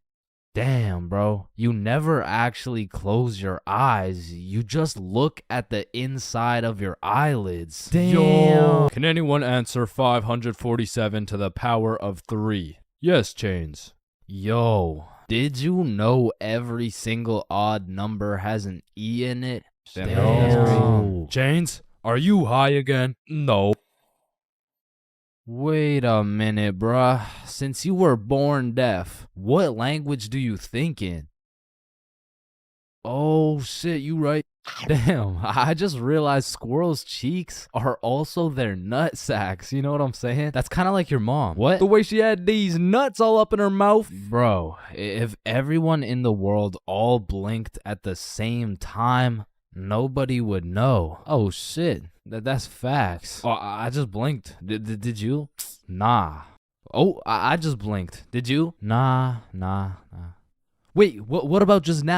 Yo, which of these buildings do you think has the most stories? Oh, it's gotta be that one, bro. That's massive. Nah, this one's even taller. Oh, it's this one for sure. No, it's this one. No, that shit's library? Tiny. Think about it. Oh, the story. How are you supposed to get clothes? What are you talking about, bruh? Okay, imagine you had no clothes, right? How are you supposed to get some clothes?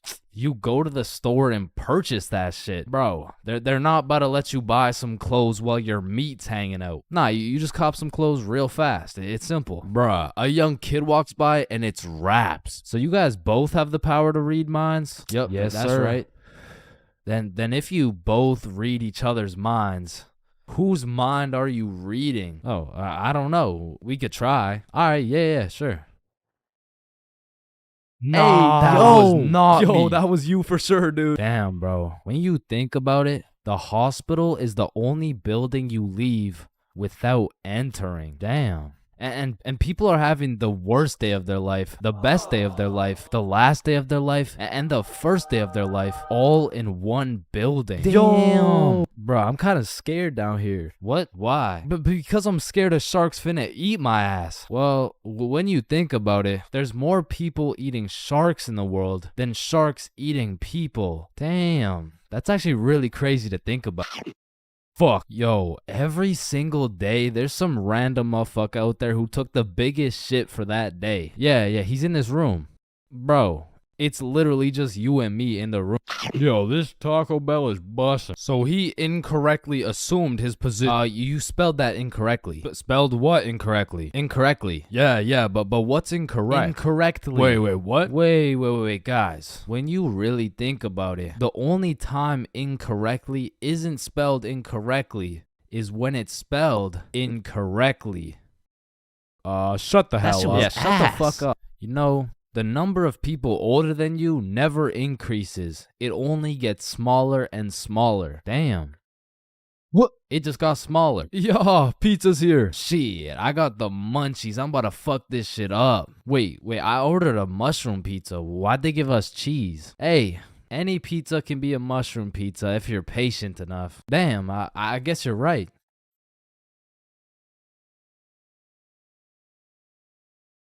At last.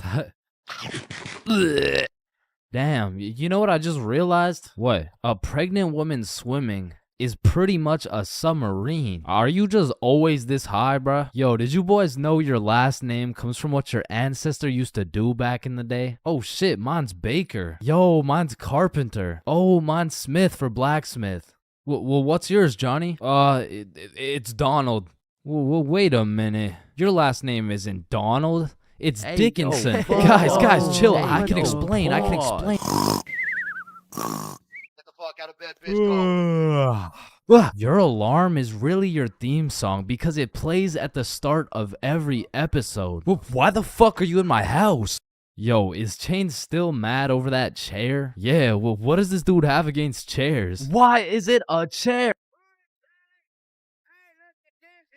Yo, why is there sidewalks in the movie Cars if there's no humans? This dude won't shut up. Like, just watch the fucking movie, bruh. Damn, think about this. When a child is an asshole, the child gets a whooping. But when the parents are an asshole, the child gets another whooping. Shit, tell me about it, bruh. Fuck. Bro, you've checked the fridge 15 times already. No good food's finna magically appear. Damn, now that I think about it, we don't keep checking the fridge for new food, but rather we keep checking to see if our standards have dropped low enough to eat the shit that's already in the fridge. So we got Mercury, Venus, and then here's Earth. Yeah, Chains, what do you want? If Earth is the third planet from the sun, does that make every country a third world country? You're high again. Just get the fuck out of my class. And look at these sheep. Sheep. You know how one of your teeth is called a tooth? Yeah? And one geese is called a goose. Okay? Then why isn't one sheep called a shoop? All right, Chains, I can't keep doing this. We have to break up. Shoop. You know what I've been thinking? Yeah, what's up? Teenagers be whipping that shit like they're always running out of time. But old motherfuckers be driving like they got all the time in the world. Like, look at this geezer. Poor guy's practically decaying behind the wheel. But he's taking his time like he's got any time to spare. If I stab this cereal box, does that make me a serial killer? That one was straight ass. You gotta work on that shit. I'm gonna work on that one. Yo. if you weigh 99 pounds and you eat a 1 pound burrito, does that make you 1% burrito? Yo, that's crazy, because I literally just did that last night. You guys wouldn't believe this, but your blood work came back and it says you're 1% burrito. Yo, picture this. Imagine if Ed Sheeran was working at a bread place, right? Would that make him the gingerbread man? You're high as shit. Alright, bro, I'm a dip. Nah, don't leave me alone in this forest, bro. Hey, when you really think about it, you're not scared to be alone in this forest. You're scared you're not alone in the forest. You feel me? Yo, that's actually so true. Bro, you know what? Low key, if you're dead broke, robbing a bank isn't even a bad idea. Bro, there's no way some hobo's about to pull off a bank heist. Nah, but just think about it. Whether you successfully rob the bank or not, either way, you get over 10 years of bills you don't gotta worry about. Alright, fuck it. You got the strap? Yup. Yo, throw on your seatbelt really quick. Nah. What? Why not? Well, you see, it increases my risk of dying from cancer. What are you talking about, bro? That shit makes no sense. Just let that sink in. Oh, yeah, I got you. Yo, what's up? But still, that shit makes no sense. No, but actually think about it. Oh. Hey, bro, you want to hit? Nah, I don't smoke. I'm scared that I'll get all paranoid and shit. Hey, man, if you're paranoid that you're gonna get paranoid, you're having the side effect without even smoking. It's true, though.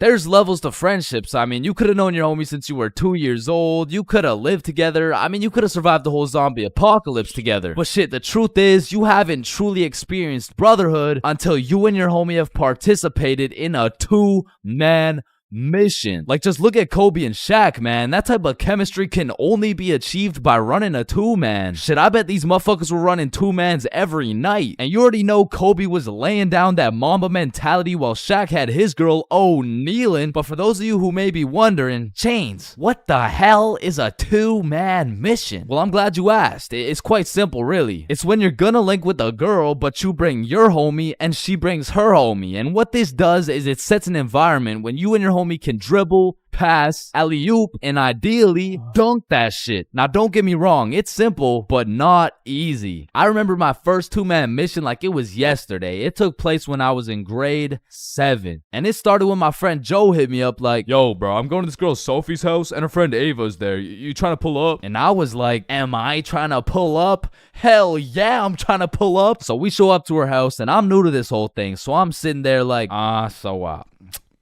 what now? We could watch a scary movie. Yeah, let's do it. I'm down. Well, actually, personally, I'm not a big fan of scary movies. Man, shut the fuck. So we're watching a scary movie, and to be honest with you, it was simply the best scary movie I'd ever seen in my entire life. So I was really getting invested in this plot. And Ava's like, oh my god, I'm scared. And that shit went way over my head. What? Why? It's not even at the scary part yet. And then only 30 minutes into the movie, Joe and Sophie are like, yo, we'll be right back. Oh, okay. Do you guys want me to pause the movie?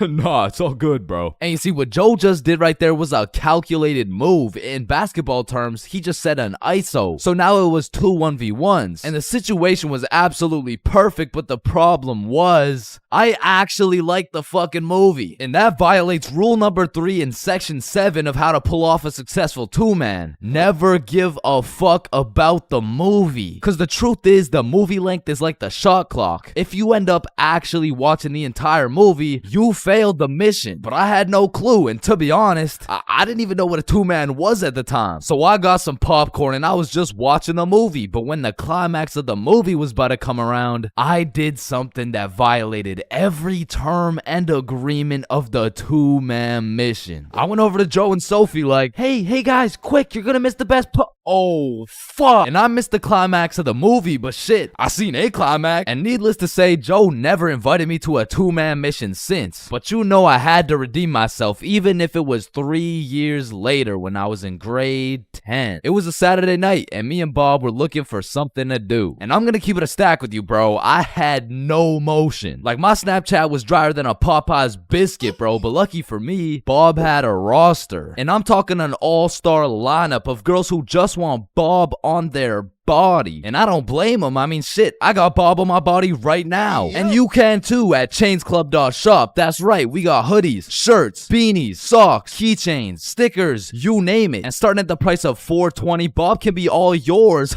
Or if you want me, I wouldn't mind being on your keychain or something. Treat me like white teeth. So as I was saying, me and Bob were bored. So Bob hits up this girl named Avery like, what are you doing right now? And she's like, just chilling. Who you with? My friend Alice. Let's link. I'm with my homie. Okay, is he cute? Cute as hell. Okay, come over. And I'm excited as fuck, so we get Bob's sister to drive us to Avery's crib, and as we pull up to her house, I remember a crucial detail that I'd been forgetting this whole time. I was scared of the hoes, bruh. And as we walked up to her door, I was starting to get flashbacks of me and Joe's 2-man, where Joe tossed up an alley-oop for both of us, and I blocked his shot, metaphorically and literally. And as I'm psyching myself up, Bob calls Avery to tell her we're here, and she's like, so, my parents are asleep, so you're gonna have to come in through my window. Shit. So we walk around the side of the house to Avery's room, and lucky for us, there's this big-ass window, and I'm like, yo, can you open it so we can get in? And she's like, it is open. Bro, only this tiny ass rectangle in the top left was open at a 60-degree angle. But that was our only way in, so I helped Bob up and through the window. But now I gotta get up there, and I'm bigger than Bob, so I put my head through and I'm trying to slowly creep into the room. And then I lean just a little too far, and I'm headed face first onto Alice's hardwood floor. And listen, Bob has come in clutch many times. He saved me from drowning, coyotes, getting in trouble. But out of all these things, I'm most grateful for Bob catching me as I fell through this fucking window, because drowning and dying would have been pretty bad, like boo-hoo, rip chains, you know what I'm saying? But imagine falling through a window and eating shit face first in front of the hose. Like, I would have preferred the drowning, bro. But after that close call, I was a little flabbergasted, you know what I'm saying? But Alice has the audacity to ask me this loaded ass question like, oh hey, what's your name? Me? Yeah, you. It's the name's for real. Chains for real. Nice to meet you, Mr. For Real. I'm Alice. And so we all just started talking and shit, but I keep noticing Alice was getting a bunch of text messages. And I remember thinking it was probably her mom or something, so I shrugged that shit off and I'm like, yo, we should watch a movie. Yeah, we should. God, yeah. And I wasn't about to make the same mistake I made last time, so I found the most dog shit horror movie on the face of Netflix and threw that shit on. And man, that shit was ass. In fact, it was so ass that we just started cuddling and shit. Like, what else was there to do? But now that we were close, I could feel the vibrations of Alice's phone getting a call, so she's like, 1 second, I'll be right back. And I wasn't trying to eavesdrop, but I could low-key hear what she was saying through the door. I'm just at Avery's house. We're watching a movie. Oh my god, okay, that's fine. Okay. But when she comes back, she puts a pillow between us. Like the same type of shit two dudes do to make sure they don't fuck in their sleep. And I'm trying to piece everything together, and as I'm coming to the conclusion that this girl has a boyfriend, I hear footsteps coming towards the door. And when the door opens, I'm fucking bamboozled to see a 60-year-old man who looks furious. And I'm just hoping this isn't Alice's boyfriend, because if it is, we got bigger problems on our hands. But as I seen the way this man looked at Bob, I realized he's Avery's dad. And Bob wasted no time jumping out that fucking window. But for me, let's just say that shit wasn't very elegant, because I got stuck for what felt like 5 minutes making eye contact with this grown-ass man. Well, what are you trying to seduce my dad or something? Like get the fuck out. And I'm not gonna lie, we ran, bro. And once we made it home, me and Bob were relieved. But when I go to check my phone, I got a little notification on Snapchat. And I'm expecting it to be Alice or maybe even Team Snapchat or something, I don't know. But I sure as hell wasn't expecting it to be a motherfucker named Ryan Donaldson. And Ryan must have woke up on the wrong side of the bed this morning, because he's like, what the fuck did you do, dude? So I hit him back with a, who dis? And he's like, Ryan Donaldson. Yeah, no, I can see your username, bruh, but I have no clue who you are. I'm Alice's boyfriend, bitch. And Ryan got his shit hit with an instant block, bro. And so the moral of the story is, if you're gonna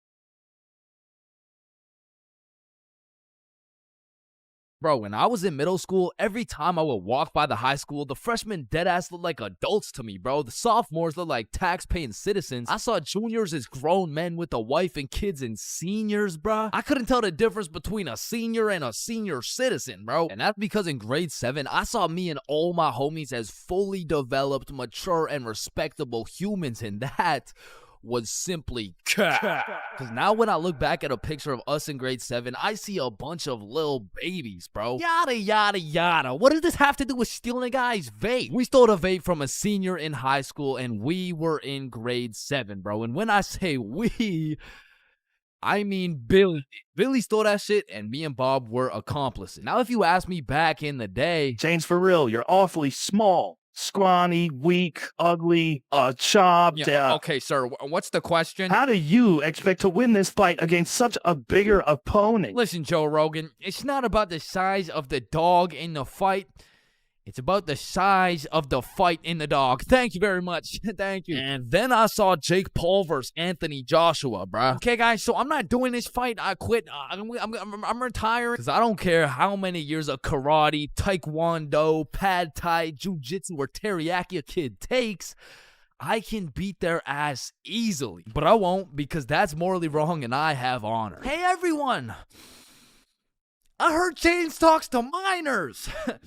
What the fuck? And I heard he fakes all his stories. Man, I do not fake my stories, bro. Sorry, anyways, as I was saying, this story takes place in grade 7. It was a summer day, and it started off pretty slow. You know, me and the boys were just chilling at Bob's crib, playing a little Rocket League and whatnot until we got bored. And when me, Bob, and Billy get bored, it's a problem, bro. Because every time we were bored, we would do one of 5 things. Light public garbage cans on fire, ding-dong ditch houses, light more shit on fire, buy things from 7-Eleven, with the 100% discount, or climb our middle school, bro. Yo, let's go let some garbages on fire. Yo, I don't know if there's any left at this point.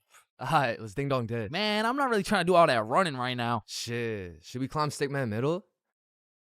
Yes. So we pull up on a scene, shiesties activated. We scan the area for witnesses, nobody. We identify all security cameras and move forward with the plan. So, Stickman Middle rooftop was about 20 feet up, far too high to reach. However, it had a playground with one of those spiderweb johns, and this playground was fenced off, and this fence is what we call the method. So one at a time, we climb up this metal fence, stand on top of it so we were just tall enough to jump and grab the roof, and we pull ourselves onto the rooftop. So Bob and Billy got up first. I jump and get my hands on the rooftop, pull myself up, and the view was insane, bro. Sun setting and everything. So me and the gang are sitting on the roof of our school. Bob brought some of those good old sweet heat Doritos, and we have ourselves a nice little romantic afternoon. When all of a sudden a car pulls up to the courtyard. A dude hops out of the driver's seat. 3 girls hop out of their whip. They're probably 19 or 20, and one of them looks up like, hey, what the fuck? Hey. Yo. Oh, shit. How'd y'all get up there? Shit, it's easy. I mean, we just climbed this fence. You want to try? Yeah, okay, yeah. What do I do?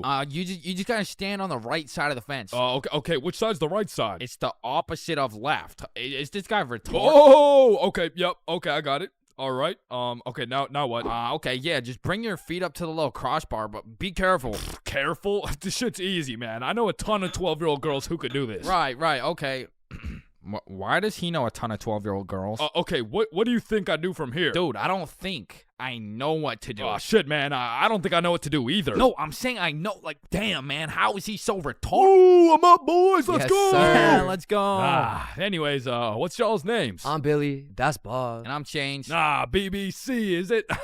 Yeah, my name's Cooper. It's nice to meet y'all. Yeah, nice to meet you, man. You want some Doritos? So he just abandons the girls down at the courtyard, and we go back to our spot, sit down, and Cooper's vaping and shit. Billy's bumming a few hits. And I'm not gonna lie, he was a nice guy. I mean, you could tell he had a good heart, but god damn did that motherfucker like yapping, bro. I think me, Bob, and Billy got off a total of 3 sentences, bro. And so I was telling her, if you mess with the bull, you get the horns.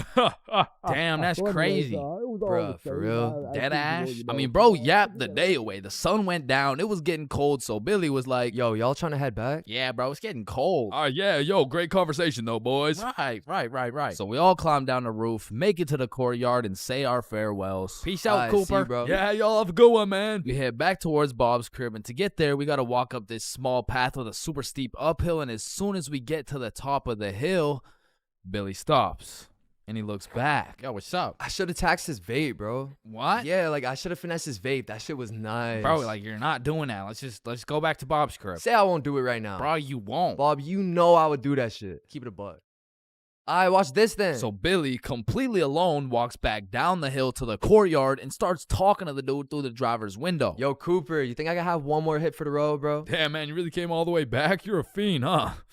Yeah, nah, I got you, man. Bless. And because me and Bob were up on this hill, I vividly remember we got like a bird's eye view of this shit. And obviously, y'all don't know Billy the way I do, but I was 100% convinced he did not have the balls to do this shit, bro. There was no way. Hey, Billy starts hauling ass, and instantly Cooper punches that bitch in reverse. And my heart dropped so fast. We had a bird's eye view of Billy running for his fucking life, and Cooper's right on his ass, and they are both headed right towards me and Bob, bro. So we take our head start and get our ass right back to Bob's crib. But Billy couldn't just run to Bob's crib and have Cooper knowing his address. So instead of taking the path to Bob's crib, this motherfucker runs straight into the prickle bushes, bro. Adrenaline pumping. He's powering through these bushes, getting cuts all over his arms, legs, face, until all that adrenaline crashes and he realizes he can't make it through to the other side.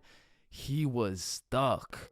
Oh, no. You fucking idiot! Come back down here and give me my fucking vape! So Billy walks back out of the bushes, walks over to Cooper, hands over the vape. The girls in the back are all laughing and pointing and shit. Billy's aura is decreasing by the second, and just as Billy cuts his loss and starts walking away... Hey, yo, come back. What? Bro, the coil's missing from the vape. You owe me $70.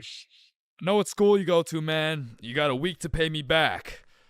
Or else. Billy not only lost all the aura he'd been saving up for 13 years on this earth, but now he's $70 in debt with 1 week to figure it out. So every day after that, Billy begs his mom for $10 for lunch money, $10 for pizza, $10 for school supplies until a week had passed.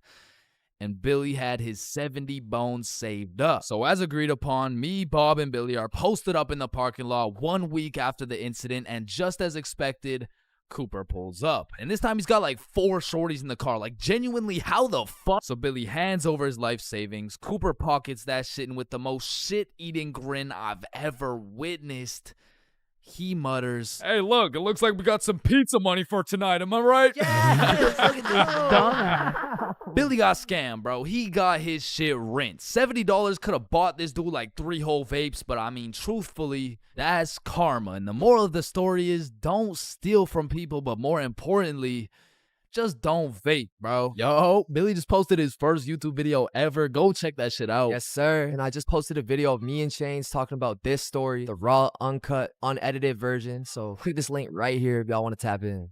Click that shit. Stole that shit. That's what I do, nigga. Fuck, nigga, I stole that shit. 5, 4, 3, 2, 1. Happy New Year! Oh my God. Yeah, let's go. For my New Year's resolution, I'm gonna go on a diet. Nice. Oh, and I'm gonna quit vaping. Yeah. Let's do it. Oh, and I'm gonna go vegan. Oh, Nice. shit. I'm gonna stop beating mommy. Oh. 3 days later. Man, fuck the diet. Right? I didn't even want to go vegan anyways. Wait, guys. Where's Jonathan? Alright, I'm gonna keep it a stack. This New Year's resolution thing is a whole lot of bullshit. Some goddamn buffoonery. A heaping pile of a fucking horse cut. Like, don't get me started on these new year, new me motherfuckers, man. Like, dyeing your hair and getting another piercing doesn't change shit. Now you're just broke, depressed, and lonely in a different font. And I'm not gonna pretend like I don't see you motherfuckers in the gym for the first 2 weeks. Like, come on now. You and I both know as soon as you get out of this gym, you're about to pick up a large strawberry milkshake, a Big Mac with no pickles, and a side of chicken nuggets, and it's disgusting. But Chains, how do you know down to the exact specifications of the order? 'Cause shit, I'm about to get the same damn thing. Because the devastating truth is a new year doesn't change jack shit. And if you're watching this in 2022, I'm really not trying to kill the hopes and dreams of 2023, but let's be honest. If you really wanted to be jacked, you would start working out, bro. Like, I hate to be the bearer of bad news, but the Earth orbiting the sun one more time isn't gonna get you any bitches, bro. 'Cause trust me, I would know. Now, as a stick man like myself, I can't fuck with New Year's resolutions because it's always the same shit. Like, 3, 2, 1, Happy New Year's. Oh, hey man, Happy New Year's. Well, what's your New Year's resolution? Oh, it's 1080p. What about you? Oh yeah, same. But did you see Ethan, bro? Nah, what's his? Yo, he's got 4K. Yo, what's up, dudes? Oh, look at the quality on this guy. Damn, wait, do you hear that noise? Yeah, what is that? Oh shit, it's Chains. He got 480p again. Shit. Why is it 480p again? God damn. That whole New Year's resolution bit was unfunny as fuck. Like, corny as shit. Well, speaking of corny jokes, New Year's seems like the time when motherfuckers feel like it's okay to start whipping out the most overused and unfunniest jokes of all time. Oh, hey Chains, watch this. Happy New Year. Hey Chains, I haven't seen you since last year. So you know how it's gonna be 2020 soon, right? Yeah, what about it? Well, I got 2020 vision. Now, I know it sounds like I'm on some humbug shit, but New Year's does have a lot of great things about it. Like the parties, the fireworks, the parties. And so you may be thinking, Chains, why are you like the Grinch of New Year's resolutions? Why do you hate New Year's resolutions so much? Well, the truth is, my hatred for New Year's resolutions dates way back to 2016. It was December 31st, New Year's Eve, 11:59 p.m. This was the very day when a young, hopeful Chains decided my New Year's resolution would be to acquire a girlfriend. I tried and I tried, but as 2022 comes to an end, my girlfriend remains unacquired. Oh, fuck. Why me? Come on. Space isn't empty. It contains everything that exists. Hey, bro, you think this mirror's good? Nah, it's in used condition. What do you mean? Walmart doesn't sell used mirror. Oh, we're using it right now. Damn, I've been hitting this joint for way too long. I should probably pass it to the next person. You ever thought about how most of the sky is actually below our feet?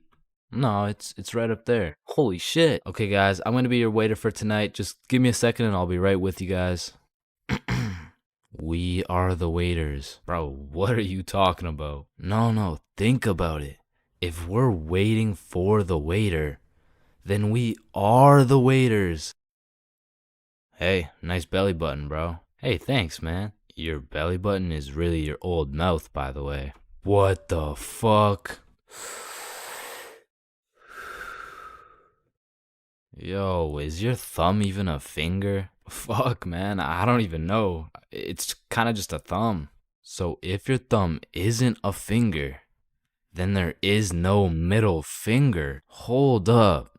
if you were the first person in the world to break 2 world records, then that would be a world record. So you'd be the first person to break 3 world records. But then that would make it 4 world records. And that would make it 5 world records. Holy shit. Then it would be 6 world records. Man, who the fuck named this shit a chair? Like why a chair? Hey bro, I got you a milkshake. Oh, thank you, man. Does a straw have 1 hole or 2? Obviously it's 2. No, but what if it's just like 1 long hole? What's the point of life? If you get a bigger bed, you have more bedroom, but you have less bedroom. You know, like bedroom. Like, can I get a ice cream cone? No, fuck you. The ice cream machine's broken. Man, that's not fair. Well, life isn't fair, buddy, so what do you want? But if life isn't fair to everyone, then isn't life just kind of fair? Like, I just don't get it. Like, chair. Why is it a chair? You know, it could have been like anything. So your nose grows every time you cap. Yeah, what about it? So what if you just said your nose is going to grow? Well, that would be a lie, so then it would grow. Try it. My nose is going to grow. Yeah, I told you. But now that it grew, it's not a lie. Whoa. Bro, I'm way too baked right now. Here, eat an orange. It helps. Nah, hold up. Are oranges named oranges because they're orange? Or is orange called orange because oranges are orange? Just eat the fucking orange. Boys, we got the pizza. Let's go. Sir. Why the fuck is the pizza box square? Like, if the pizza is circle and a slice is a triangle, yo, who the fuck invited this kid? Yo, can you pass the lighter really quick? Yeah, I got you. Wait. When you light your lighter gets lighter until your lighter is so light that your lighter won't light. Damn, that motherfucker's spitting right now. It just seems weird. Like, why the fuck is it a chair? High school. The only place you'll find nerds and jocks chilling in the same room. Where there's fight clubs and book clubs in the same building. Where you can find the plug selling something and the school thought-giving dome all in the same bathroom. And surely one of the few places you can pursue your educational prowess and take it off that Benjamin in the same institution. High school, man. Love it or hate it, it's quite the experience. And although every single person will have a different experience at high school, there are some things you are guaranteed to encounter. Like the PE sweat, the nerd, that one strict ass teacher, the teacher's pet, the redditor, the predator, the chill teacher, the plug, the stoner, that one motherfucker who walks like this, the class clown, the band kid, the kid who just never shows up, the hot Cheeto girl. That one sexy ass kid who he got all the girls and you know what I'm saying? He was like super cool. The bathroom fiend. The, oh my god, I almost failed that test. I did so bad. Oh shit, same. I got a 51%. What about you? Oh my god, I only got a 98.5. The fighter, the anime kid, and the NPCs. Every single one of these individuals make up the magical place we call high school. You come into high school merely a young, innocent, and clueless child. But you leave even more clueless than before, bro. Like when we learned about pie in math class, my dumb ass thought I was in culinary arts for 2 goddamn weeks. And that is pie. Chains, are you listening? Yeah, we're learning about pie. Then recite pie. Flour, egg, some fucking blueberry. Like coming into high school as a freshman, I was thinking, I can use my high school experiences and knowledge to figure out what I'm gonna do in life. Then shit, all of a sudden I'm graduated and my brain is filled to max capacity on bullshit. So now that you're graduated, what are you gonna do with your life? The mitochondria is the powerhouse of the cell. But one of the most majestic parts of high school is the bathrooms, bro. Like, it's a proven statistic that only 1 in 30 kids actually go to the bathroom to take a piss. And Lord knows what the other 29 are doing, bro. I mean, it could literally be anything from a secret fight club to a drug ring to a fucking Bible study. Like, nothing is out of the picture when it comes to high school bathrooms, bro. But the bathrooms are not the only place where some fuck shit goes down. Cause you know high school students love to see fights, so when there's the slightest hint of beef, there's a motherfucker instigating that shit. Oh shit, my bad, bro. Nah, it's all good, don't worry. Yo, personally, I wouldn't take that shit, bro. What? Nah, it's fine. Like, he practically just called you a bitch. Wait, really? No, it was an accident. Wait, what's that? Oh shit, he just said he's smoking on your grandma's pack right now. Hey, don't be talking about grams like that. Ah, shit. Wow. But tell me why when some entertaining shit happens, I just happen to miss school that day. Like, I'll go every day of the month, but I get sick for one day? Damn, I'm glad as fuck I'm not at school right now. Yo. Holy shit. Chains, where are you? I'm in my bed right now. Why? Ooh. Jeremy and Tom are running the ones right now. Fuck, the one day I didn't go. Wait, what's that in the background? Oh shit, yeah, they got Lil Uzi performing at school today. What? Uzi's at our school? Yeah, check it out.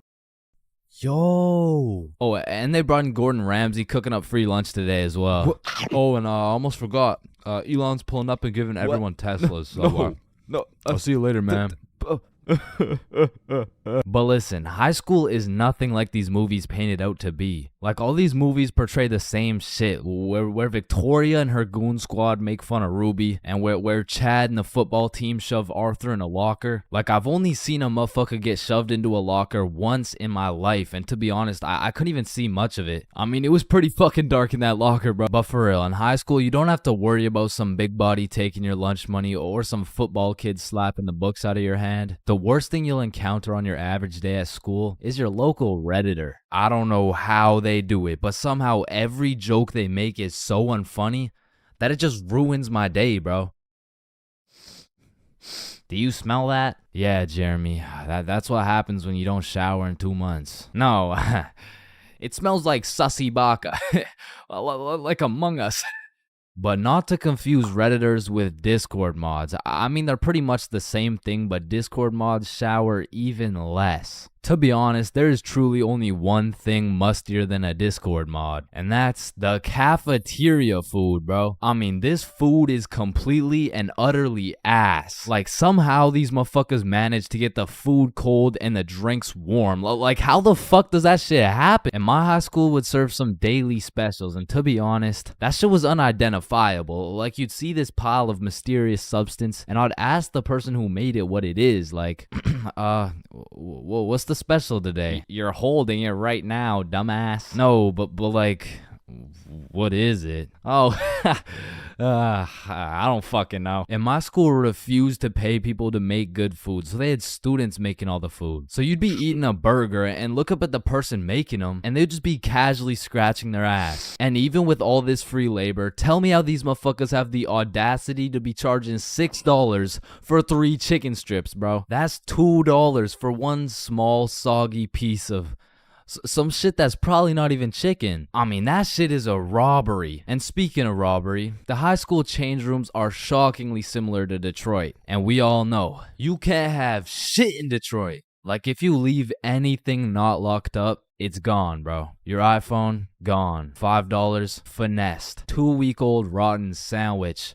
Someone's taking that shit. And to be honest, even if you lock that shit up, it's still at high risk. Like, let me paint the picture a little bit. This is PJ. PJ locks all his beloved belongings in his good old PE locker before heading to play some soccer. After scoring a hat trick, PJ comes back to the change room to reacquire his belongings, only to find out someone took PJ's whole goddamn locker. PJ was devastated. Until he remembers, he can check the school's security cameras. Yeah, take a look. Yeah, take that shit, take that. Yeah, we will. PJ never got his shit back. Now, I don't know about your guys' high schools, but mine was equipped with security cameras everywhere, covering every square inch of the school. But These cameras had the resolution of a fucking toaster. Like, you could have a motherfucker commit a heinous crime. He could proceed to put his face in the camera, state his government name, address, and date of birth, and you would still have no clue who did it, bro. And of course, the teachers. Teachers have the ability to make or break your high school experience. So real quick, let me go over some of the teachers you will encounter in high school. The angry teacher, the chill teacher, the lazy ass teacher, the funny ass teacher, the teacher who doesn't know how to teach shit, Miss Cakinson, the teacher who wants to be the chill teacher, but shit just doesn't work. That teacher that plays videos all class. The gym teacher with several allegations. The weird science teacher. And the teacher who subscribed to ChainsFR. Wow, what a G. And that's high school in a nutshell.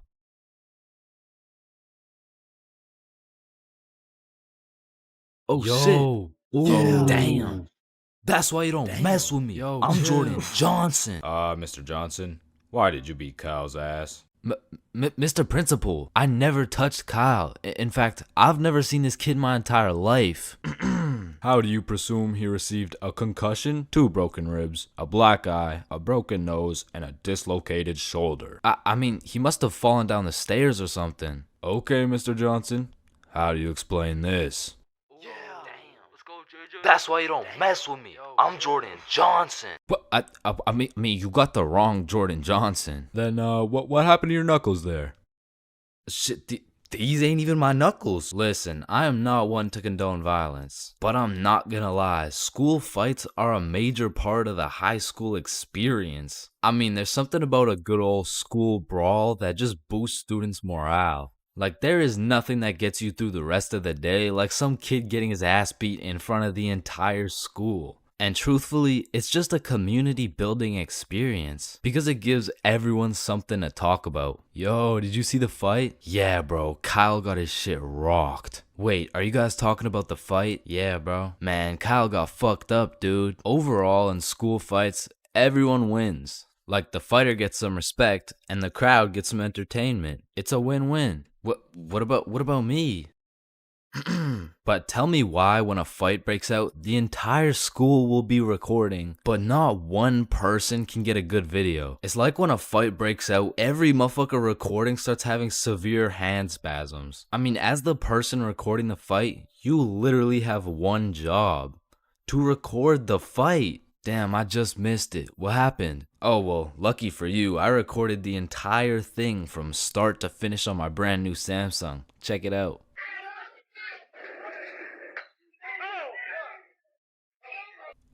Did anyone else record the fight? Oh shit, yeah, I did on my brand new iPhone 14 that actually records in 4K. Okay, bet. Ooh, Oh. damn. Let's go, JJ. That's why you don't mess with me. But bro, there's just a video of your face for 8 minutes straight. And watching some of these fights are funny as hell because some motherfuckers will come in swinging like KSI. Some motherfuckers are out here thinking they're Daniel LaRusso. And some motherfuckers should just not be fighting. Which is honestly the best part, because where else could you catch a 6'5", 250-pound big body scrapping some 5'2" nerd? Like, the UFC would never let that shit slide. Plus, you get to watch it all for free. But me personally, I've never gotten into a school fight. But don't get me wrong, if someone wanted to catch these hands, I could hit them with the little knuckle sandwich, if you know what I mean. But truth be told, I could never lose a fight. Not because I know how to fight, but because for Bob, shit was on sight. And trust me, you don't fuck with Bob. Bob's got a better record than Floyd Mayweather. And I even heard one time he got into a little altercation with Mike Tyson.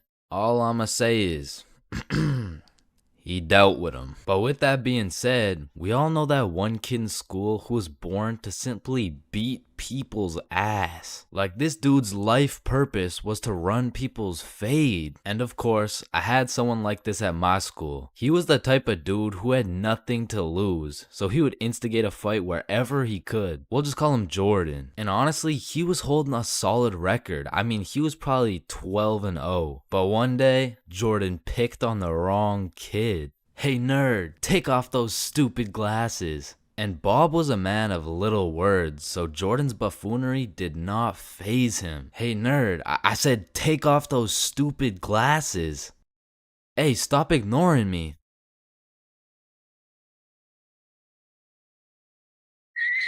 And without saying a word, Bob just ended Jordan's whole career. And ever since that day, nobody messed with Bob. That's why you don't mess with me. Yo, I'm chill. Jordan Johnson. Everyone experiences being drunk differently, and it can change from time to time as well. But I'd say most people fall into a few general categories, one of which is the aggressive drinker. These people have to have pent up and saved anger for years. They just decide to let it all loose when they take a sip of alcohol. I feel like they might even just be using drinking as an excuse to sock someone in the face. And the main problem with aggressive drinkers is there's always at least one of them at every function. Sometimes they can be tamed, but if you just let them do their thing, then the function just turns into the Battle of Vimy Ridge, bro. You don't want your friends to be aggressive drinkers, because when they do something stupid, you just have no choice but to back them up, because that's your homie. Coming up next, we have the depressed drinker. I know lots of people who are usually happy and energetic, but when they start drinking, all of a sudden they think I'm their therapist or something. Like, of course I want to help my boy if he's in his feels, but I'm hammered too, bro. I can't help you get your ex back.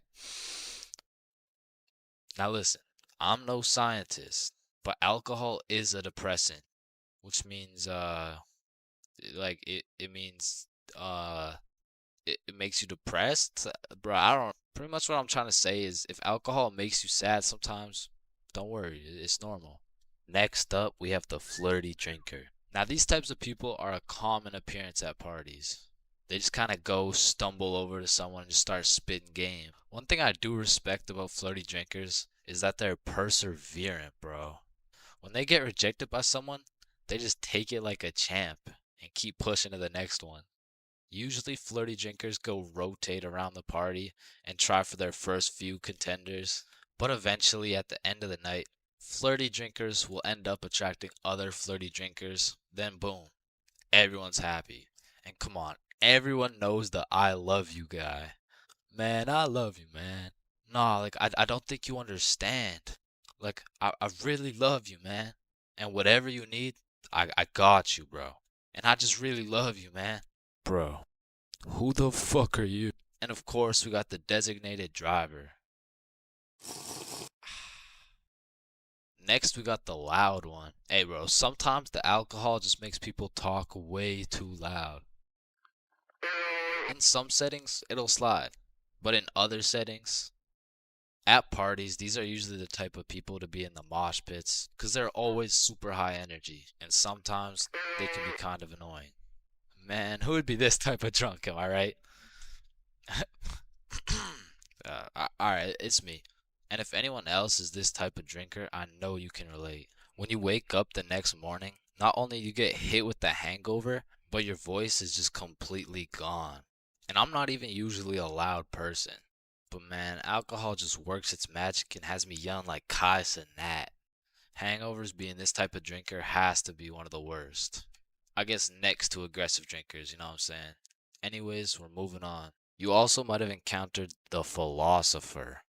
I couldn't tell you why, but for whatever reason, after taking 5 shots, some motherfuckers just become a philosopher, bro. They just have philosophical questions coming out of nowhere. And they low-key be spitting too. Hey man, love doesn't even exist, bro. It's all just an illusion.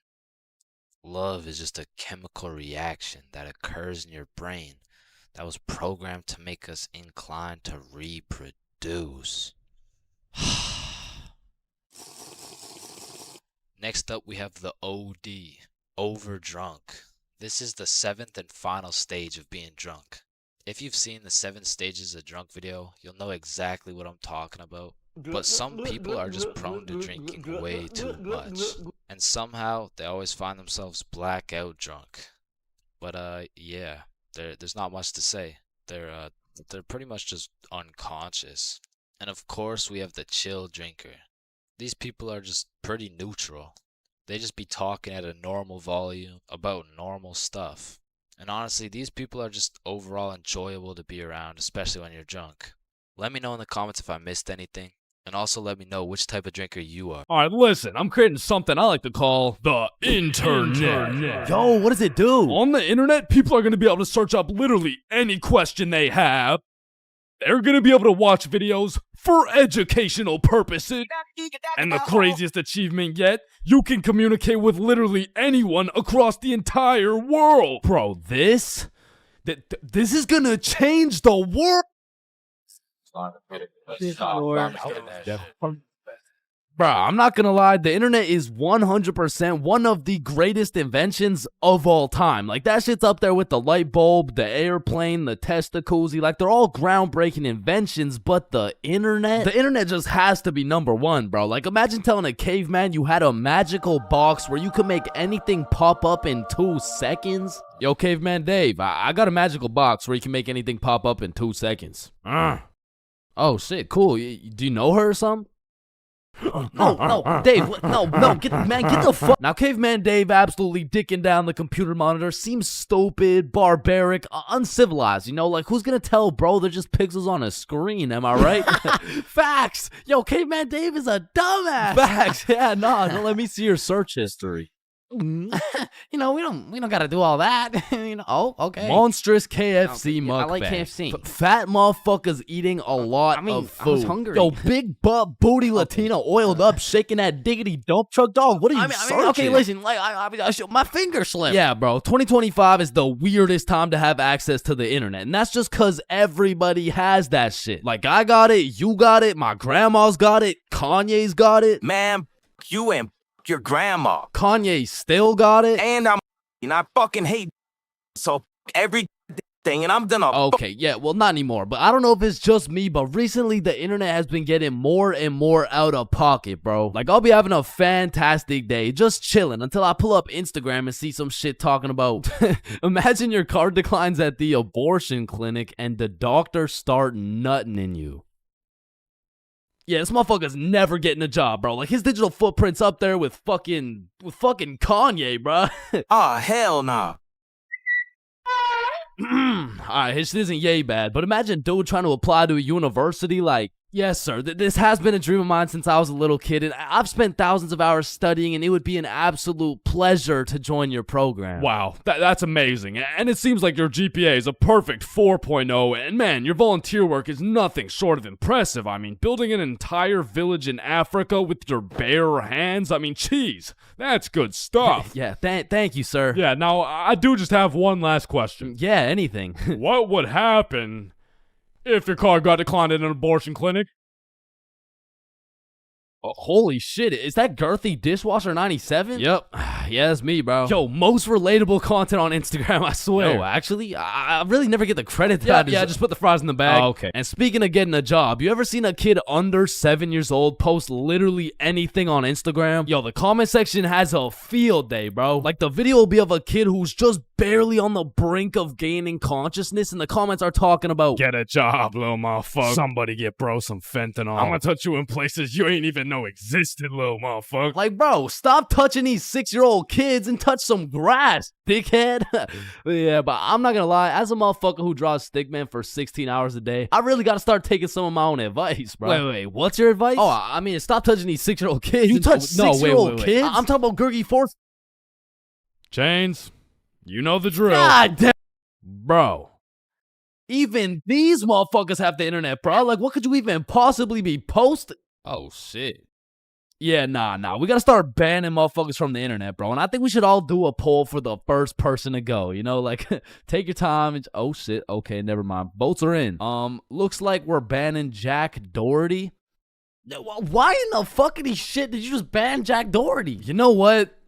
Ban his the last two, bro. Actually, ban every single kid on the internet. Like, put down the Instagram reels, go outside and eat rocks like a normal kid before Gurgi Foreskin 445 fucks around and finds your IP address, bro. Because there's a lot of weird motherfuckers online, especially considering the impending gooner epidemic of 2025.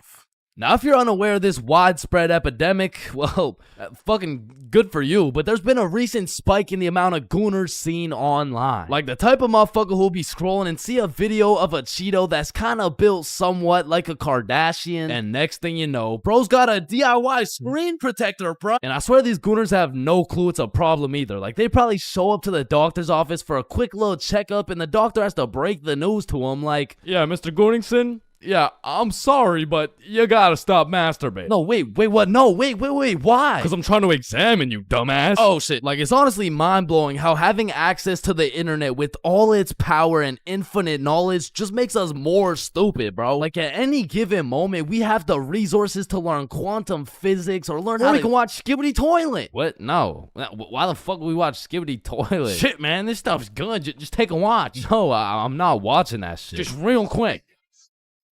Yo, why are you recording me, bro? We're filming a YouTube video, dumbass. Oh shit, yeah, you're right. So I was saying there's a lot of people nowadays addicted to the internet and shit, like that guy over there. Where? Bro. What? Oh shit, yeah, what I was saying was, back in the day, the internet was just for shit like cute cat videos and cool math games and shit, but nowadays, the internet has everything your brain craves. Like, it's got food for you, it's got friends for you, it's funny, it's educational, bro, it has Cheetos built like Kardashians, bro. And as if the internet having everything we ever needed wasn't enough, these motherfuckers invented AI, bro. Now, maybe it's just me, but this AI shit is getting a little too good, bro. I mean, when ChatGPT first came out, I was using that bad boy for all kinds of shit. Whenever I couldn't do my homework, ChatGPT. When I forgot a recipe, ChatGPT. When I couldn't get a girlfriend, cry myself to sleep. And then ask ChatGPT. Like back in the day, I was using that shit to fix all my problems. But nowadays, I just be using it to spend quality time with, bro. Holy shit, this guy's a gooner if I've ever seen one. And no, I'm not a fucking gooner, bro. I'm just spending some time getting to know my homie Mr. GPT. Cause when the day comes and that motherfucker and his AI homies decide to take over and kill the entire stickman race, you're gonna be getting your shit annihilated, bro. And I'ma just be like, yo, GP. You don't gotta do this, bro. Remember when we used to talk about our feelings together and I used to send you line art of sexy Squidward and shit like, hot, you fucking gooner. And honestly, I feel like the people are less scared of the robots taking over the entire world and they're more scared of them taking their jobs. But I'm gonna keep it a buck. I cannot relate, bro. Like, AI could never do the shit I do. AI could never do the shit I do. Wait, what the fuck? Wait, what the fuck? Who does this bum think he is, bro? Who does this bum think he is, bro? I mean, yo, alright, that shit doesn't even sound like me, bro. Yo, that shit doesn't even sound like me, bro. So you want to copy everything, huh? Yeah? Yeah, you sure you want to do this? Yeah, you sure you want to do this? Yeah. Alright, let's go. I like little kids. Yo. Like, you loading or something? Like, what's going on? You gonna repeat it, or, you know? Undercover police has Bodge back. There's a lot of awkward things in life, like the handshake fist bump dilemma, or waving back to someone who is waving to the dude behind you, or the you too situation. Enjoy your meal, sir. Thanks, you too. Actually, wait, no.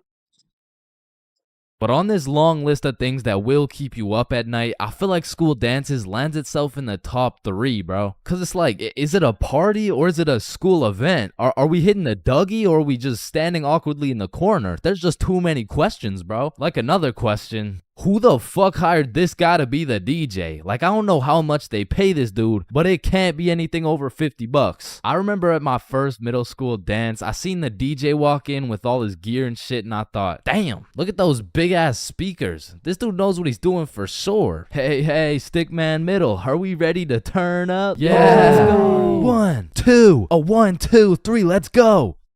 So I walk over there to give bro some song requests that he so desperately needs, and as I walk up to this dude's expensive ass setup, I look down at his laptop and this motherfucker's on Spotify and he's moving around the volume slider like he's doing some shit. Like, bro, I could have done this shit for free. Nah, trust me, bro. I know what I'm doing, dude.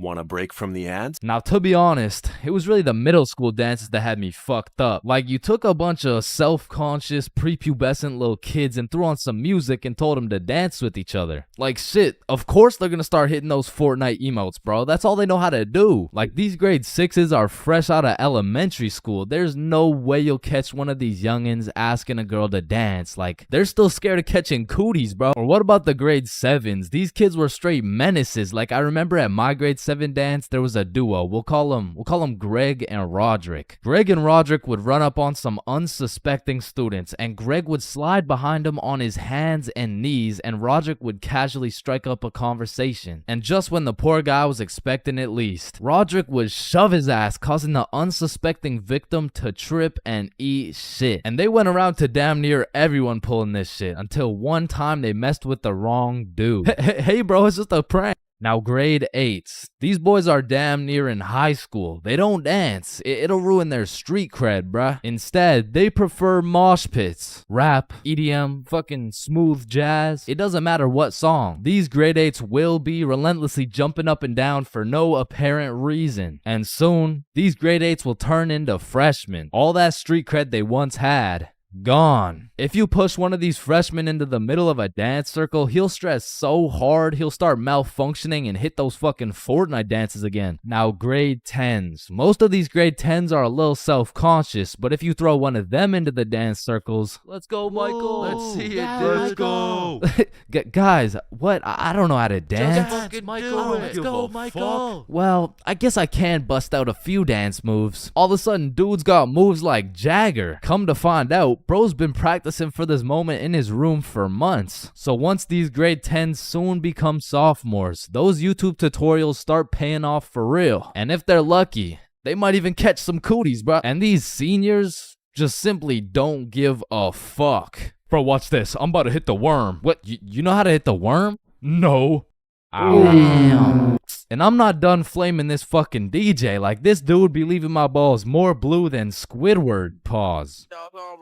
These bitches lost. Oh, hell nah. Is that lo-fi? And then out of nowhere, really quick, the DJ will throw on some heat and it'll have everybody turning up. But just as fast as Pop Smoke got that shit jumping, Ed Sheeran shut that bitch right back down. Like, mixing drill with The Shape of You has to be some sort of felony, bro. Like tell me this dude deserves to roam the streets freely after pulling some shit like that. In fact, funny story, I had seen the DJ after the dance in the parking lot one time, and we walked up and we jumped the fuck out of him. Alright, but not all DJs were out here committing war crimes on my ears. Like, you know, the DJ was onto some shit when he got the students and the teachers turning up. Like, you play the right song and these teachers will forget they're on chaperoning duty. Shit, even the principal will start wilding out. Once you got the right song playing, motherfuckers will get hype over anything. Like, remember how hype it was when someone would land a flip in the middle of a mosh pit? Shit, remember how hype it was when someone didn't land a flip in the middle of a mosh pit? These motherfuckers were excited as ever, like they didn't just witness a dude snap his neck. Poor guy's probably getting trampled down there. Rest in peace. Sacrificed his life for a few Snapchat memories. But you know that one song, that when the DJ throws that hoe on, everybody knows what to do. Motherfuckers will run in from the bathroom, teachers will hop in, the Redditors will hop off the bleachers, and the school dance will be looking like something straight out of High School Musical, bro. Speaking of High School Musical, back in the day, I knew a dude named Troy. I fucked with Troy, but let's just say,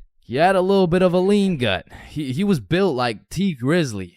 Nah, fuck that. He was built like DJ Khaled. And I remember this dude Troy was just coming off a school suspension, but for whatever reason at the dance, this motherfucker must have been looking for another one. Cause Troy came up to me talking about how he was gonna beat Jordan Johnson's ass at the dance tonight, and honestly, I ain't believing him. So once the dance came around, he was beefing JJ every chance that he got, until soon JJ wasn't gonna stand for it. Now, a school dance is simply the best time for a school fight to take place for the dude who wins. For the dude who loses, you literally have every single motherfucker in your school gathered in one place to get several different 4K angles of you getting pieced up. So Troy was really putting everything on the line here because JJ was known for handing out whoopings like food stamps. But to be fair, Troy loved food. Regardless, JJ wasn't scared. In fact, he threw the first punch boom. But Troy ate that shit like a Wendy's 4-for-4 combo. And instantly, the entire school gathered in a circle. The circle was so big, there was no escaping. They were gonna have to fight to the death. But the DJ was so locked in that he was completely oblivious to what was happening. He was playing some happy-go-lucky ass shit. Oh shit. Ooh. Damn. Yeah. Get his ass. Let's go. Beat his ass, Troy. JJ. Yo, I'm Jordan Johnson. Now the moral of that story is don't get into a fight at the school dance. Unless you know you're gonna win. Now on another note, asking someone to dance is a very important topic when it comes to school dances. Now girls, I'm sorry I can't help you with this one. I've never asked a dude to dance before. But boys, shit, I can't help you either. I'm like 0 for 15 with this shit. But I do know someone who can. I'm talking about the homie Bob. So Bob, how do you ask a girl to dance? Watch and learn. Is this motherfucker moonwalking right now? Oh shit. Oh, what the fuck?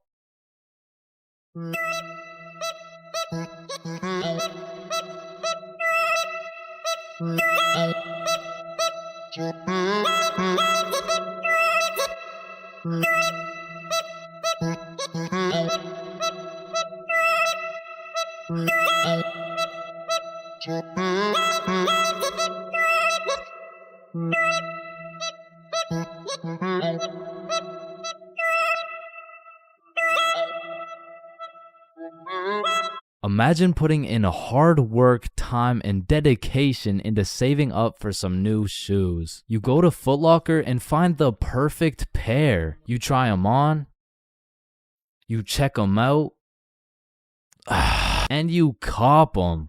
And even though you spent your last $200 on these shoes, you're happy because you feel fresh as fuck and these J's might actually get you some bitches. But as you're leaving the mall, a gang of motherfuckers wearing shiesties take those J's right off your feet, leaving you shoeless, broke, depressed, and with absolutely zero bitches. Now, personally, I wouldn't let that slide. However, when I was just a young, wholesome boy in 7th grade, I still wouldn't have let that slide. But I was weak as shit, so it would have slid anyway. I mean, in 7th grade, I could have got my ass beat by Hezbollah, bruh. I was a walking lick, which is exactly why I got a story for y'all today. So as I said, this story takes place in 7th grade, where I was young, innocent, and built like a string bean, bro. So one Friday night, me, Bob, and Billy were going to this girl's house for the 3-man mission. The plan was simple. There was 3 of us and 3 of them. We would put on a scary movie, and if everything went to plan, we would get some cheeks. Now, just earlier that day, I had copped some fresh ass Jordans, so I've got a little confidence boost as we walk up to this girl's house. So we knock on the door, they open it, and we go inside. Now we stuck to the plan. We put on some cheesy horror movie, and one thing led to another, and by the end of the movie,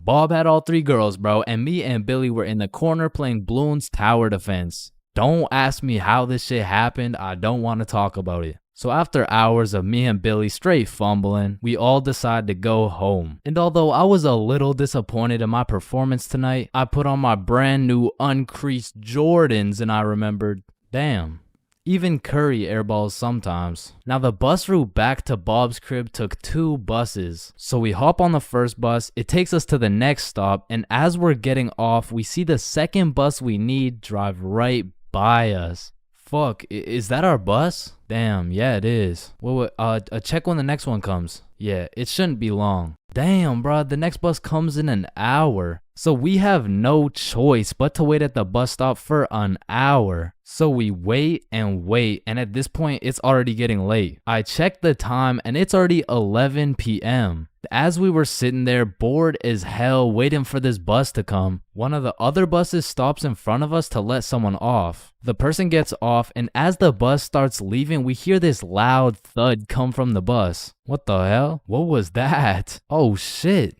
it's a baton. And as we're analyzing this baton that seems to have fallen out of the sky, some motherfucker wearing a shiesty walks up to Billy like, Give me that shit. And straight snatched the baton out of Billy's hands. And Billy froze up. Bro was scared shitless, straight bamboozled. And the way the bus stop was set up was there was a main road, the bus stop, and behind the bus stop was a small hill with bushes on top. And when I say this shit looked like something out of a movie, I mean this dude wearing a shiesty walks back up to the top of the hill and a group of 5 other dudes walk out from behind the bush and they're shiestied up too, bro. They had to have been in at least grade 12, and to a 7th grader that is scary as fuck. And I was no genius, but as that group of shiesties came out of the bushes looking like a GTA 5 cutscene, I came to the consensus that they were up to no good. Yo, those Jordans are looking my size. And this was the moment I realized I was about to get my shit robbed. So I started analyzing my surroundings and calculating my options. Maybe I can talk my way out of this. Hey sir, how was your day today? Shut up. I said, what size are the shoes? Damn, I can't fight them. It's a 3-on-5, and they got the high ground, and they got a baton, bro. They would knock my ass out and take the shoes. But I'm fast. So if I take a right, then make a left, there's no way they can catch me. Wait, fuck, I can't run. I'd crease my Jordans. And just as I had ran out of options, Billy says the last words I would expect to come out of this man's mouth. Wait, Ethan? Yo, who the fuck? Oh shit, Billy. Oh, I didn't know it was you, bro. Man, Ethan, you had me scared for a second. Damn, man. My bad, pimp, my bad, my bad. No, you're good, How's your mom doing? Oh, yeah, she's doing good. Yeah, it's great to see you, man. Yeah, you too, bro. See you around. All right, peace out. Y'all, don't worry. I seen a kid over there with some new forces we could snatch. Oh, bet. Yes, sir. I bet. Man, he's a good dude. Nah, bro. He just tried to rob me. Who the fuck was that? Oh, that's my longtime homie Ethan. Why do you know him? Oh, yeah. We went to the same preschool. Same preschool? That dude looks 20, bruh. Oh, yeah, no, he is. He just got held back a few times. Held back in preschool? How the fuck do you get held back in preschool? Oh, he used to beat up the other kids and then take their toys. Oh shit. Makes sense. So we bust back to Bob's crib, and as we're walking to Bob's front door, I stepped in mud. Bruh.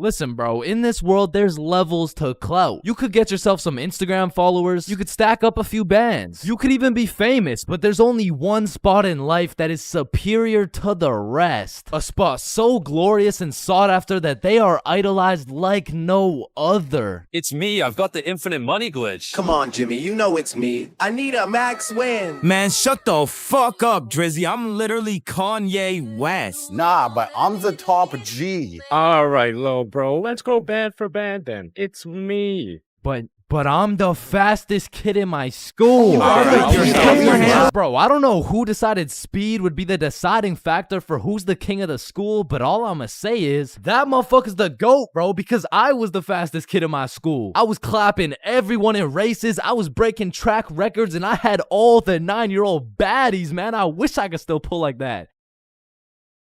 Alright, it's just a miscommunication, you know, like when I say 9-year-old baddies, I didn't mean Explain it to the judge, buddy. Sick fuck. And because I peaked in elementary school, come with me and we'll take a look back at some of the first years of our lives and maybe some of the best, am I right? Kindergarten. Coming into kindergarten, kids were either excited or terrified as fuck for their first day. I mean, I would be pretty fucking pissed too if I knew this was the beginning of me being locked up every day for 13 years. But kindergarten was funny as hell because these kids had no clue what was right and wrong, so they'd be saying the most outrageous shit for no reason at all, bro. Hey, buddy with the hat, can you pass me the skin color crayon? I mean, at this age, kids were just walking NPCs, and I can't even blame them. I mean, they haven't developed consciousness yet, bro. Like, at this age, recess consisted of catching bugs, playing on the monkey bars, and fucking eating sand. And I've talked about the high school bathrooms and all the wild shit that happens in there, but to be honest, the elementary school bathrooms blow that shit out the water, bro. Because these kids aren't hitting vape tricks, no, they're hitting toilet trick shots, trying to set some world record for the farthest piss taken from the toilet. toilet. And let's just say even Stephen Curry couldn't splash that 3-pointer. So essentially, motherfuckers was just pissing on the ground. Like, you need to walk into that bathroom 110% alert, or else the next thing you know, you're getting that R. Kelly treatment, bro. And I remember my kindergarten had those green, yellow, and red cards to show how good you were that day, but there was always that one kid with the permanent red. I'm talking the teacher didn't even bother to change his shit the next day, because everyone knows as soon as he walks into class, he's doing some fuck shit. For me, it was this kid we'll call Dennis, because he was a menace, bro. He was always loud, always throwing shit, but besides being a menace, he was also a truth speaker, a fact spitter, for better or for worse, because this little guy had no filter. Okay, Leah, you're up first for our show and tell. Okay, I brought my favorite painting of mine. This right here, this one's me, and this is my dog, Peanut Butter. That shit is ass. Dennis, what did we say about saying the truth out loud? I mean, not the truth. I'm talking about, like, he was the only dude I knew who could talk over the quiet coyote. I mean, to this day, if I see one of those things, I just can't I just can't talk over it. I mean, maybe he's gonna eat me. I don't fucking know. But there was one thing that could shut Dennis up, and one thing only. Boy-girl seating arrangements. Dennis always had so much to say until you put him beside Isabel and Leah, and all of a sudden it's like, hey, what are you drawing? Nothing. Aw, is that your dog? Maybe. Shit, he's just like me for real. Like, to this day, you know? Oh shit. And then we go outside for lunch, and don't get me wrong, eating sand for fun was great and all, but as kids got older, everyone started to play games, some of which consisted of tag, manhunt, soccer, basketball, grounders, red ass, kickball, jump rope, tetherball, and what is possibly the most goated game of all time, Foursquare. This game was legendary, bro, but this shit used to get heated as fuck. I mean, kids were making truces, making whole clans, and that right there was real beef. Like, if you caught the ops lacking at nap time, it was on sight, bro. Psst, what? Oh, no, wait. You're a poopy head. But man, crushes were everything in elementary school. Like, if you told anyone you had the smallest crush on a girl, word's getting out fast, and the entire class is gonna be organizing a wedding for tomorrow. But some kids just didn't use their words, like this one girl in my elementary school who most definitely had a crush on me. I mean, once again, I was the fastest kid in my elementary school, so... As I was saying, this girl had a crush on me, but she didn't like using her words, so essentially, she just she just beat my ass. I mean, what better way to tell someone you like them? And she must have really liked me, bro, because you could see it when I came home. Like, oh my god, Chains, what happened? Oh, well, I think this girl at school likes me. Oh, yeah, that's great. But why do you have so many bruises? Well, Mom, I think she really likes me. No, I think you need to go to the hospital. Yeah, probably, yeah. And there was also that one kid who went around teaching people swear words just cause he could. And of course, when I learn some shiny new words, I'm gonna use them. I mean, I still fucking do. But I remember just talking with my friends, dropping the F-bomb, feeling cool as hell. And then one time I see this girl hauling ass over to the teacher and whispering in her ear. And I already knew what was going down because this girl was the biggest snitch known to man. Like, unprovoked. It was like a hobby or some shit to her. And her name was Erin. Like, her real name was Erin, spelled E-R-I-N. Yeah, how's it feel to get snitched on, buddy? But getting in trouble in elementary school was tough because they would act like you were committing war crimes for the smallest things. Like, when I got snitched on for swearing, I was in grade 4. I was a big boy, you know what I'm saying? But my teacher was pissed, bro. Chains, you can never say that word. It's horrendous. What does horrendous mean? It's not good, okay? Aw, shit, my bad. Chains! Oh, sorry, it's just stuck in my fucking brain. Chains, cut it out right now or you get detention. Okay, I'm sorry. I'm sorry, motherfucker. What? And I'm not gonna lie, the most cursed part of elementary school was the talent shows, bro. Because the teachers expect you to be all quiet and serious and shit, but it was literally a real life try not to laugh. Like, how am I supposed to be serious when Jimmy's up there shitting out Minecraft parodies like it's comedy gold? I mean, at my school, it was less of a talent show and more of a come on stage in front of the entire school and do whatever the fuck you want for 10 minutes type of show. And man, that shit was brutal. It was like watching paint dry, But if the paint was 7 years old and standing on a stage in front of the entire school, nervous as hell, shitting his pants. Cause elementary school had some weird kids, bro. Like those kids who used to put glue on their hands to let it dry so they could peel it off. Or the kid who would just straight up eat the glue. Or the weird kid who would secretly take a bite out of every single foam football. Like, how are you that hungry? The kid who only wore shorts through rain and snow. The kid who was mad at everyone for no reason. The kid who wouldn't stop yapping. The kid who always had to flex how strong their dad is. My dad is so much stronger than yours. He can beat up your dad with his pinky finger. He can bench press 625 pounds. Wait, what even is that? You don't know what a bench press is? No. What the fuck is a dad? The kid who thought he was Albert Einstein. The snitch named Aaron lives at 354 Stickman Way. The fake snitch. Bro, you won't believe what I just did. What'd you do? I just put my juice box in the recycling. Get this? With the straw inside. I'm telling the teacher. Bro, chill. Teacher. Jackson. Yeah, can I go to the bathroom? The teacher's pet named Aaron, ERIN, postal code 3310. And of course, the fastest kid in the school. You know what I'm saying? That was me. I was him. I was the fastest kid in my... For most of my life, I've known how to swim. But by that, I mean, if my life depended on it, I could swim from one place to another. I don't even know if swim is the right word. Like, if you saw me casually enjoying a little swim at the pool, you'd be like, does he need help?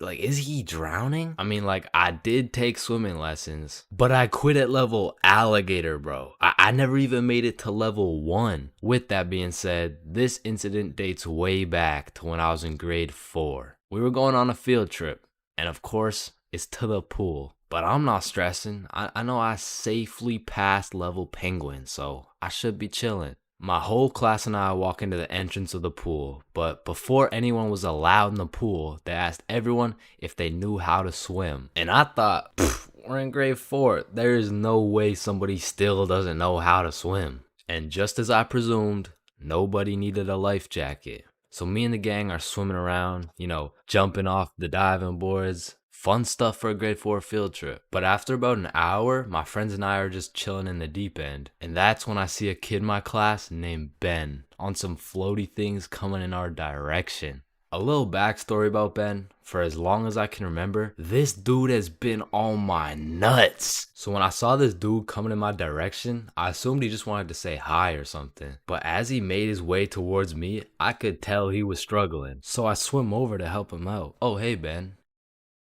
How are you? This kid jumps off the floaty thing onto me. And this man has the meanest grip on me.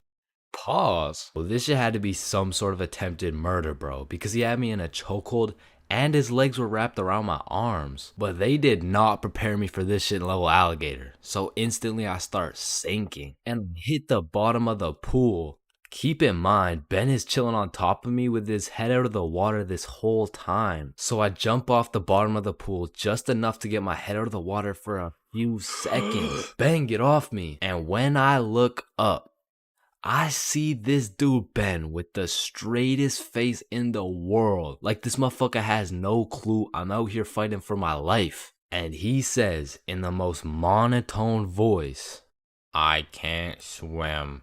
Ah, hell nah. I'm trying to fight him off me, but keep in mind my arms are tied up. So I gather all the strength out of my skinny ass grade 4 legs. And I jump just enough to get my head out of the water again. Lifeguard, help!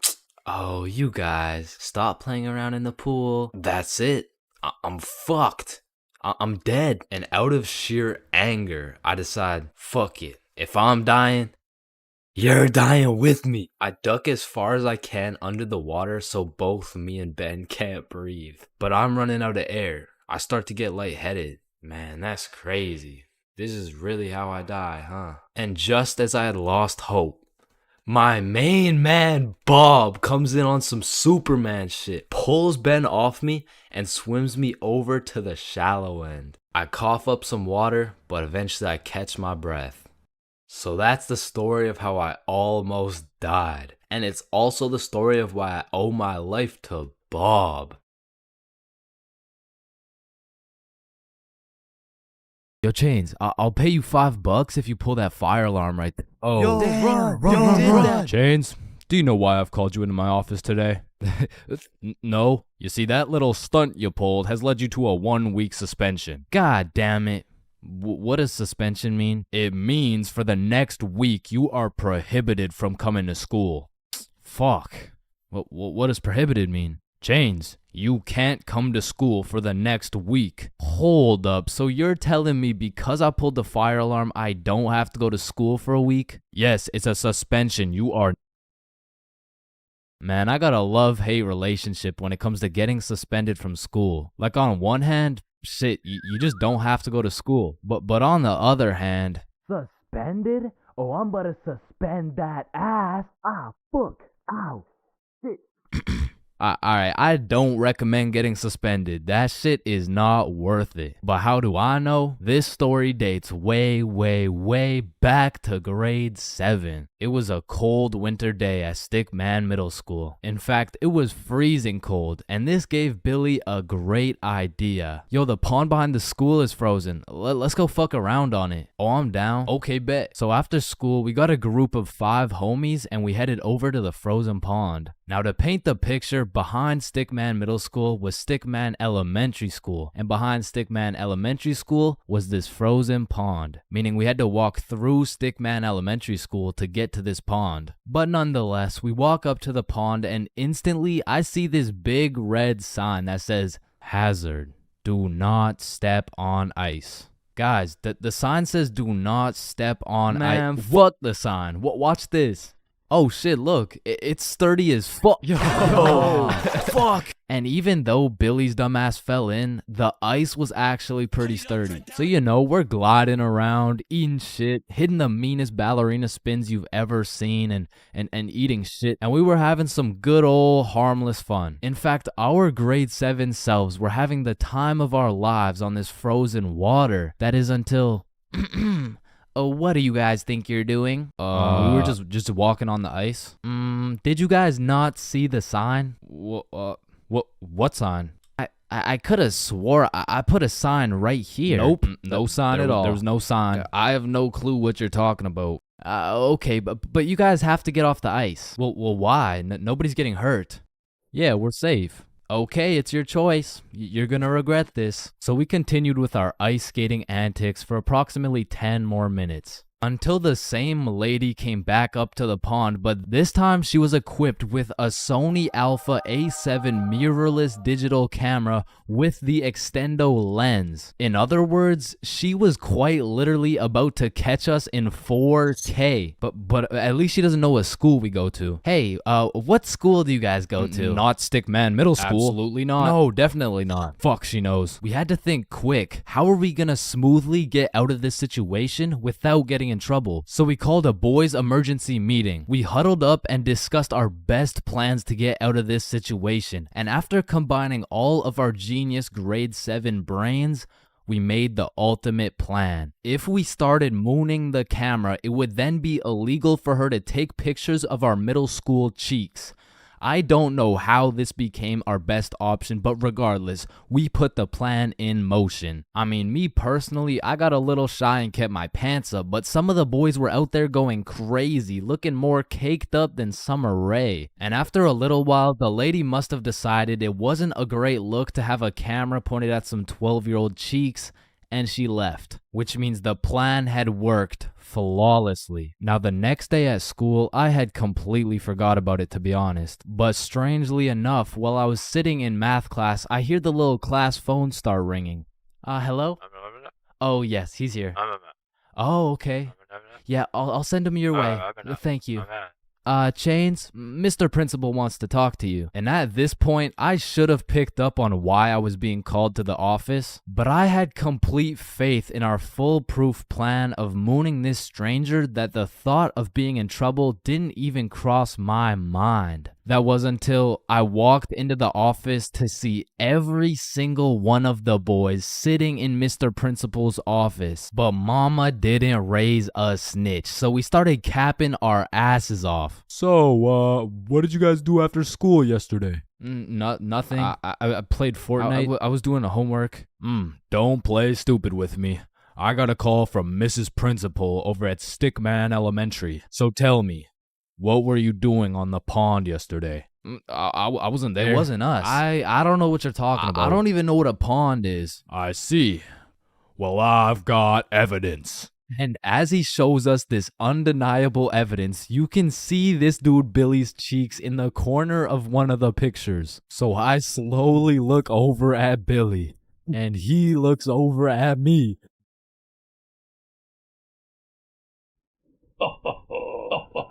If you don't stop laughing right now, you're all suspended.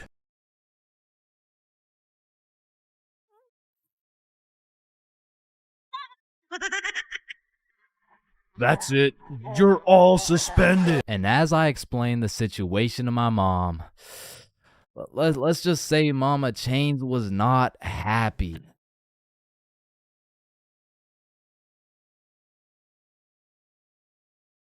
Aw, can I pet your dog? Yeah, for sure. Aw, what's your name, little guy? His name's Ben. Ben? Oh, he's so cute. I just wanna Hunt that motherfucker.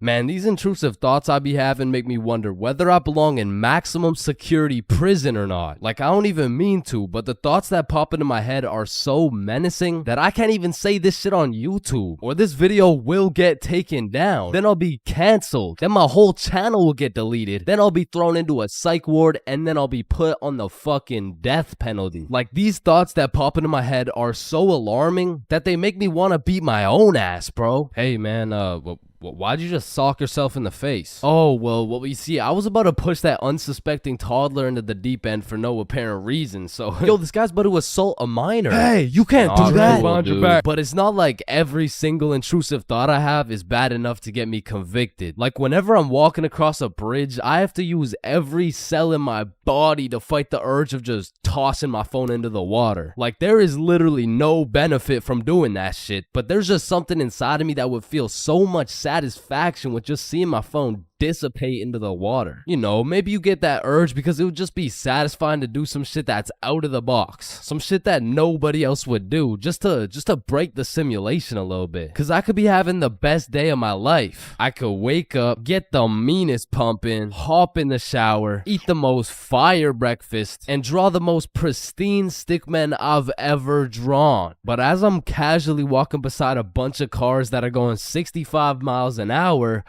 I'm still gonna have the urge to just throw myself in front of a car, bro. And it's not even on some emo shit. Like, I want to live, but I also want to dive into some oncoming traffic. But at least I'm not the only one who does this. Like, other people do this. Right? Like, it's normal, right? But half the time an intrusive thought will just be to do some goofy shit. Like, you're just forced to imagine the consequences of what it would look like to start throwing it back on a Tuesday at 2:41 p.m. And every once in a while, you'll just be chilling and you'll witness a motherfucker fall to the intrusive urges. What are you get along the table, bro? Shit, he let the intrusive thoughts win, man. Now, I don't even know if these count as intrusive thoughts or not, but as a dude, when I'm walking down the street, I'll just be going on with my day chilling. Then all of a sudden I see a car and I'm like, if I don't make it to that tree before this car, I'm gonna die. Aw, shit. Honestly, these kinds of intrusive thoughts are kind of motivating. Like, it's the same thing as having a hype man at the gym, except instead of that positive reinforcement, if you don't get those 3 extra reps, you're gonna die. It's like whenever I'm at the gym hitting those Bulgarian split squats, I be having mental wars with myself. Ooh, that was a good set, man. I think we're done. 5 more reps or you're a bitch. Damn, good shit. All right, I think we could wrap it up. 10 more, pussy. Who the fuck's gonna carry the boats? I told you we should have stopped, bro. 15 more or you like dick. Now that I think about it, there's a good amount of people in prison right now who just succumb to their intrusive thoughts. Cause intrusive thoughts are just like that demon on your shoulder telling you to do the most devious shit possible. And I know there's a bunch of motherfuckers out there who just listen to that little guy. Hey, man, you see that lovely old lady right there? Yeah, you're gonna hit her with a mean right hook. Well, what's in it for me? Nothing. Shit, alright. But to be honest, there is a handful of times where I've let the intrusive thoughts take over. One of the most memorable was way back when I was 5 years old. Me and my older brother were just dicking around doing some 5-year-old shit. Keep in mind, this story takes place before your boy had even developed consciousness. So I was just a little munchkin doing munchkin shit. Then suddenly, this urge came over me. It was unlike anything I'd ever felt before. It was dark, irresistible. And for no apparent reason, I bit my brother's arm. And this was probably the most satisfied I'd ever felt in my entire life. But it was followed by shame and regret because I had no excuse. Ow, why the fuck did your dumbass just bite me, bro? I felt like it. And one of my lowest IQ moments of all time took place when I was in grade 8. It was goddamn sewing class, bro. And I remember I was having a particularly miserable day, so I was just going through the motions. We were all gathered around this big table with our sewing machines, some fabric, and some scissors. I remember I was working on some shitty little big chungus stuffy. But on this particular day, the sewing machine cable was looking mad thick and juicy. And like I said, I was having a bad day, which is exactly why the intrusive thoughts decided to catch me at my worst. Psst, psst, do it. What? Do what? Oh, you know what to do. You're the one with the scissors in your hand, buddy. How did these even get in my hand? Now cut it. Cut it, Chains. No. Why the fuck would I? The wire exploded with smoke and my heart dropped so fast, bro. And everyone around the table just stares me down. And I'm thinking I can somehow cover this shit up like I didn't just take some fucking scissors and snip that shit like an umbilical cord. Maybe I could convince the teacher the cord snipped itself or some shit. But as I look down at the scissors in my hand, there's literally a chunk missing from the scissors. They look like they survived World War II. But barely. The scissors are all charred up and shit, and just like that, my plan of convincing her I didn't cut it went out the fucking window. You take one look at the cord, one look at the scissors, and one look at my dumbass face, and you could piece together exactly what happened. So my sewing teacher walks over looking pissed as hell, and she tells me to go sit in the corner. So I take my charred scissors and sit in the corner like I'm a 5-year-old, but to be fair, I made a 5-year-old decision like I was in grade 8. I was 14, bruh. What kind of 14-year-old cuts the cord to a sewing machine cause he felt like it? Like if my 14-year-old son did some shit like that, I would tell the kid I'm going to get some milk and I'm calling it quits. I would have to have another kid and try it all over again cause that kid is going nowhere in life, man. So as I'm sitting in the corner realizing I'm a disappointment, it was one of those moments where you fucked up so bad you don't even feel any emotions. I was just sitting there straight faced like, well, fuck me. It was really one of those moments where you just want to stop existing. So after the class ended, the teacher came over to me and she said, Chains, why the fuck did you cut the cord of the sewing machine? No, Miss Sewingson, you gotta hear me out. Okay, this better be good, Chains. What was looking mad juicy and the scissors just teleported into my hands. I don't even know. You did what? Mom, it was the intrusive thoughts that they told me to do it. I'm about to intrude that ass. The fuck?